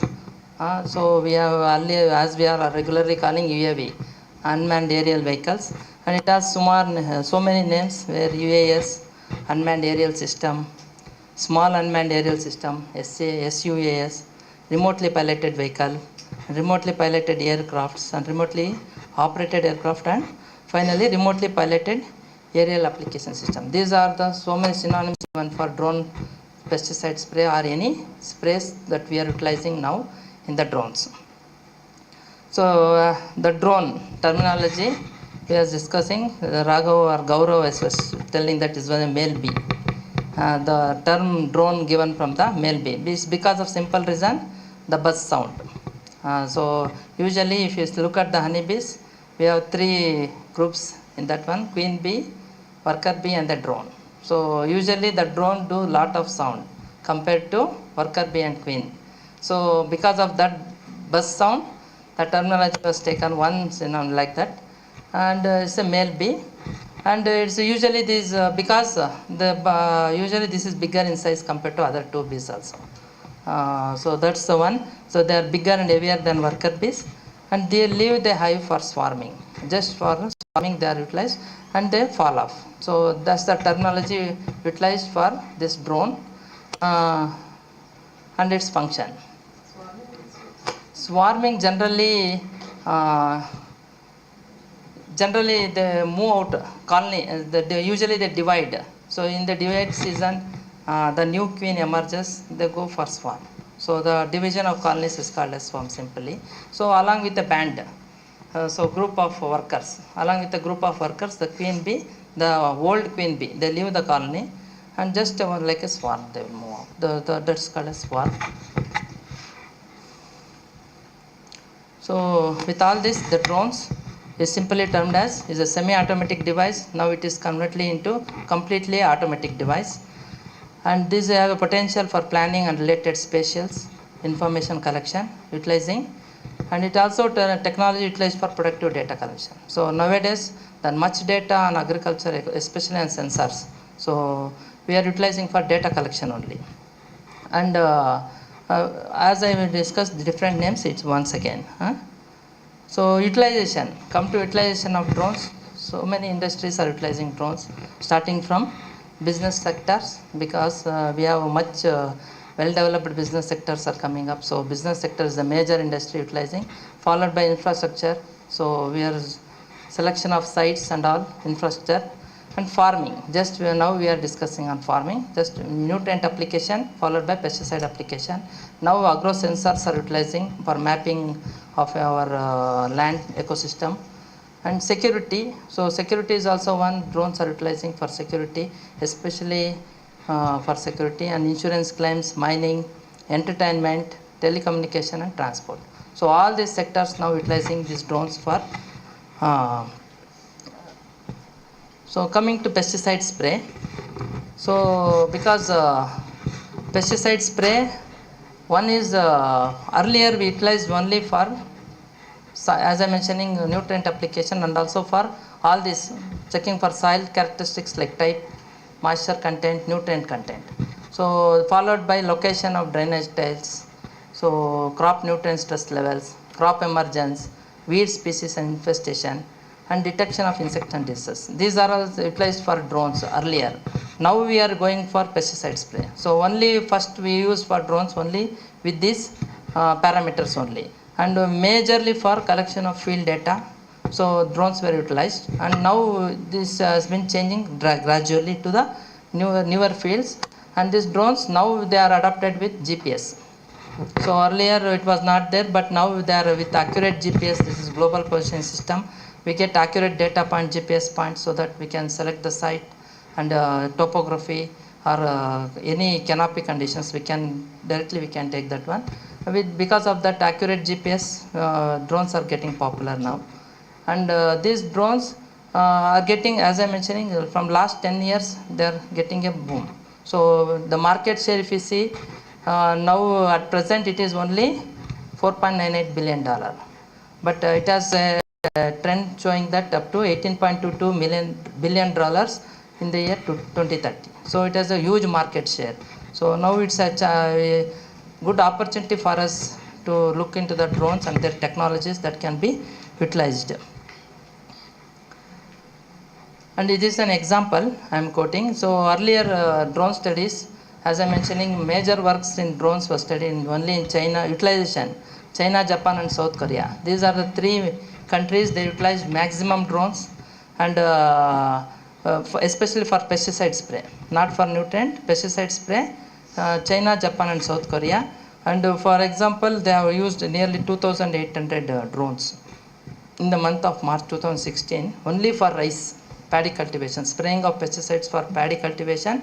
Japan has utilized nearly 2,800 drones, and followed by other crops with wheat, oats, soybean and other some other minor crops. So now major share is drones utilized for pesticide application in rice cultivation. So that's the one major area where, and according to one report, nearly 30% of pesticide spray in South Korea was utilized by drones. Nearly 30% of what the country they are spraying pesticides, 30% of these pesticides were sprayed by utilizing these drones. And followed, as I mentioning, now you are better than me in drones, because earlier they used only single rotor drones. Now we are utilizing multi-rotors. So the first multi-rotor drones used for spraying utilized by China. So China is the one. In the year 2009, they utilized these first multi-rotor drones for spraying pesticides, and nearly they have near 200 companies. China only they have 200 companies manufacturing on drones, and they have capacity up to 2020. If you see, 64 million acres were sprayed by using drones. Now 2021 it has increased to 153 million acres. So there is a sudden increase or maximum area covered by using drones in China. And this not only for spraying insecticides, they used to spray insecticide, fungicides, herbicides, and also some defoliants. So this were utilized for spraying. And that 2021, if you see that China only, they have utilized nearly 1,20,000 drones for using spraying pesticides with covering an area of 175 million acres. So they have a huge utilization of drones in China. So simply the drones, why they are utilizing much better compared to others, are becoming popular because of these 4 reasons. One, they can be utilized in any topography because it's easy for us to move the drones in all the type of topography or soil conditions or traditional systems, so that this will help us better compared to conventional, because in conventional we have to carry all the sprayers, tanks, everything we have to carry, but it's very much simple and easy for us to carry the drones for spraying pesticides. And because it's, once again, it's also cheap. If you go for a helicopter or aeroplane spraying, it costs huge. So compared to that one, drones are very cheap. So that is that's the one point where we can utilize these drones. And these are very small and irregular shape. We can move anywhere. And because of that one, it is also once again an efficiently sprayer. And risk, and this possible risk, if you see that significantly reduce the risk for applicators, because we won't come much contact with any pesticides. So that's the one. These 4 points help us why drones are better in using pesticide application compared to non or conventional methods. So coming to the parts of this sprayers in drones, it has similar to conventional methods. The drones are also, they have a tank, pump, pressure gauge, hoses, filters, nozzles, and flow meter real time. With all this, we have GPS or GNS sensors. So that's one additional where all drones we have all these parts, and this can be utilized for spraying pesticides. And the best spraying practices, what we say is, there must not be an overlapping of the droplets. So what we spray in the crop, so it should be an uniform droplet size without any overlapping. If there are overlapping, we have to reduce change the nozzles to reduce the droplet size, or we have to adjust the height of the spray. As in standard operating procedures, we will recommend for up to 1.5 meters or 2 meters above the crop canopy, that height can be adjusted so that the uniform droplet size can be shown. So this is the one good practice that has to be followed by utilizing the drones for pesticide application. Otherwise, we get a lot of overdosage of insecticides or maximum accumulation in the crop canopy, which may lead to phytotoxicity. So to avoid that one, we have to maintain that one. And with this, precision agriculture or sustainable agriculture depends with these points. One is now we want quick response for any problems. So because of that one, drones are better options so that we can take a quick data or quick response to any problems in the fields, so we can address that one. So because of that one, this data can be recorded fast information. So on the crop condition or any pest diseases, so immediately we can give the responses. So that's the one addition for sustainable agriculture. And this can be utilized for wide range of crops, not only for cereals or pulses. It can be utilized for wide range of crops, so that we can respond to that one. So with this, where these drones can be utilized in pest management. So one, as we are discussing, the drones are adjusted with very good operated cameras. So that's the one. The first is multispectral and visible cameras, where the drones are adjusted with these good cameras, which help us to take the crop canopy or also the pest incidents or any biotic stress. So those can be taken very good visual images, and we can utilize those images for addressing the pest problems. So this is the one field where drones can be utilized with best cameras, and we can take a good images of the any biotic stress or the or any pest problems. So this is the one field, and for this not only for a crop canopy, it is also utilized in storage pest management also, because when you go to the storage also, we got a lot of tons of produce which are stored in especially in godowns. So it is difficult for us to see the infestation level on the tops. So these drones can be utilized with cameras, so that visual images can be acquired, and we can see the infestation level in the storage bags or any storage products. So that those images can be taken for pest management in urban also, not only in the fields. So this is the one now we are utilizing drones with visual cameras, so that we can see the any type of biotic stresses, especially pest disease or any other nutrient parameter also. Those images can be taken. And now these drones are addressed with remote sensing also. So now remote sensors are very good utilized in agriculture ecosystem also. So these remote sensors helps in addressing the covering biotic stress, especially pest damage, and physiological responses due to photosynthesis. So these two. So now we are talking only with pesticides, but if you see the physiological disorders, the color of the leaf or the canopy or any plantation or any crops, if we see that, we can take the good images showing different bands. So usually the drones are scheduled with red, green and blue sensors. So these three are the sensors utilized for taking the images of the crop canopy. And if you see, earlier we used multispectral sensors, which is only 3 to 12 bands. Now we are using hyperspectral sensor also. So it's more than 12 bands. So compared to earlier, now we are getting more images with different bands of colors showing the stage of the by any biotic stress in the plant. It may be green, red, showing its implication how we can acquire the crop canopy, or showing the diseases of the plant. So with this, once again, these drones are mediated with aerial photography with the camera, as I am mentioning. This photography spectrum analysis technology, once again this is a spectrum analysis technology where images are captured from the cameras, and this used for pest surveillance, generally for scouting. So any pest incidents, now we can make a sensors showing the any critical images. We first upload that one into the images. So with that image we can see that pest surveillance and how the crops are affected, or how much percentage it has been damaged, we can acquire using this spectrum analysis technology also. So this once again related to the cameras. So that spectrum analysis, we have to upload the images of the pests.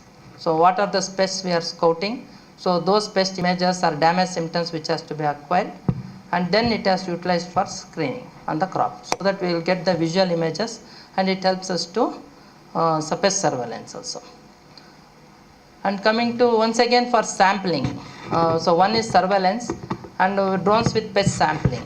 So surveillance, just scouting. So in sampling, we have to collect the insects. So here drones are adjusted with films, especially a barrier or catch, a trap catcher or sticky traps.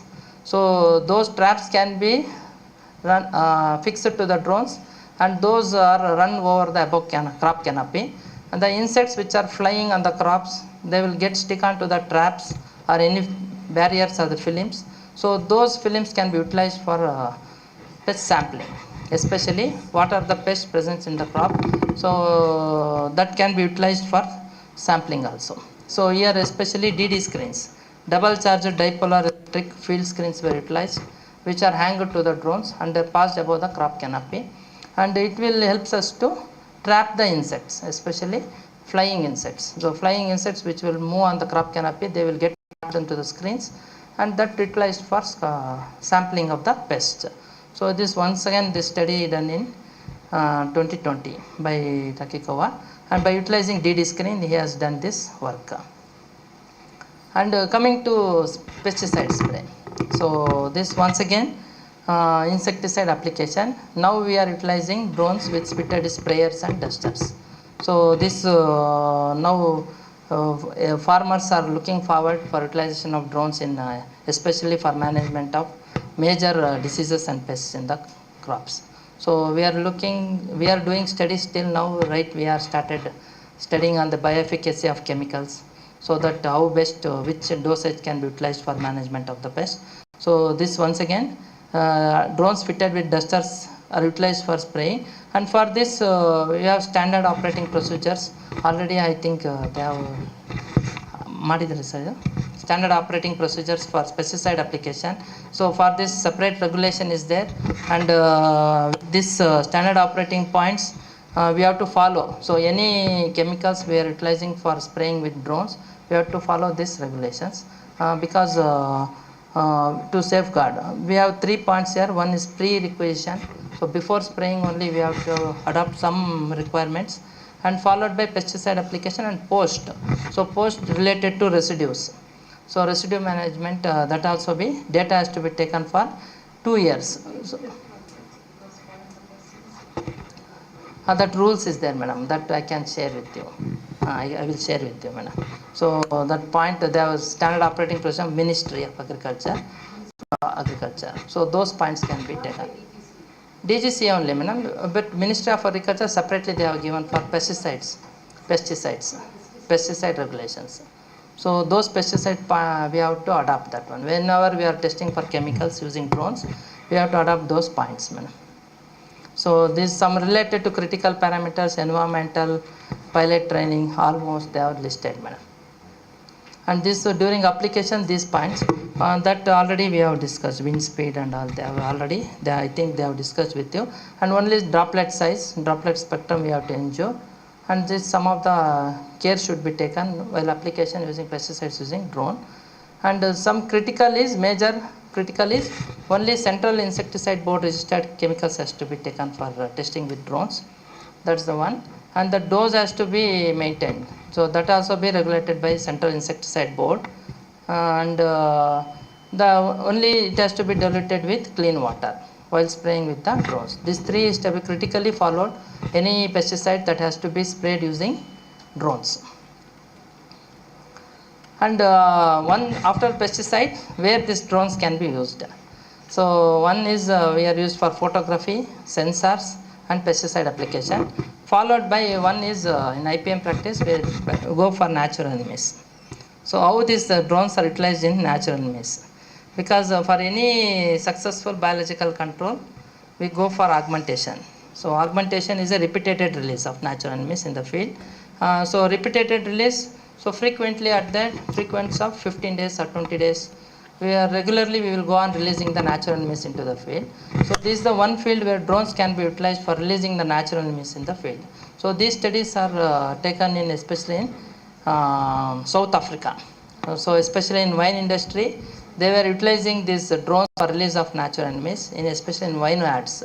That I will tell, madam. Usually here they are utilizing pupal stage. So because these pupal stages they are stick to a gum sheet. So these gum sheets are with a film, they will be releasing at a different steps, or nearly 10 meters, 15 meters. They will release this gum sheet attached with pupa, and after releasing 8 days or 10 days from pupa, adult will emerge, and they will take care of the sucking pests, especially mealybugs, aphids. So sucking pests they are managing. So they have a team. Yes, madam. Gum sheet. So gum sheet they are sticked with pupa, and these sheets are released in field. So they have a separate team, skybugs, by name skybugs, and also field bugs, partnership with field bugs. They are doing these studies on release of natural enemies, especially extensive release for augmentation. So because it has to be released frequently.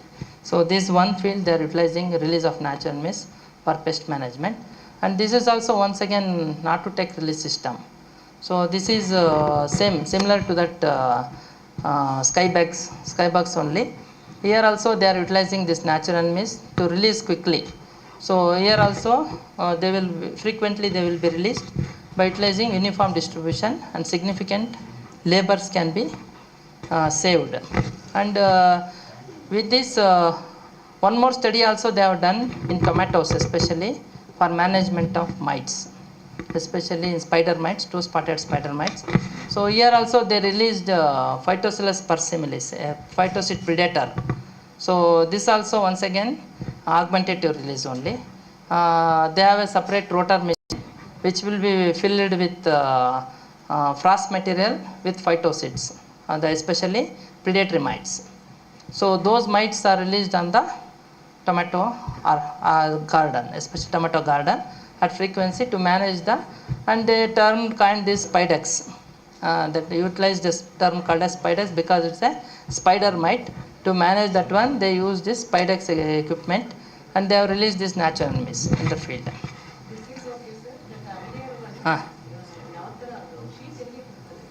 Madam, here, madam, this one, no, this image, they have mentioned that they have folded films of strips. So usually with a small cuttings, and but every meter the instrument works. So it will cut the sheet, and the sheet will be detached from that one. So that sheet will be released at frequent of 10 meter or 15 meter. So throughout the vine orchards. So like that they are doing this one. But only pupal stages they are utilizing, not larva or any this one. Because pupa is easy to adhere on the gum sheets. So this is one technology they are utilizing. This is the one instrument, madam. Okay. Parthenium, zygogramma. But zygogramma is not completely utilized in pest management because it will leave the inflorescence. Zygogramma eat only the leaf. Yes, yes. But it eats only the leaf canopy. Flower tinala, madam. It won't eat flower much, but compared to leaf. So because of that one, Parthenium is getting reproduced continuously. It is not a ideal biocontrol agent. Yeah. That's one of the most important characteristics for the biocontrol agent is like it should not be a pest of any crop. Yeah. It is a pest. But actually, zygogramma is not a pest. No, Mexican beetle, that one only, Zygogramma bicolorata, it's not a pest on other crops. But only thing, it feeds on pollen. No, it's a pest. In Mexico, it's a pest. That's unfair. In Mexico? It's a pest. But in India, we are utilizing that for Parthenium management. But the only thing is, these beetles are reported on sunflower also. But because the pollen which are dusted on sunflower, they will be feeding on that pollen, but not on the sunflower crop. So that's misconfused, that's all. But it's not a pest on sunflower. Seeds ತಿನ್ನಲ್ಲ madam, ಫ್ಲವರ್ಸ್ನ ತಿನ್ನಲ್ಲ. But some pollen dust ಆಗಿರೋವಂಥದ್ದನ್ನು they will start scraping on the leaves. ಹಾಂ, ಹೌದು. So one more technology in the insect management is sterile insect technique. So this is the one more technology utilized for pest management, especially here we are releasing the sterile insects. So these sterile insects, especially in codling moth, one study was done in Canada, New Zealand and USA, where they for management of cotton pink bollworm and Mexican fruit flies in citrus. So this codling moth, once again storage pest, madam. Storage pest. And this one case study they have shown that they have released this wild moth into the air. This is a sterile males. So sterile males were released into the field. So because of this sterile males released in the field, this wild moth and wild moth before and after you can see in their study they have mentioned the population of this moth reduced drastically because of the sterile males. So the progeny will not continue. So the eggs what are laid by the females will be won't have ability to hatch. They are like unfertile eggs. So this is one technology where sterile males were released in fields by using drone. This is once again utilized for, and in orchard they are looked for wild codling moth crashed up to 99%. So population reduced greatly, but it will take time. One generation it will take time, but we can reduce the pest population. So these are some of the fields where we can utilize in pest management, that is photography, pesticide application, natural enemy release, and one it is studies on sterile insect technology. So these 4 options we can choose. The advantages of these drones, because they are high and payload capacity and their flight time, so we can move any time of the day. There is not much any disturbance, and higher speed we can cover larger areas, and strong and durable. And only one more is vertical takeoff. So anywhere we can take the drones and we can utilize for pest management, and less time consuming and labor requirement. And disadvantages, only few we can mention. One is high cost, because we cannot farmers cannot invest for drones. So once again it's high cost, and we require skilled labor for this one, especially trained labor should be there. And only these drones can now utilizing for data collection. So data collection, analysis and interpretation will be much difficult compared to conventional. And one, adverse climatic conditions, so we cannot fly the drones. So that climatic conditions should be favorable for us, and sometimes it may be crashes. Sometimes if no good pilot or any skilled labor, we will get the crashing of drones. These are some of the disadvantages utilizing. And the drones pesticide application, one statement is high concentration of chemical substances. So here these drones spray solutions at improper altitudes, improper ambient temperature, or incorrect droplet size increase the risk of phytotoxicity. That has to be taken care, so that if we go for any additional, these 3 chances, we will get phytotoxic effect and sometimes non-target effects. So without targeting the pest, you will go reach in the another problems. So that has to be taken care in the neighbor fields or the crop fields.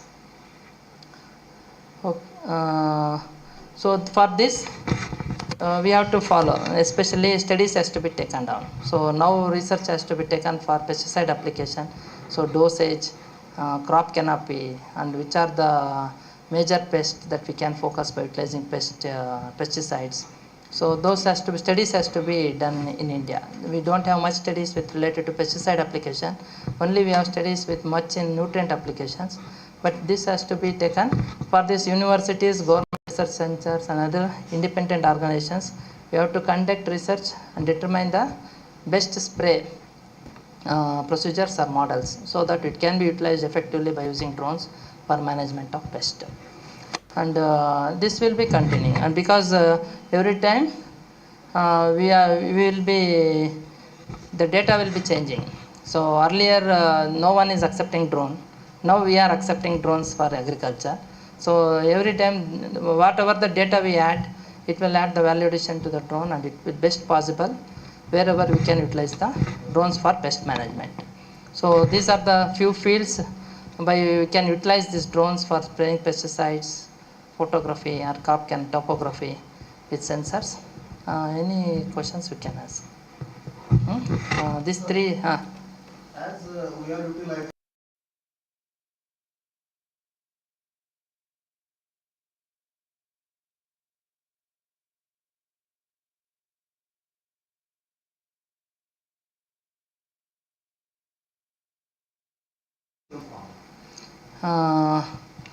Ultra low volume sprayer is very good actually, because the dosage of chemicals is very low, and it is accuracy will be better compared to our knapsack sprayer and all. So if you look into addition of this ultra volume sprayers in drones, the dosage will be reduced, and it also chance like what one question we are mentioning about phytotoxicity. Those are also all those can be managed, but studies have to be taken with ultra low volume sprayers. And once again it has to be separate for cropping systems. So horticulture is separate, cereals are our agriculture crops are separate. That has to be taken care. I'm asking, sir, because we are struggling with the categories of micro, then nano, micro, small, and below. So as we look towards the agriculture drone as an ultra low volume sprayer, then ultimately only 2 liter of water is required for spraying the 1 acre area. Yes. So ultimately the weight of the drone will go in decrease. That's why everyone can utilize this drone without any piloted license. Yeah, that is good option, but we have to try that one. we have to generate data and utilizing this UV, especially ultra low volume sprayers. That has to be, we can do that one. But people should come forward and they have to work on that for different crops. But because chemicals are same, pests are same, but the crop conditions are different. That has to be taken care, because the same pest occurs nearly 100 to 200 crops. So it is not suitable for all crops. So that we have to make that one. So any other questions can ask related to pest management.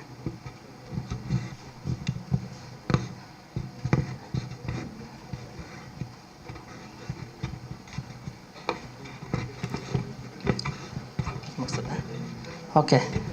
If no questions, I will thank Dr. Naveen for giving me opportunity, sharing few slides related to the pest management using drones. Thank you. Thank you, Dr. Girish, presenting the new application of drone technology. So generally, only apart from the spray, so there are the type drones can be modified for usage in the insects. And that was the only one message we got it. Okay, that's a wonderful message, because earlier we thought only for the spraying, aerial image and all those things. So there are some lot of work which has been done in the Western countries. So the type drone has been modified for the different usages. So that's a good study at case studies has been presented. Thank you, Girish, for presenting the drones in insect pest management. So hence on behalf of the organizers, participants and the IDP and the KSNUHS, I request Rouse to present the certificate and the token of love to Girish for presenting the talk.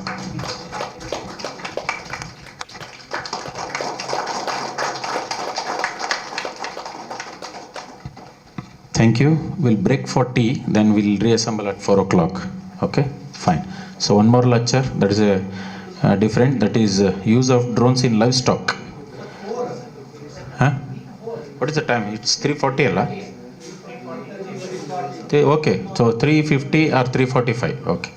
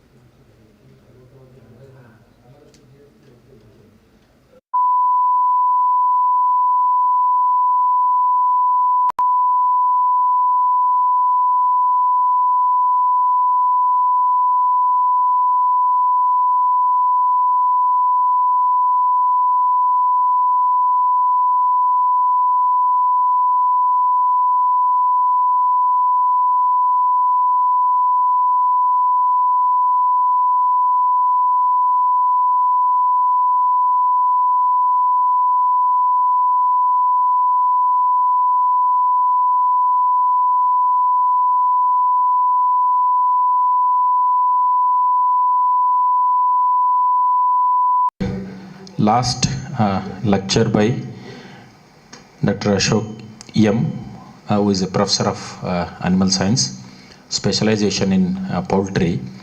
So since from last 16 years he is working with the farmers related for the management of animal related activities. So he will be presenting the use of drones in livestock production. Okay, so I welcome Dr. Ashok to present the talk on use of drones in livestock production. ಹೊಂದಿಲ್ಲಲ್ಲ ಜನ.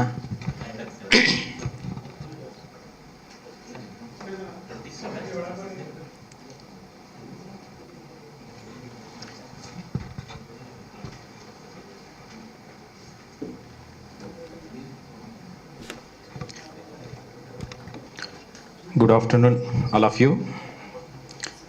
All my dear respected participants from different parts of the South India. There are professors, assistant professors, scientists, and also pilot trainers, pilots in drone. Of course, we have two veterinarians. One is a surgeon, veterinary surgeon with my friend Dr. Mahesh. He's a very well-known dog practitioner in Bangalore. And another, my senior and my friend Dr. Ravi Kumar is here. He's a pathologist and animal pathologist. And Dr. Harish is a veterinary extension man. He's a vast knowledge in veterinary extension. So I hope any technical issues, you 2-3 people will support me. Of course, all pilots of drones, of course Naveen and all others will support with respect to drones. Because it is I gone through many articles. Even a single article is not there from India on livestock, drone in livestock. But there are the people are using drone in livestock farming, but there is no authenticated data is not available. But of course, with my very small effort, I came into conclusion about drones, use of drones in livestock production. Okay. I am basically a veterinarian. All of you know that. I served in some private companies for 5 years. After that, I served in government of Karnataka for 6 months. After that, I started my career in agriculture and horticulture university, Shivamogga. At KBK, I am looking after both teaching, extension, and bit of research. But I am not good in research. So, before going to things, I want to give some of the information of why importance. All of you know that just I listed, because nowadays we are talking integral component of agriculture. The foremost, the second is livestock. More than 2/3 population, rural population is supporting. So that's one thing. Yes, today we are talking about food. Livestock, rather than talking about the other agriculture activities, we are talking on food. So drag purpose, organic farming, hides and skin have a very good value, export value, and of course cash income, natural and insurance against so employment and other things. So this is our Indian resource, livestock resource we have. You know, all of you, I think, if I know that we are the topmost livestock owners in the world. So we have around 535.78 millions of livestock population. In that, we have very low population of piggery. So piggery is not a good activity in our country because of so many constraints and regional taboo. And of course, we don't have facilities from government of state governments and central governments. Other than that, we are increasing in sheep and goat farming nowadays, because mutton is a very demanding thing. And goats, of course, we have 851 millions of poultry, including both commercial and other desi birds. So we have seen so many transformation in livestock. I told you, rather than influenced by changes in agriculture activities, usage of livestock is making a sound of food consumption, especially livestock. The non-food functions are becoming weaker. And the importance of lifestyle as a source of drought power has declined as agriculture engineerings are here. You're all putting tractor, mechanization and everything. So use of dung manure is increasing, being replaced by your chemical fertilizers. On the other hand, their importance as a source of quality food has increased, because we are also one of the major contributors to feed the 142 crores population of India. So we are the first in that. So that is one of the importance. There are many hurdles, because going to the new technologies, challenges in germplasm availability, shortage of feed and fodder. I think you're all agriculture graduates. We are shortage of more than we are getting only 46 to 47% population, our huge population getting into green fodder and dry fodder in the country. So we have so many diseases in the livestock. We are facing so many, if you see, especially zoonotic disease. Take rabies. Rabies, because of rabies, in India is the highest mortality in the country, in the world. So that is the thing. And sector, you can neglect it financial. If you see the central government financial status or state government, the finance given by the government is very meager when compared to all other things. We have underdeveloped markets, especially last 10 years we developed some slaughterhouses are improving. And this is the last thing, globalization of agri-food markets will put additional pressure on the sector.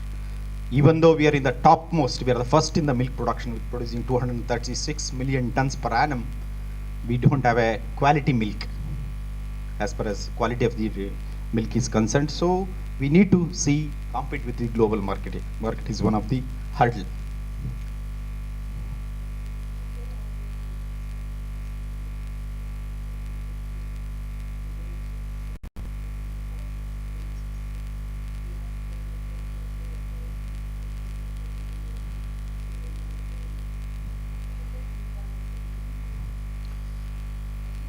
We are, no, it's right, your question is right. But what is happening, we have a good population of non-descriptive or desi animals. If you go, I think you are from native of Chitradurga. If you see Chitradurga, Chelikere, Vadalkere, Vasdurga, wherever you go, if you go to one village, you will get even a single farmer will have 50 animals, 100 animals. Those animals are the non-descriptive or our native animals. That population has been come down. The population, exotic breeds, crossbreed cows, especially female cows, has been increased. In all rural area, urban area, everything, because we are producing 236 millions, and especially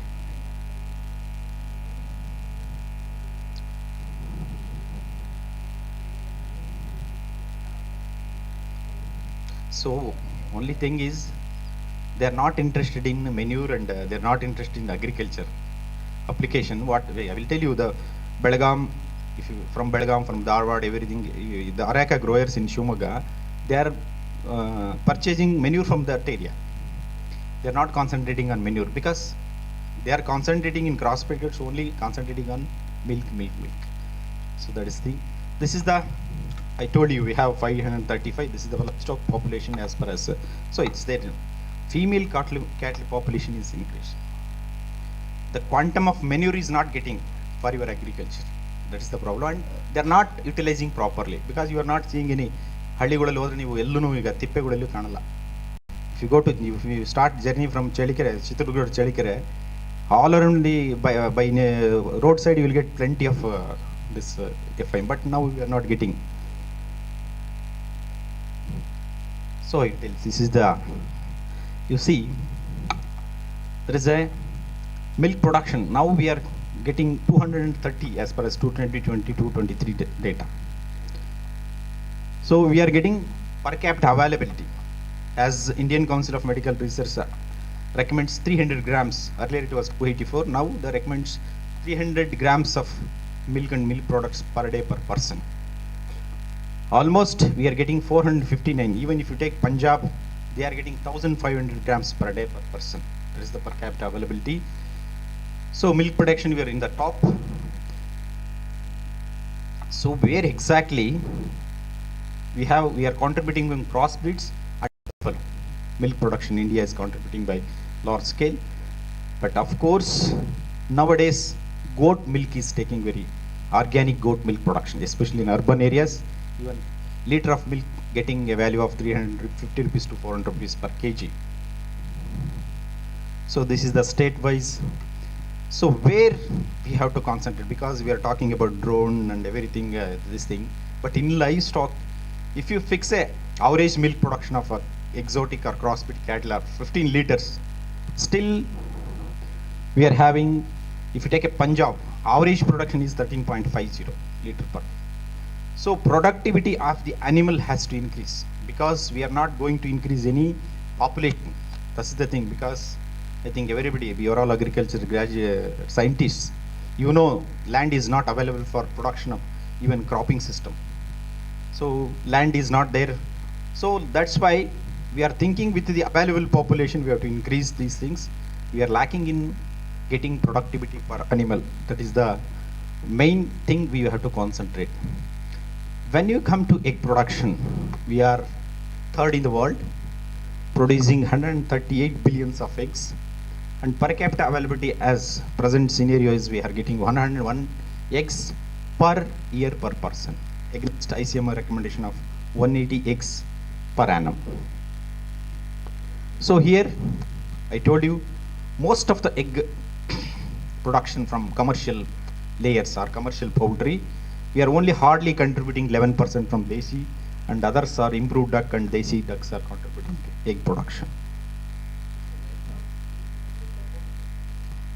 Livestock, only domesticated animals. Poultry is different. Actually, as a definition, poultry is apart from livestock. When it's different. Livestock population includes cattle, buffalo, sheep, goat, yak, mithun, and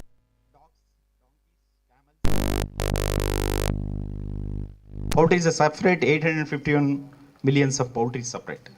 When you talk about animal husbandry, there includes domestic animals, fishes, even honeybee, even to some extent honeybee, and also our poultry.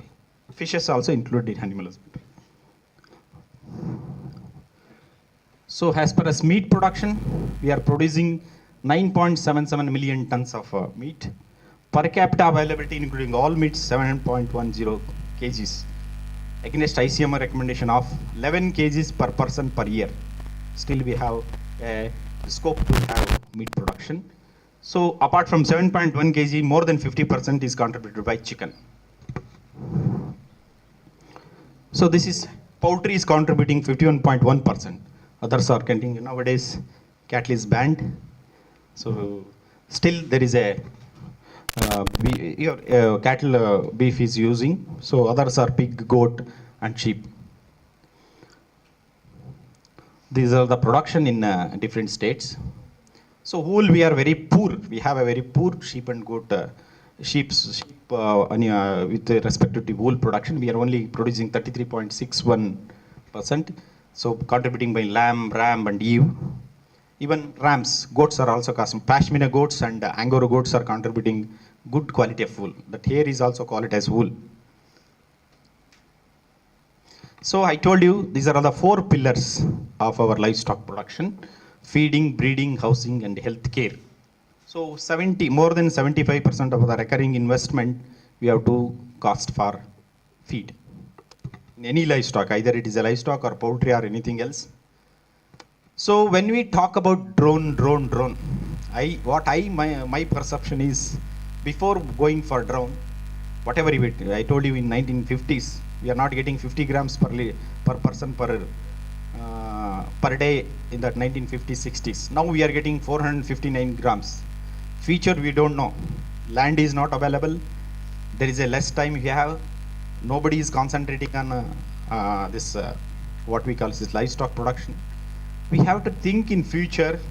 We have to start with a good animal which is giving more milk production.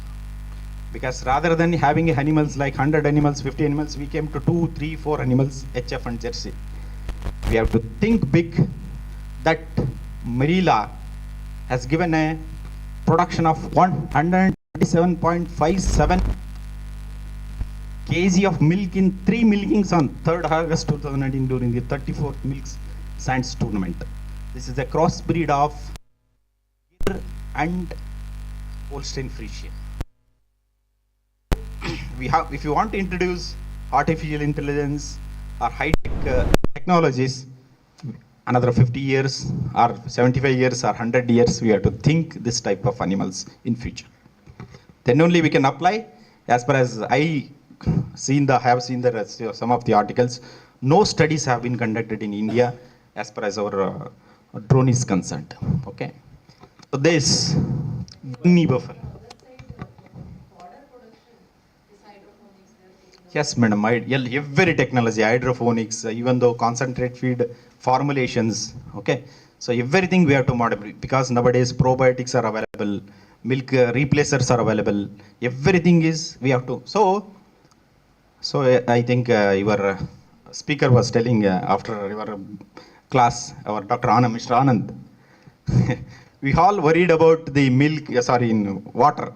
If you take a 25 or 30 years history, what he said, those days the people are very allergic to purchase the drinking water.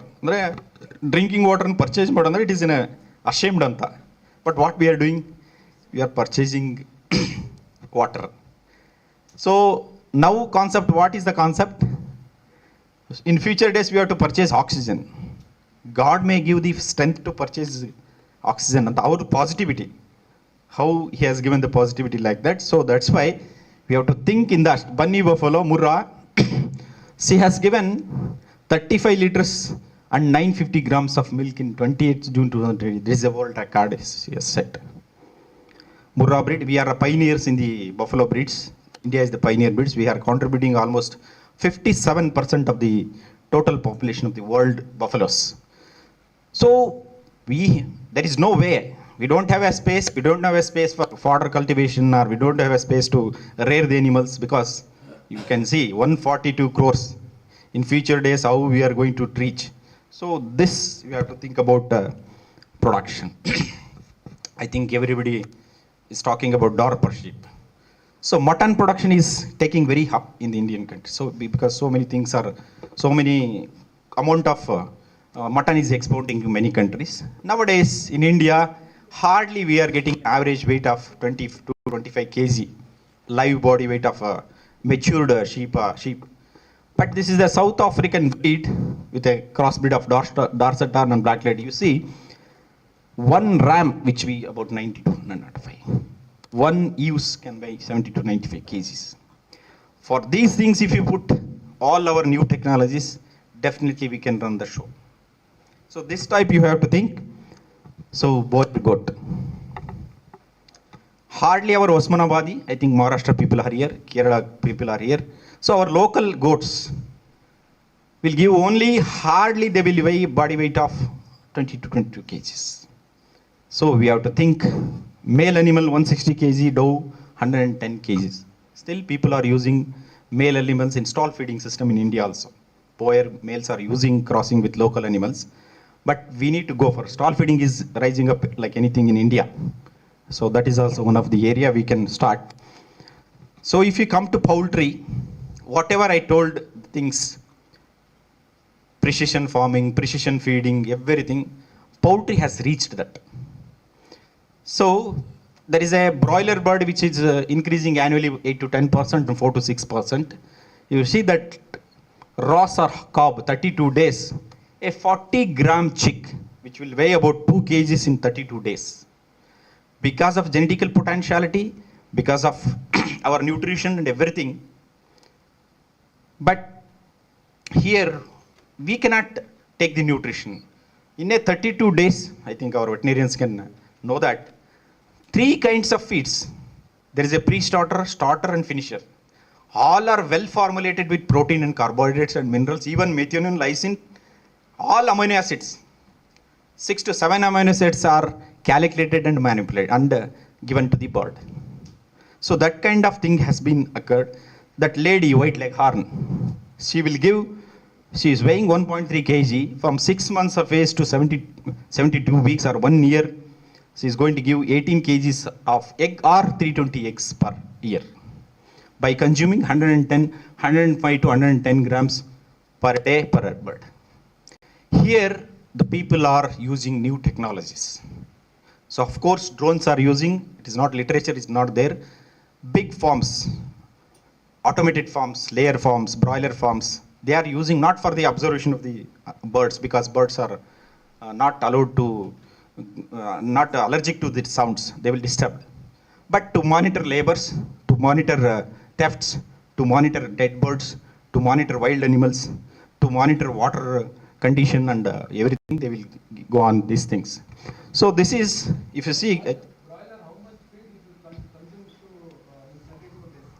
30 show it is hardly it will consume 3.6 to 3.7 kgs. So earlier I told you, when we are studying during 92, 93, 95, we are studying BBSc. On that day, bird consuming 4.5 to 5 kgs for 75 days, 65 to 75 days. FCR, feed conversion ratio was more than 2, if I'm right, 2.2.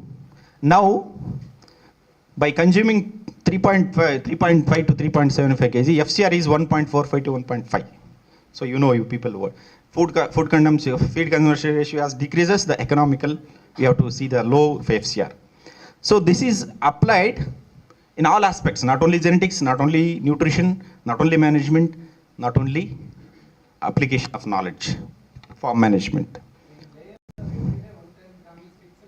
It depends. There are 3 phases. 20 to 42 weeks, 20 to 30, 20 to 40 weeks, 40 to 60 weeks, 60 to 72 weeks. Phase wise, we are going to feed. Okay. 1 year, so around 36 kgs. 1 year it will consume 45 kgs of feed, total from day 1 to end of the 72 weeks. So usually poultry is concentrated in South India. So parents are giving 180. Why I'm telling all these things is, there is a provision, there is a scope where we are going to apply new technologies like here. Already people are using feed mill, breeder farms, drone is using, or artificial intelligence is using, your robots are using. So still there is a hope. It has to be reverse. Then only we'll get more profit. So live birds we are selling at 95% of the birds are sold live birds. Live birds market. Only 4% of meat is packed. Only 1% is value addition in our country. So eggs directly marketed 97% without packing. 2% is packed and less than 1% is value addition. Still we have hopes for best production. Yeah. Available. So this is the operation, poultry operation. I told you we can.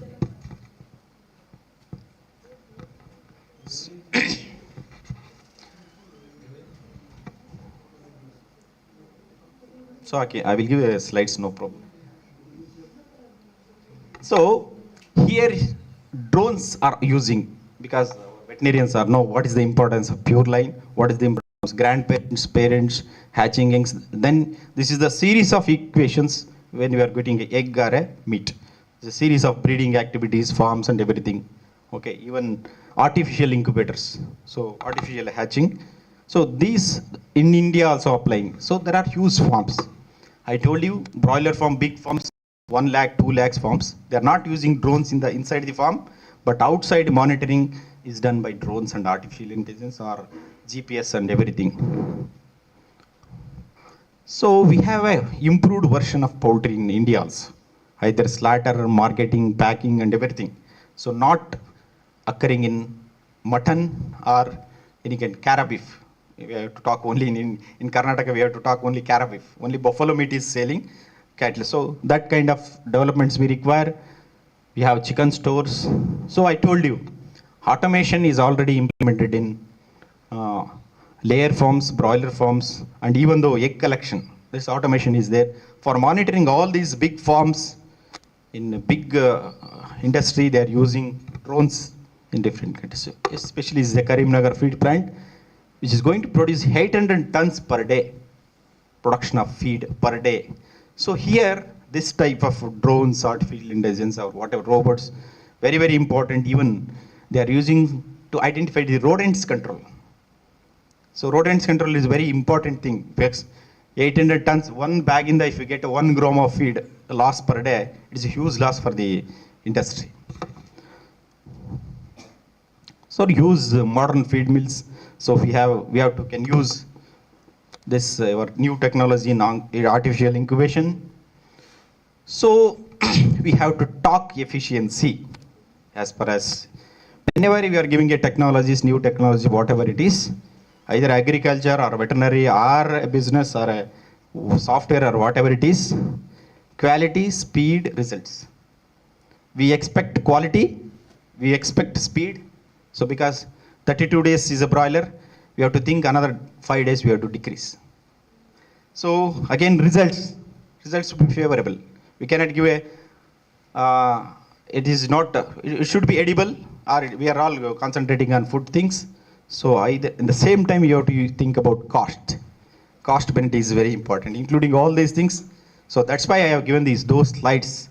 When you start with a good breed or a good seed, then we can expect these things. So technologies in livestock productions. So milking automation has done. Artificial intelligence in dairy farms. Electronic identification tags are fixing in developed countries. Also in India, we started for cows and sheep and goat. Animal identification cards by using trans receivers.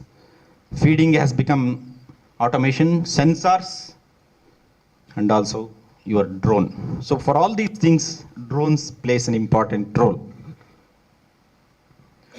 So I told you, for a successful, if you start with a good breed, good nutrition, good management, so provide proper shelter, suitable climate is important, good nutrition, protect against monitoring practice. And so nowadays problem is that why we are talking about drone in agriculture, veterinary or things.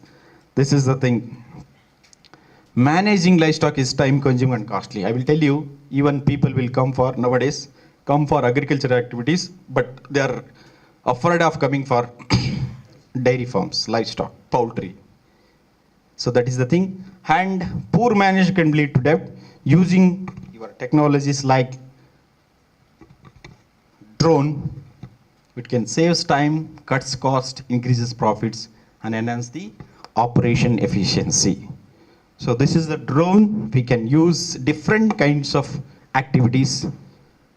Detection and counting, we have a literature in some other countries, developed countries. Smart farming with IoT, real-time tracking of cattle, grazing and search, grazing land searching, health and behavior monitoring, welfare risk management, artificial intelligence, machine learning, deep learning application, detection and counting. I think these are all the words, common words for 10 days. But this is the way we can, only when we save time and labor, then only it is profitable.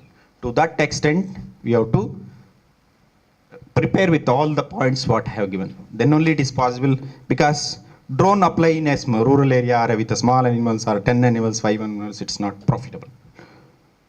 So I think this thing you know. So history you know. I think Dr. Naveen has given. So components you have seen. So even though drones can help in especially livestock disaster preparedness and response, we can efficient monitoring, counting and inventory, health assessments, breeding programs and pasture management you can use or benefit this. So there are studies have been conducted monitoring health. Even though I have seen the literatures, even I have seen in some forest, they identified the boar carcasses which are died earlier and identified the cause of the death. They have collected the samples and things which is not reachable by the human beings.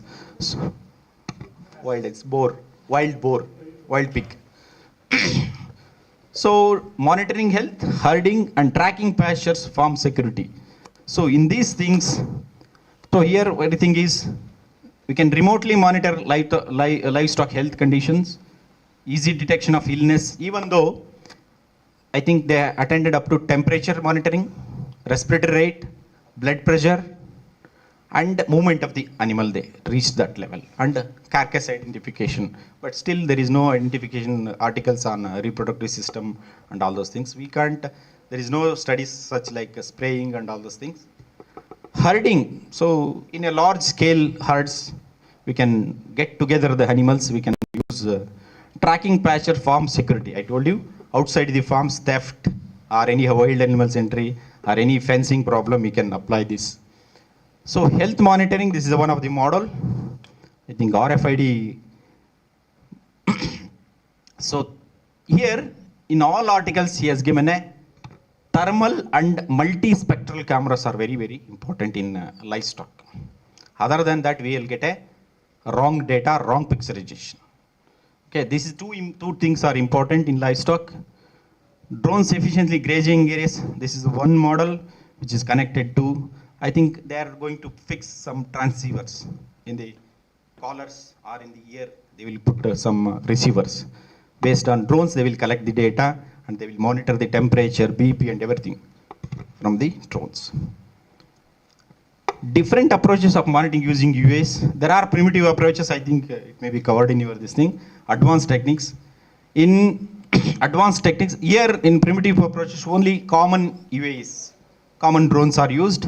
But in specific RCN, CNN based and segmentation based and SSD, that is single sat detection and you only look once. These 2-3 models were used for counting and other things. Okay, this is one RCN based approaches for counting accuracy, efficiency of monitoring through advanced DNA achievements. A spatial data analysis technique. This is one model for identification of animals, which is given in the review article. That is CNN is like networks. So RCNN for more effective livestock detection they used. So segmentation based approach. Here we can separate the animal species wise and any diseased animals or non-diseased animals by sensors. They will identify these things. So enhance accuracy in livestock counting by leveraging deep learning architecture. So here that drone itself will identify and segment the animals. So SSD and OLO based approaches. So these different kinds of models are there. OLO 2, even OLO 5, I have seen in articles OLO up to 5, 6 is there. So this is the best method. So detect the any kind of, I told you is there, OLO detect 3D. Prevent recounting can be avoided using detecting shift and poison surface reconstruction also occurs. So some of the reviews are here. I just benefit. So Kuru et al. He used general use, effective management of large farms, high mobility, autonomy, sensor technologies, artificial intelligence, integration, instant information for farmers, and it is a cost reduction. What is his conclusion? This improved the overall thing. So this conventional neural network used for improve herd assessments and farm management by automating cattle counting. These are all those CNN and WOLO 4, WOLO 5 resulted in high accuracy in cattle counting. They used in cattle counting. And in national parks, plays important wildlife research data collection. Accurate. They are telling that it is more than 95% accuracy will be there. Because in forest, especially wild animals, it's very, because it is a risk for human beings, risk for the animals, and also animals, those wild animals are all afraid of human beings. We are also afraid. That is one thing which can be used for, plays an important role in research in data collection. US to determine Nile crocodile population in South Africa. This is also, they have given more than 95% accuracy by population, when compared to human counting and drone counting. So potential identify. So in red deer identification. But here he is telling, especially in forest area and all those things, factors, season, height, altitude and temperature affect the accuracy in case of livestock things. So like that, I told you, thermal cameras for carcass detection, wild animals, especially wild boar. So African swine fever, detection of animals, it's very difficult. This is also communicable disease. So drone identified 42 decomposed carcasses, and even though that measured temperature of the carcass, and even though identify the maggots formation in the carcass, because it is very difficult to enter the wild things. There we can use potential tool for control animal carcass and prevention of disease spread influenced by environmental factors. So medical drones, healthcare sectors, it is very difficult. So transporting the medicines to in the forest they used, that is also increase accessibility and reduce travel times, prevent losses in this thing. Drones in healthcare, sample transport, drug delivery, surveillance of infectious diseases. This is a great potential healthcare we have given. Terrain and deforestation, zoonotic spread of malaria parasite. So there also drones are used. And FMD, as you know, foot and mouth is the most economical disease. Drones and thermal use in UK reduce the disease-related cost by providing early warnings. It will identify, drone will identify, diagnose at the early stage. So by using in the herd, that is the thing. And control of echinococcosis. It's a parasitic disease which is communicable by human beings. This is where distributing praziquantel containing baits. In the forest, they are going to put up baits. So this is also one of the, I think it will work very well. Praziquantel baits by using drones, which definitely cost effective and efficient approach. So some of the models, what in the review has given. So cattle, they used from 2000, I think reviews are available only after 2015 as far as livestock is concerned. Countries like USA, UK, Spain, New Zealand, Japan, UK, Israel, Australia, these are the countries which are using drone in livestock. These are all the methods. I think you have come across all the methods. So they used for counting of animals. So Brazil, Australia, Brazil, Qatar, Israel, they use the technologies. These are the models, methods in cattle, sheep, cattle and other things. These are all studies in other countries. So herding, this is long-term recurrent conventional network architecture will work. Here, perfect herding is done by one of the improved method. So it will be connected with the generated IDs for each livestock, tracking livestock, and they are going to put one receiver in ear or in the collar. So by that, the LSTM is used for this thing. So even though species identification is done, so they separated the Holstein Friesian cattle via deep learning by using drones. They are going to identify the species. So that has been done by using UAV type DJI Inspire M1 in UK. Method is LSTM. Here in all livestock drone technology, they used integrated approach. All the different technologies they used and they will get accurate results. So this is one where automatic tracking the goats using drone camera. Some errors, I don't know, errors may occur like that they have given. But first they will initial photographs, that thresholding, then segmentation, then identification. In West Indies they have conducted with the DJI Phantom 3.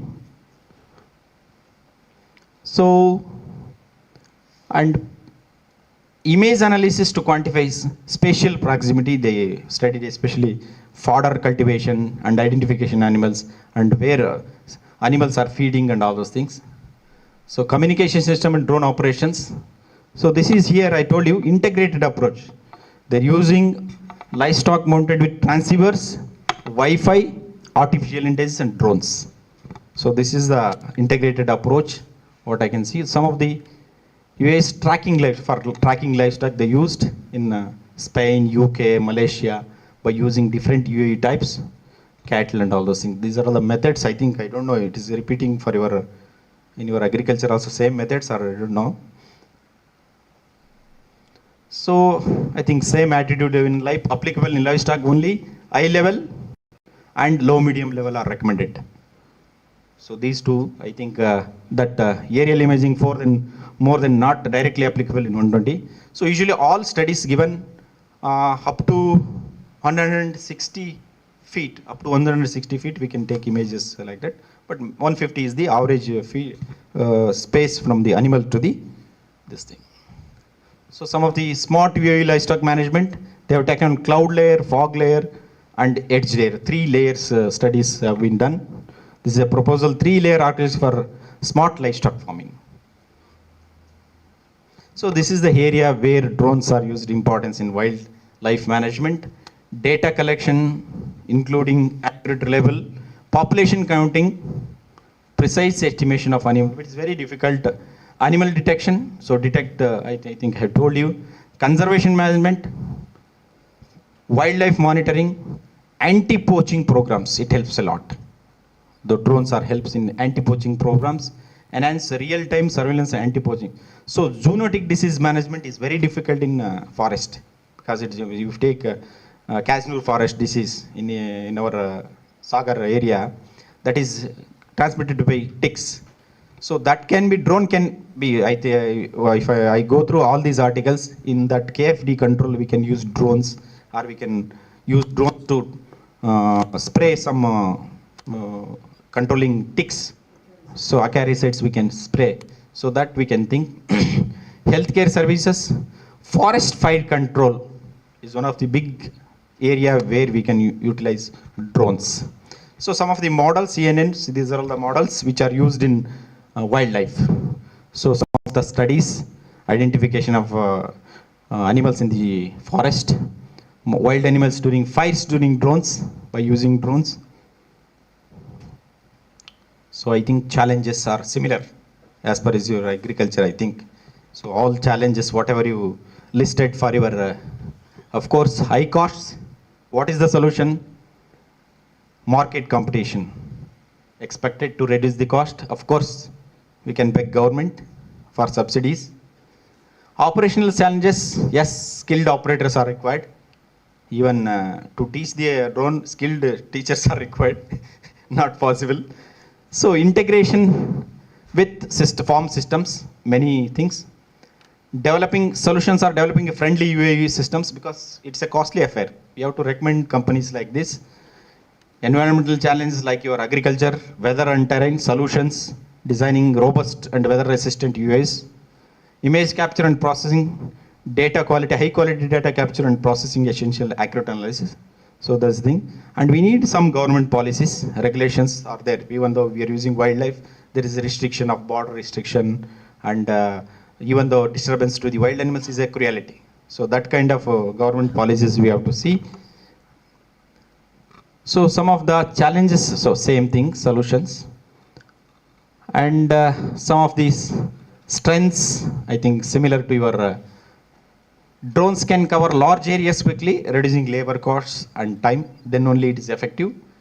Precision, they enable precision monitoring and data collection, improving decision making, we can decide. Minimize risk associated with manual labor and animal handling. So weakness, cost, regulatory system, skill requirement, and opportunities, technology advancement. We have to pair the technologies for the present situation. Data utilization is required for everything. I think those who are working in ICR, KVKs, every minute they will ask data reports. There is no work in field. You have to work in front of the computers. So market demand, of course, what I shown the basic data, we have to increase the production. Threats, competition, rapidly evolving technology need to competitive pressures, public perception, okay, then regulatory changes. So these are all the things. So I can conclude, data technology or drone utilization will helpful for the data collection related to animal husbandry, including disease identification, treatment, and early diagnosis, and all those things. And of course, in every articles, integrated approach methods are useful in livestock, and thermal and beautiful cameras are required. Cameras and branded cameras are required, and something there is battery backup is very important. So these are all the things. I hope I have covered something about drone in livestock, but I have a bit of knowledge. I think anybody having a questions, those pilots are here. Please answer. If livestock questions are there, our friends are there. Thank you very much.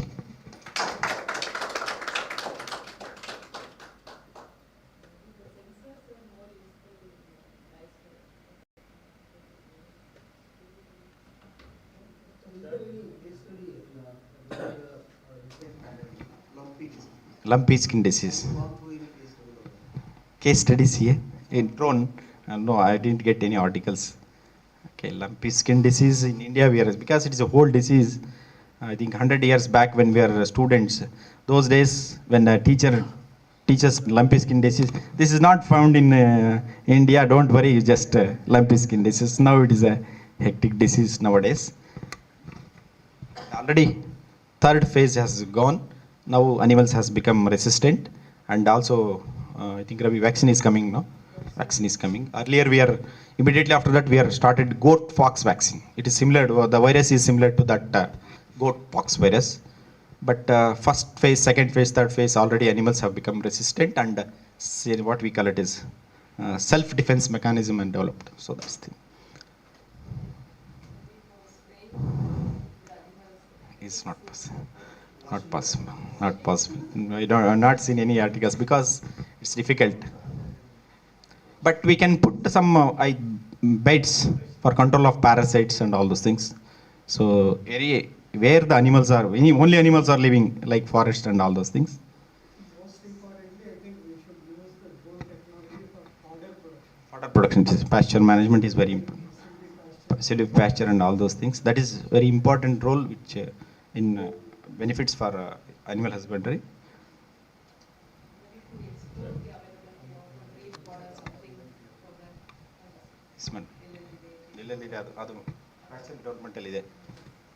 So major disease monitoring and pasture management. Those two aspects. What are the side effects using drones in animal production, livestock production? So they, sound is the first one thing. Sound, so that's why I told you, even using drones in wild animals, they disturb with sound. Sound only they made it, and some your sensors no problem, but your rules and regulations is only two problems: sound and regulations. Otherwise, no problem.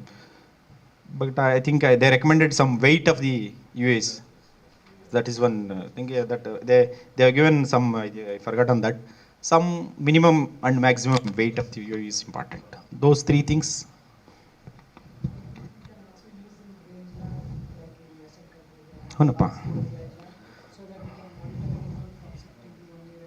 Yeah, shifting. Even though there are sensors, they are going to make some disturbance. It's a good question. I will come. They have a transceivers. They make some sounds to change the direction. That is also there. But it is only thing if you take in Australia, sheep population, they have huge population in a open land. There we can apply that kind of things. Okay, if you go any developed countries which is having 5,000 dairy animals, 10,000 dairy animals in a farm, there drones definitely work out. So, but that studies are not given. In India, they are using in some poultry farms, poultry activities industry, even though pharmaceuticals and wildlife they are using, but not reported in research articles. I think they don't want any biodata or scorecard. If scorecard is there.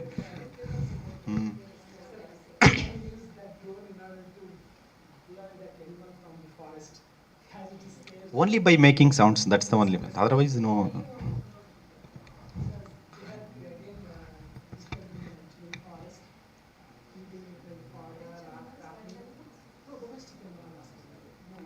So that is their farm security.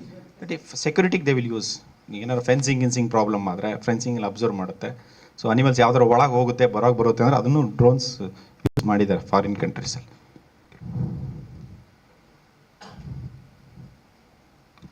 Thank you very much for listening my talk. That too in the last class of the day. Thank you. Thank you, Dr. Ashok.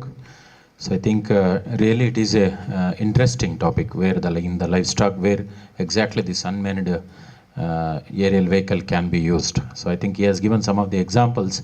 So even though there was very few notable work has been done on the livestock productions, particularly in India, it is zero as of now. So that's why when alerted topic to the, when I requested and asked Ashok sir to deliver a talk, then only he said, Navin, you have registered seminar for 0+1 course. I think I have to dig the information. After my PhD, I have registered for seminar. So I think even though with a lot of informations, he has contributed. So particularly there is a lot of scope because in agriculture there are a lot of work has been already done. I think it's a scope. I think those who are coming from the background of the animal science, they can think of this new technology where best they can use. You can answer for our vice chancellor in validity. Why animal science people came for drone in agriculture? Because drone study is not taken in livestock. Because this is necessity is there in livestock. So that's why we came for that. Is there definitely when you have to see the time saving and cost effective is important, and we have to be like rare like good animals, good you. I will tell you, madam. In Shumaga, if you tell anything, anything you tell Areka, you put the fertilizer, nano fertilizer, how fertilizer, they will put it. Why? Areka price is 55,000 per quintal. In your area, for maize, if you put the potash or DAP, very madam, so that is the thing. Wherever it is, but time will come, madam. I told you, no. That's why I have given the animals like the time may come. So we have to think. Thank you once again, Dr. Ashok, on behalf of the organizers and the participants, IDP and KSNUAHS. I request myself to come and hand over the certificate and token of love in the form of book to Dr. Ashok for delivering the talk.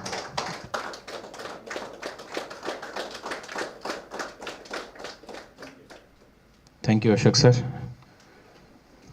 So we'll end the end of the day.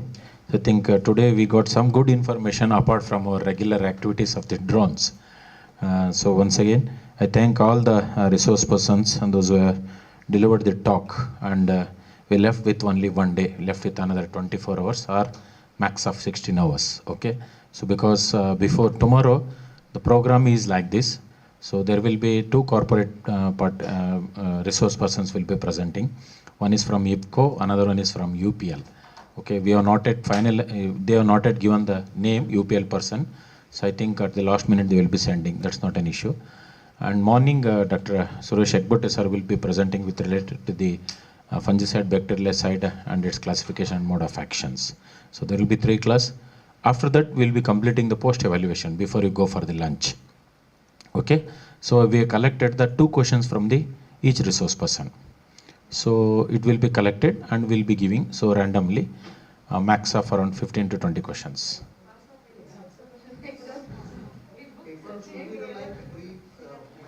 Pardon? Pre-evaluation? No. Because in the pre-evaluation it was very basic. Okay. So now it is in the post-evaluations. So to simply to judge that what the quality or what the resource person has given the informations, in that aspect only we'll conduct the post-evaluation. Don't worry, that's not an issue. So after that, after the lunch, we'll be having the valedictory section. I don't know, we are planning to max of wide upping by 1 o'clock. So from starting end of to the closing of this valedictory. So then afterwards you can disperse, but it depends on the our university delegates what they are going to deliver. So it depends on that. Okay. Yeah, after lunch 2 o'clock we have to come here.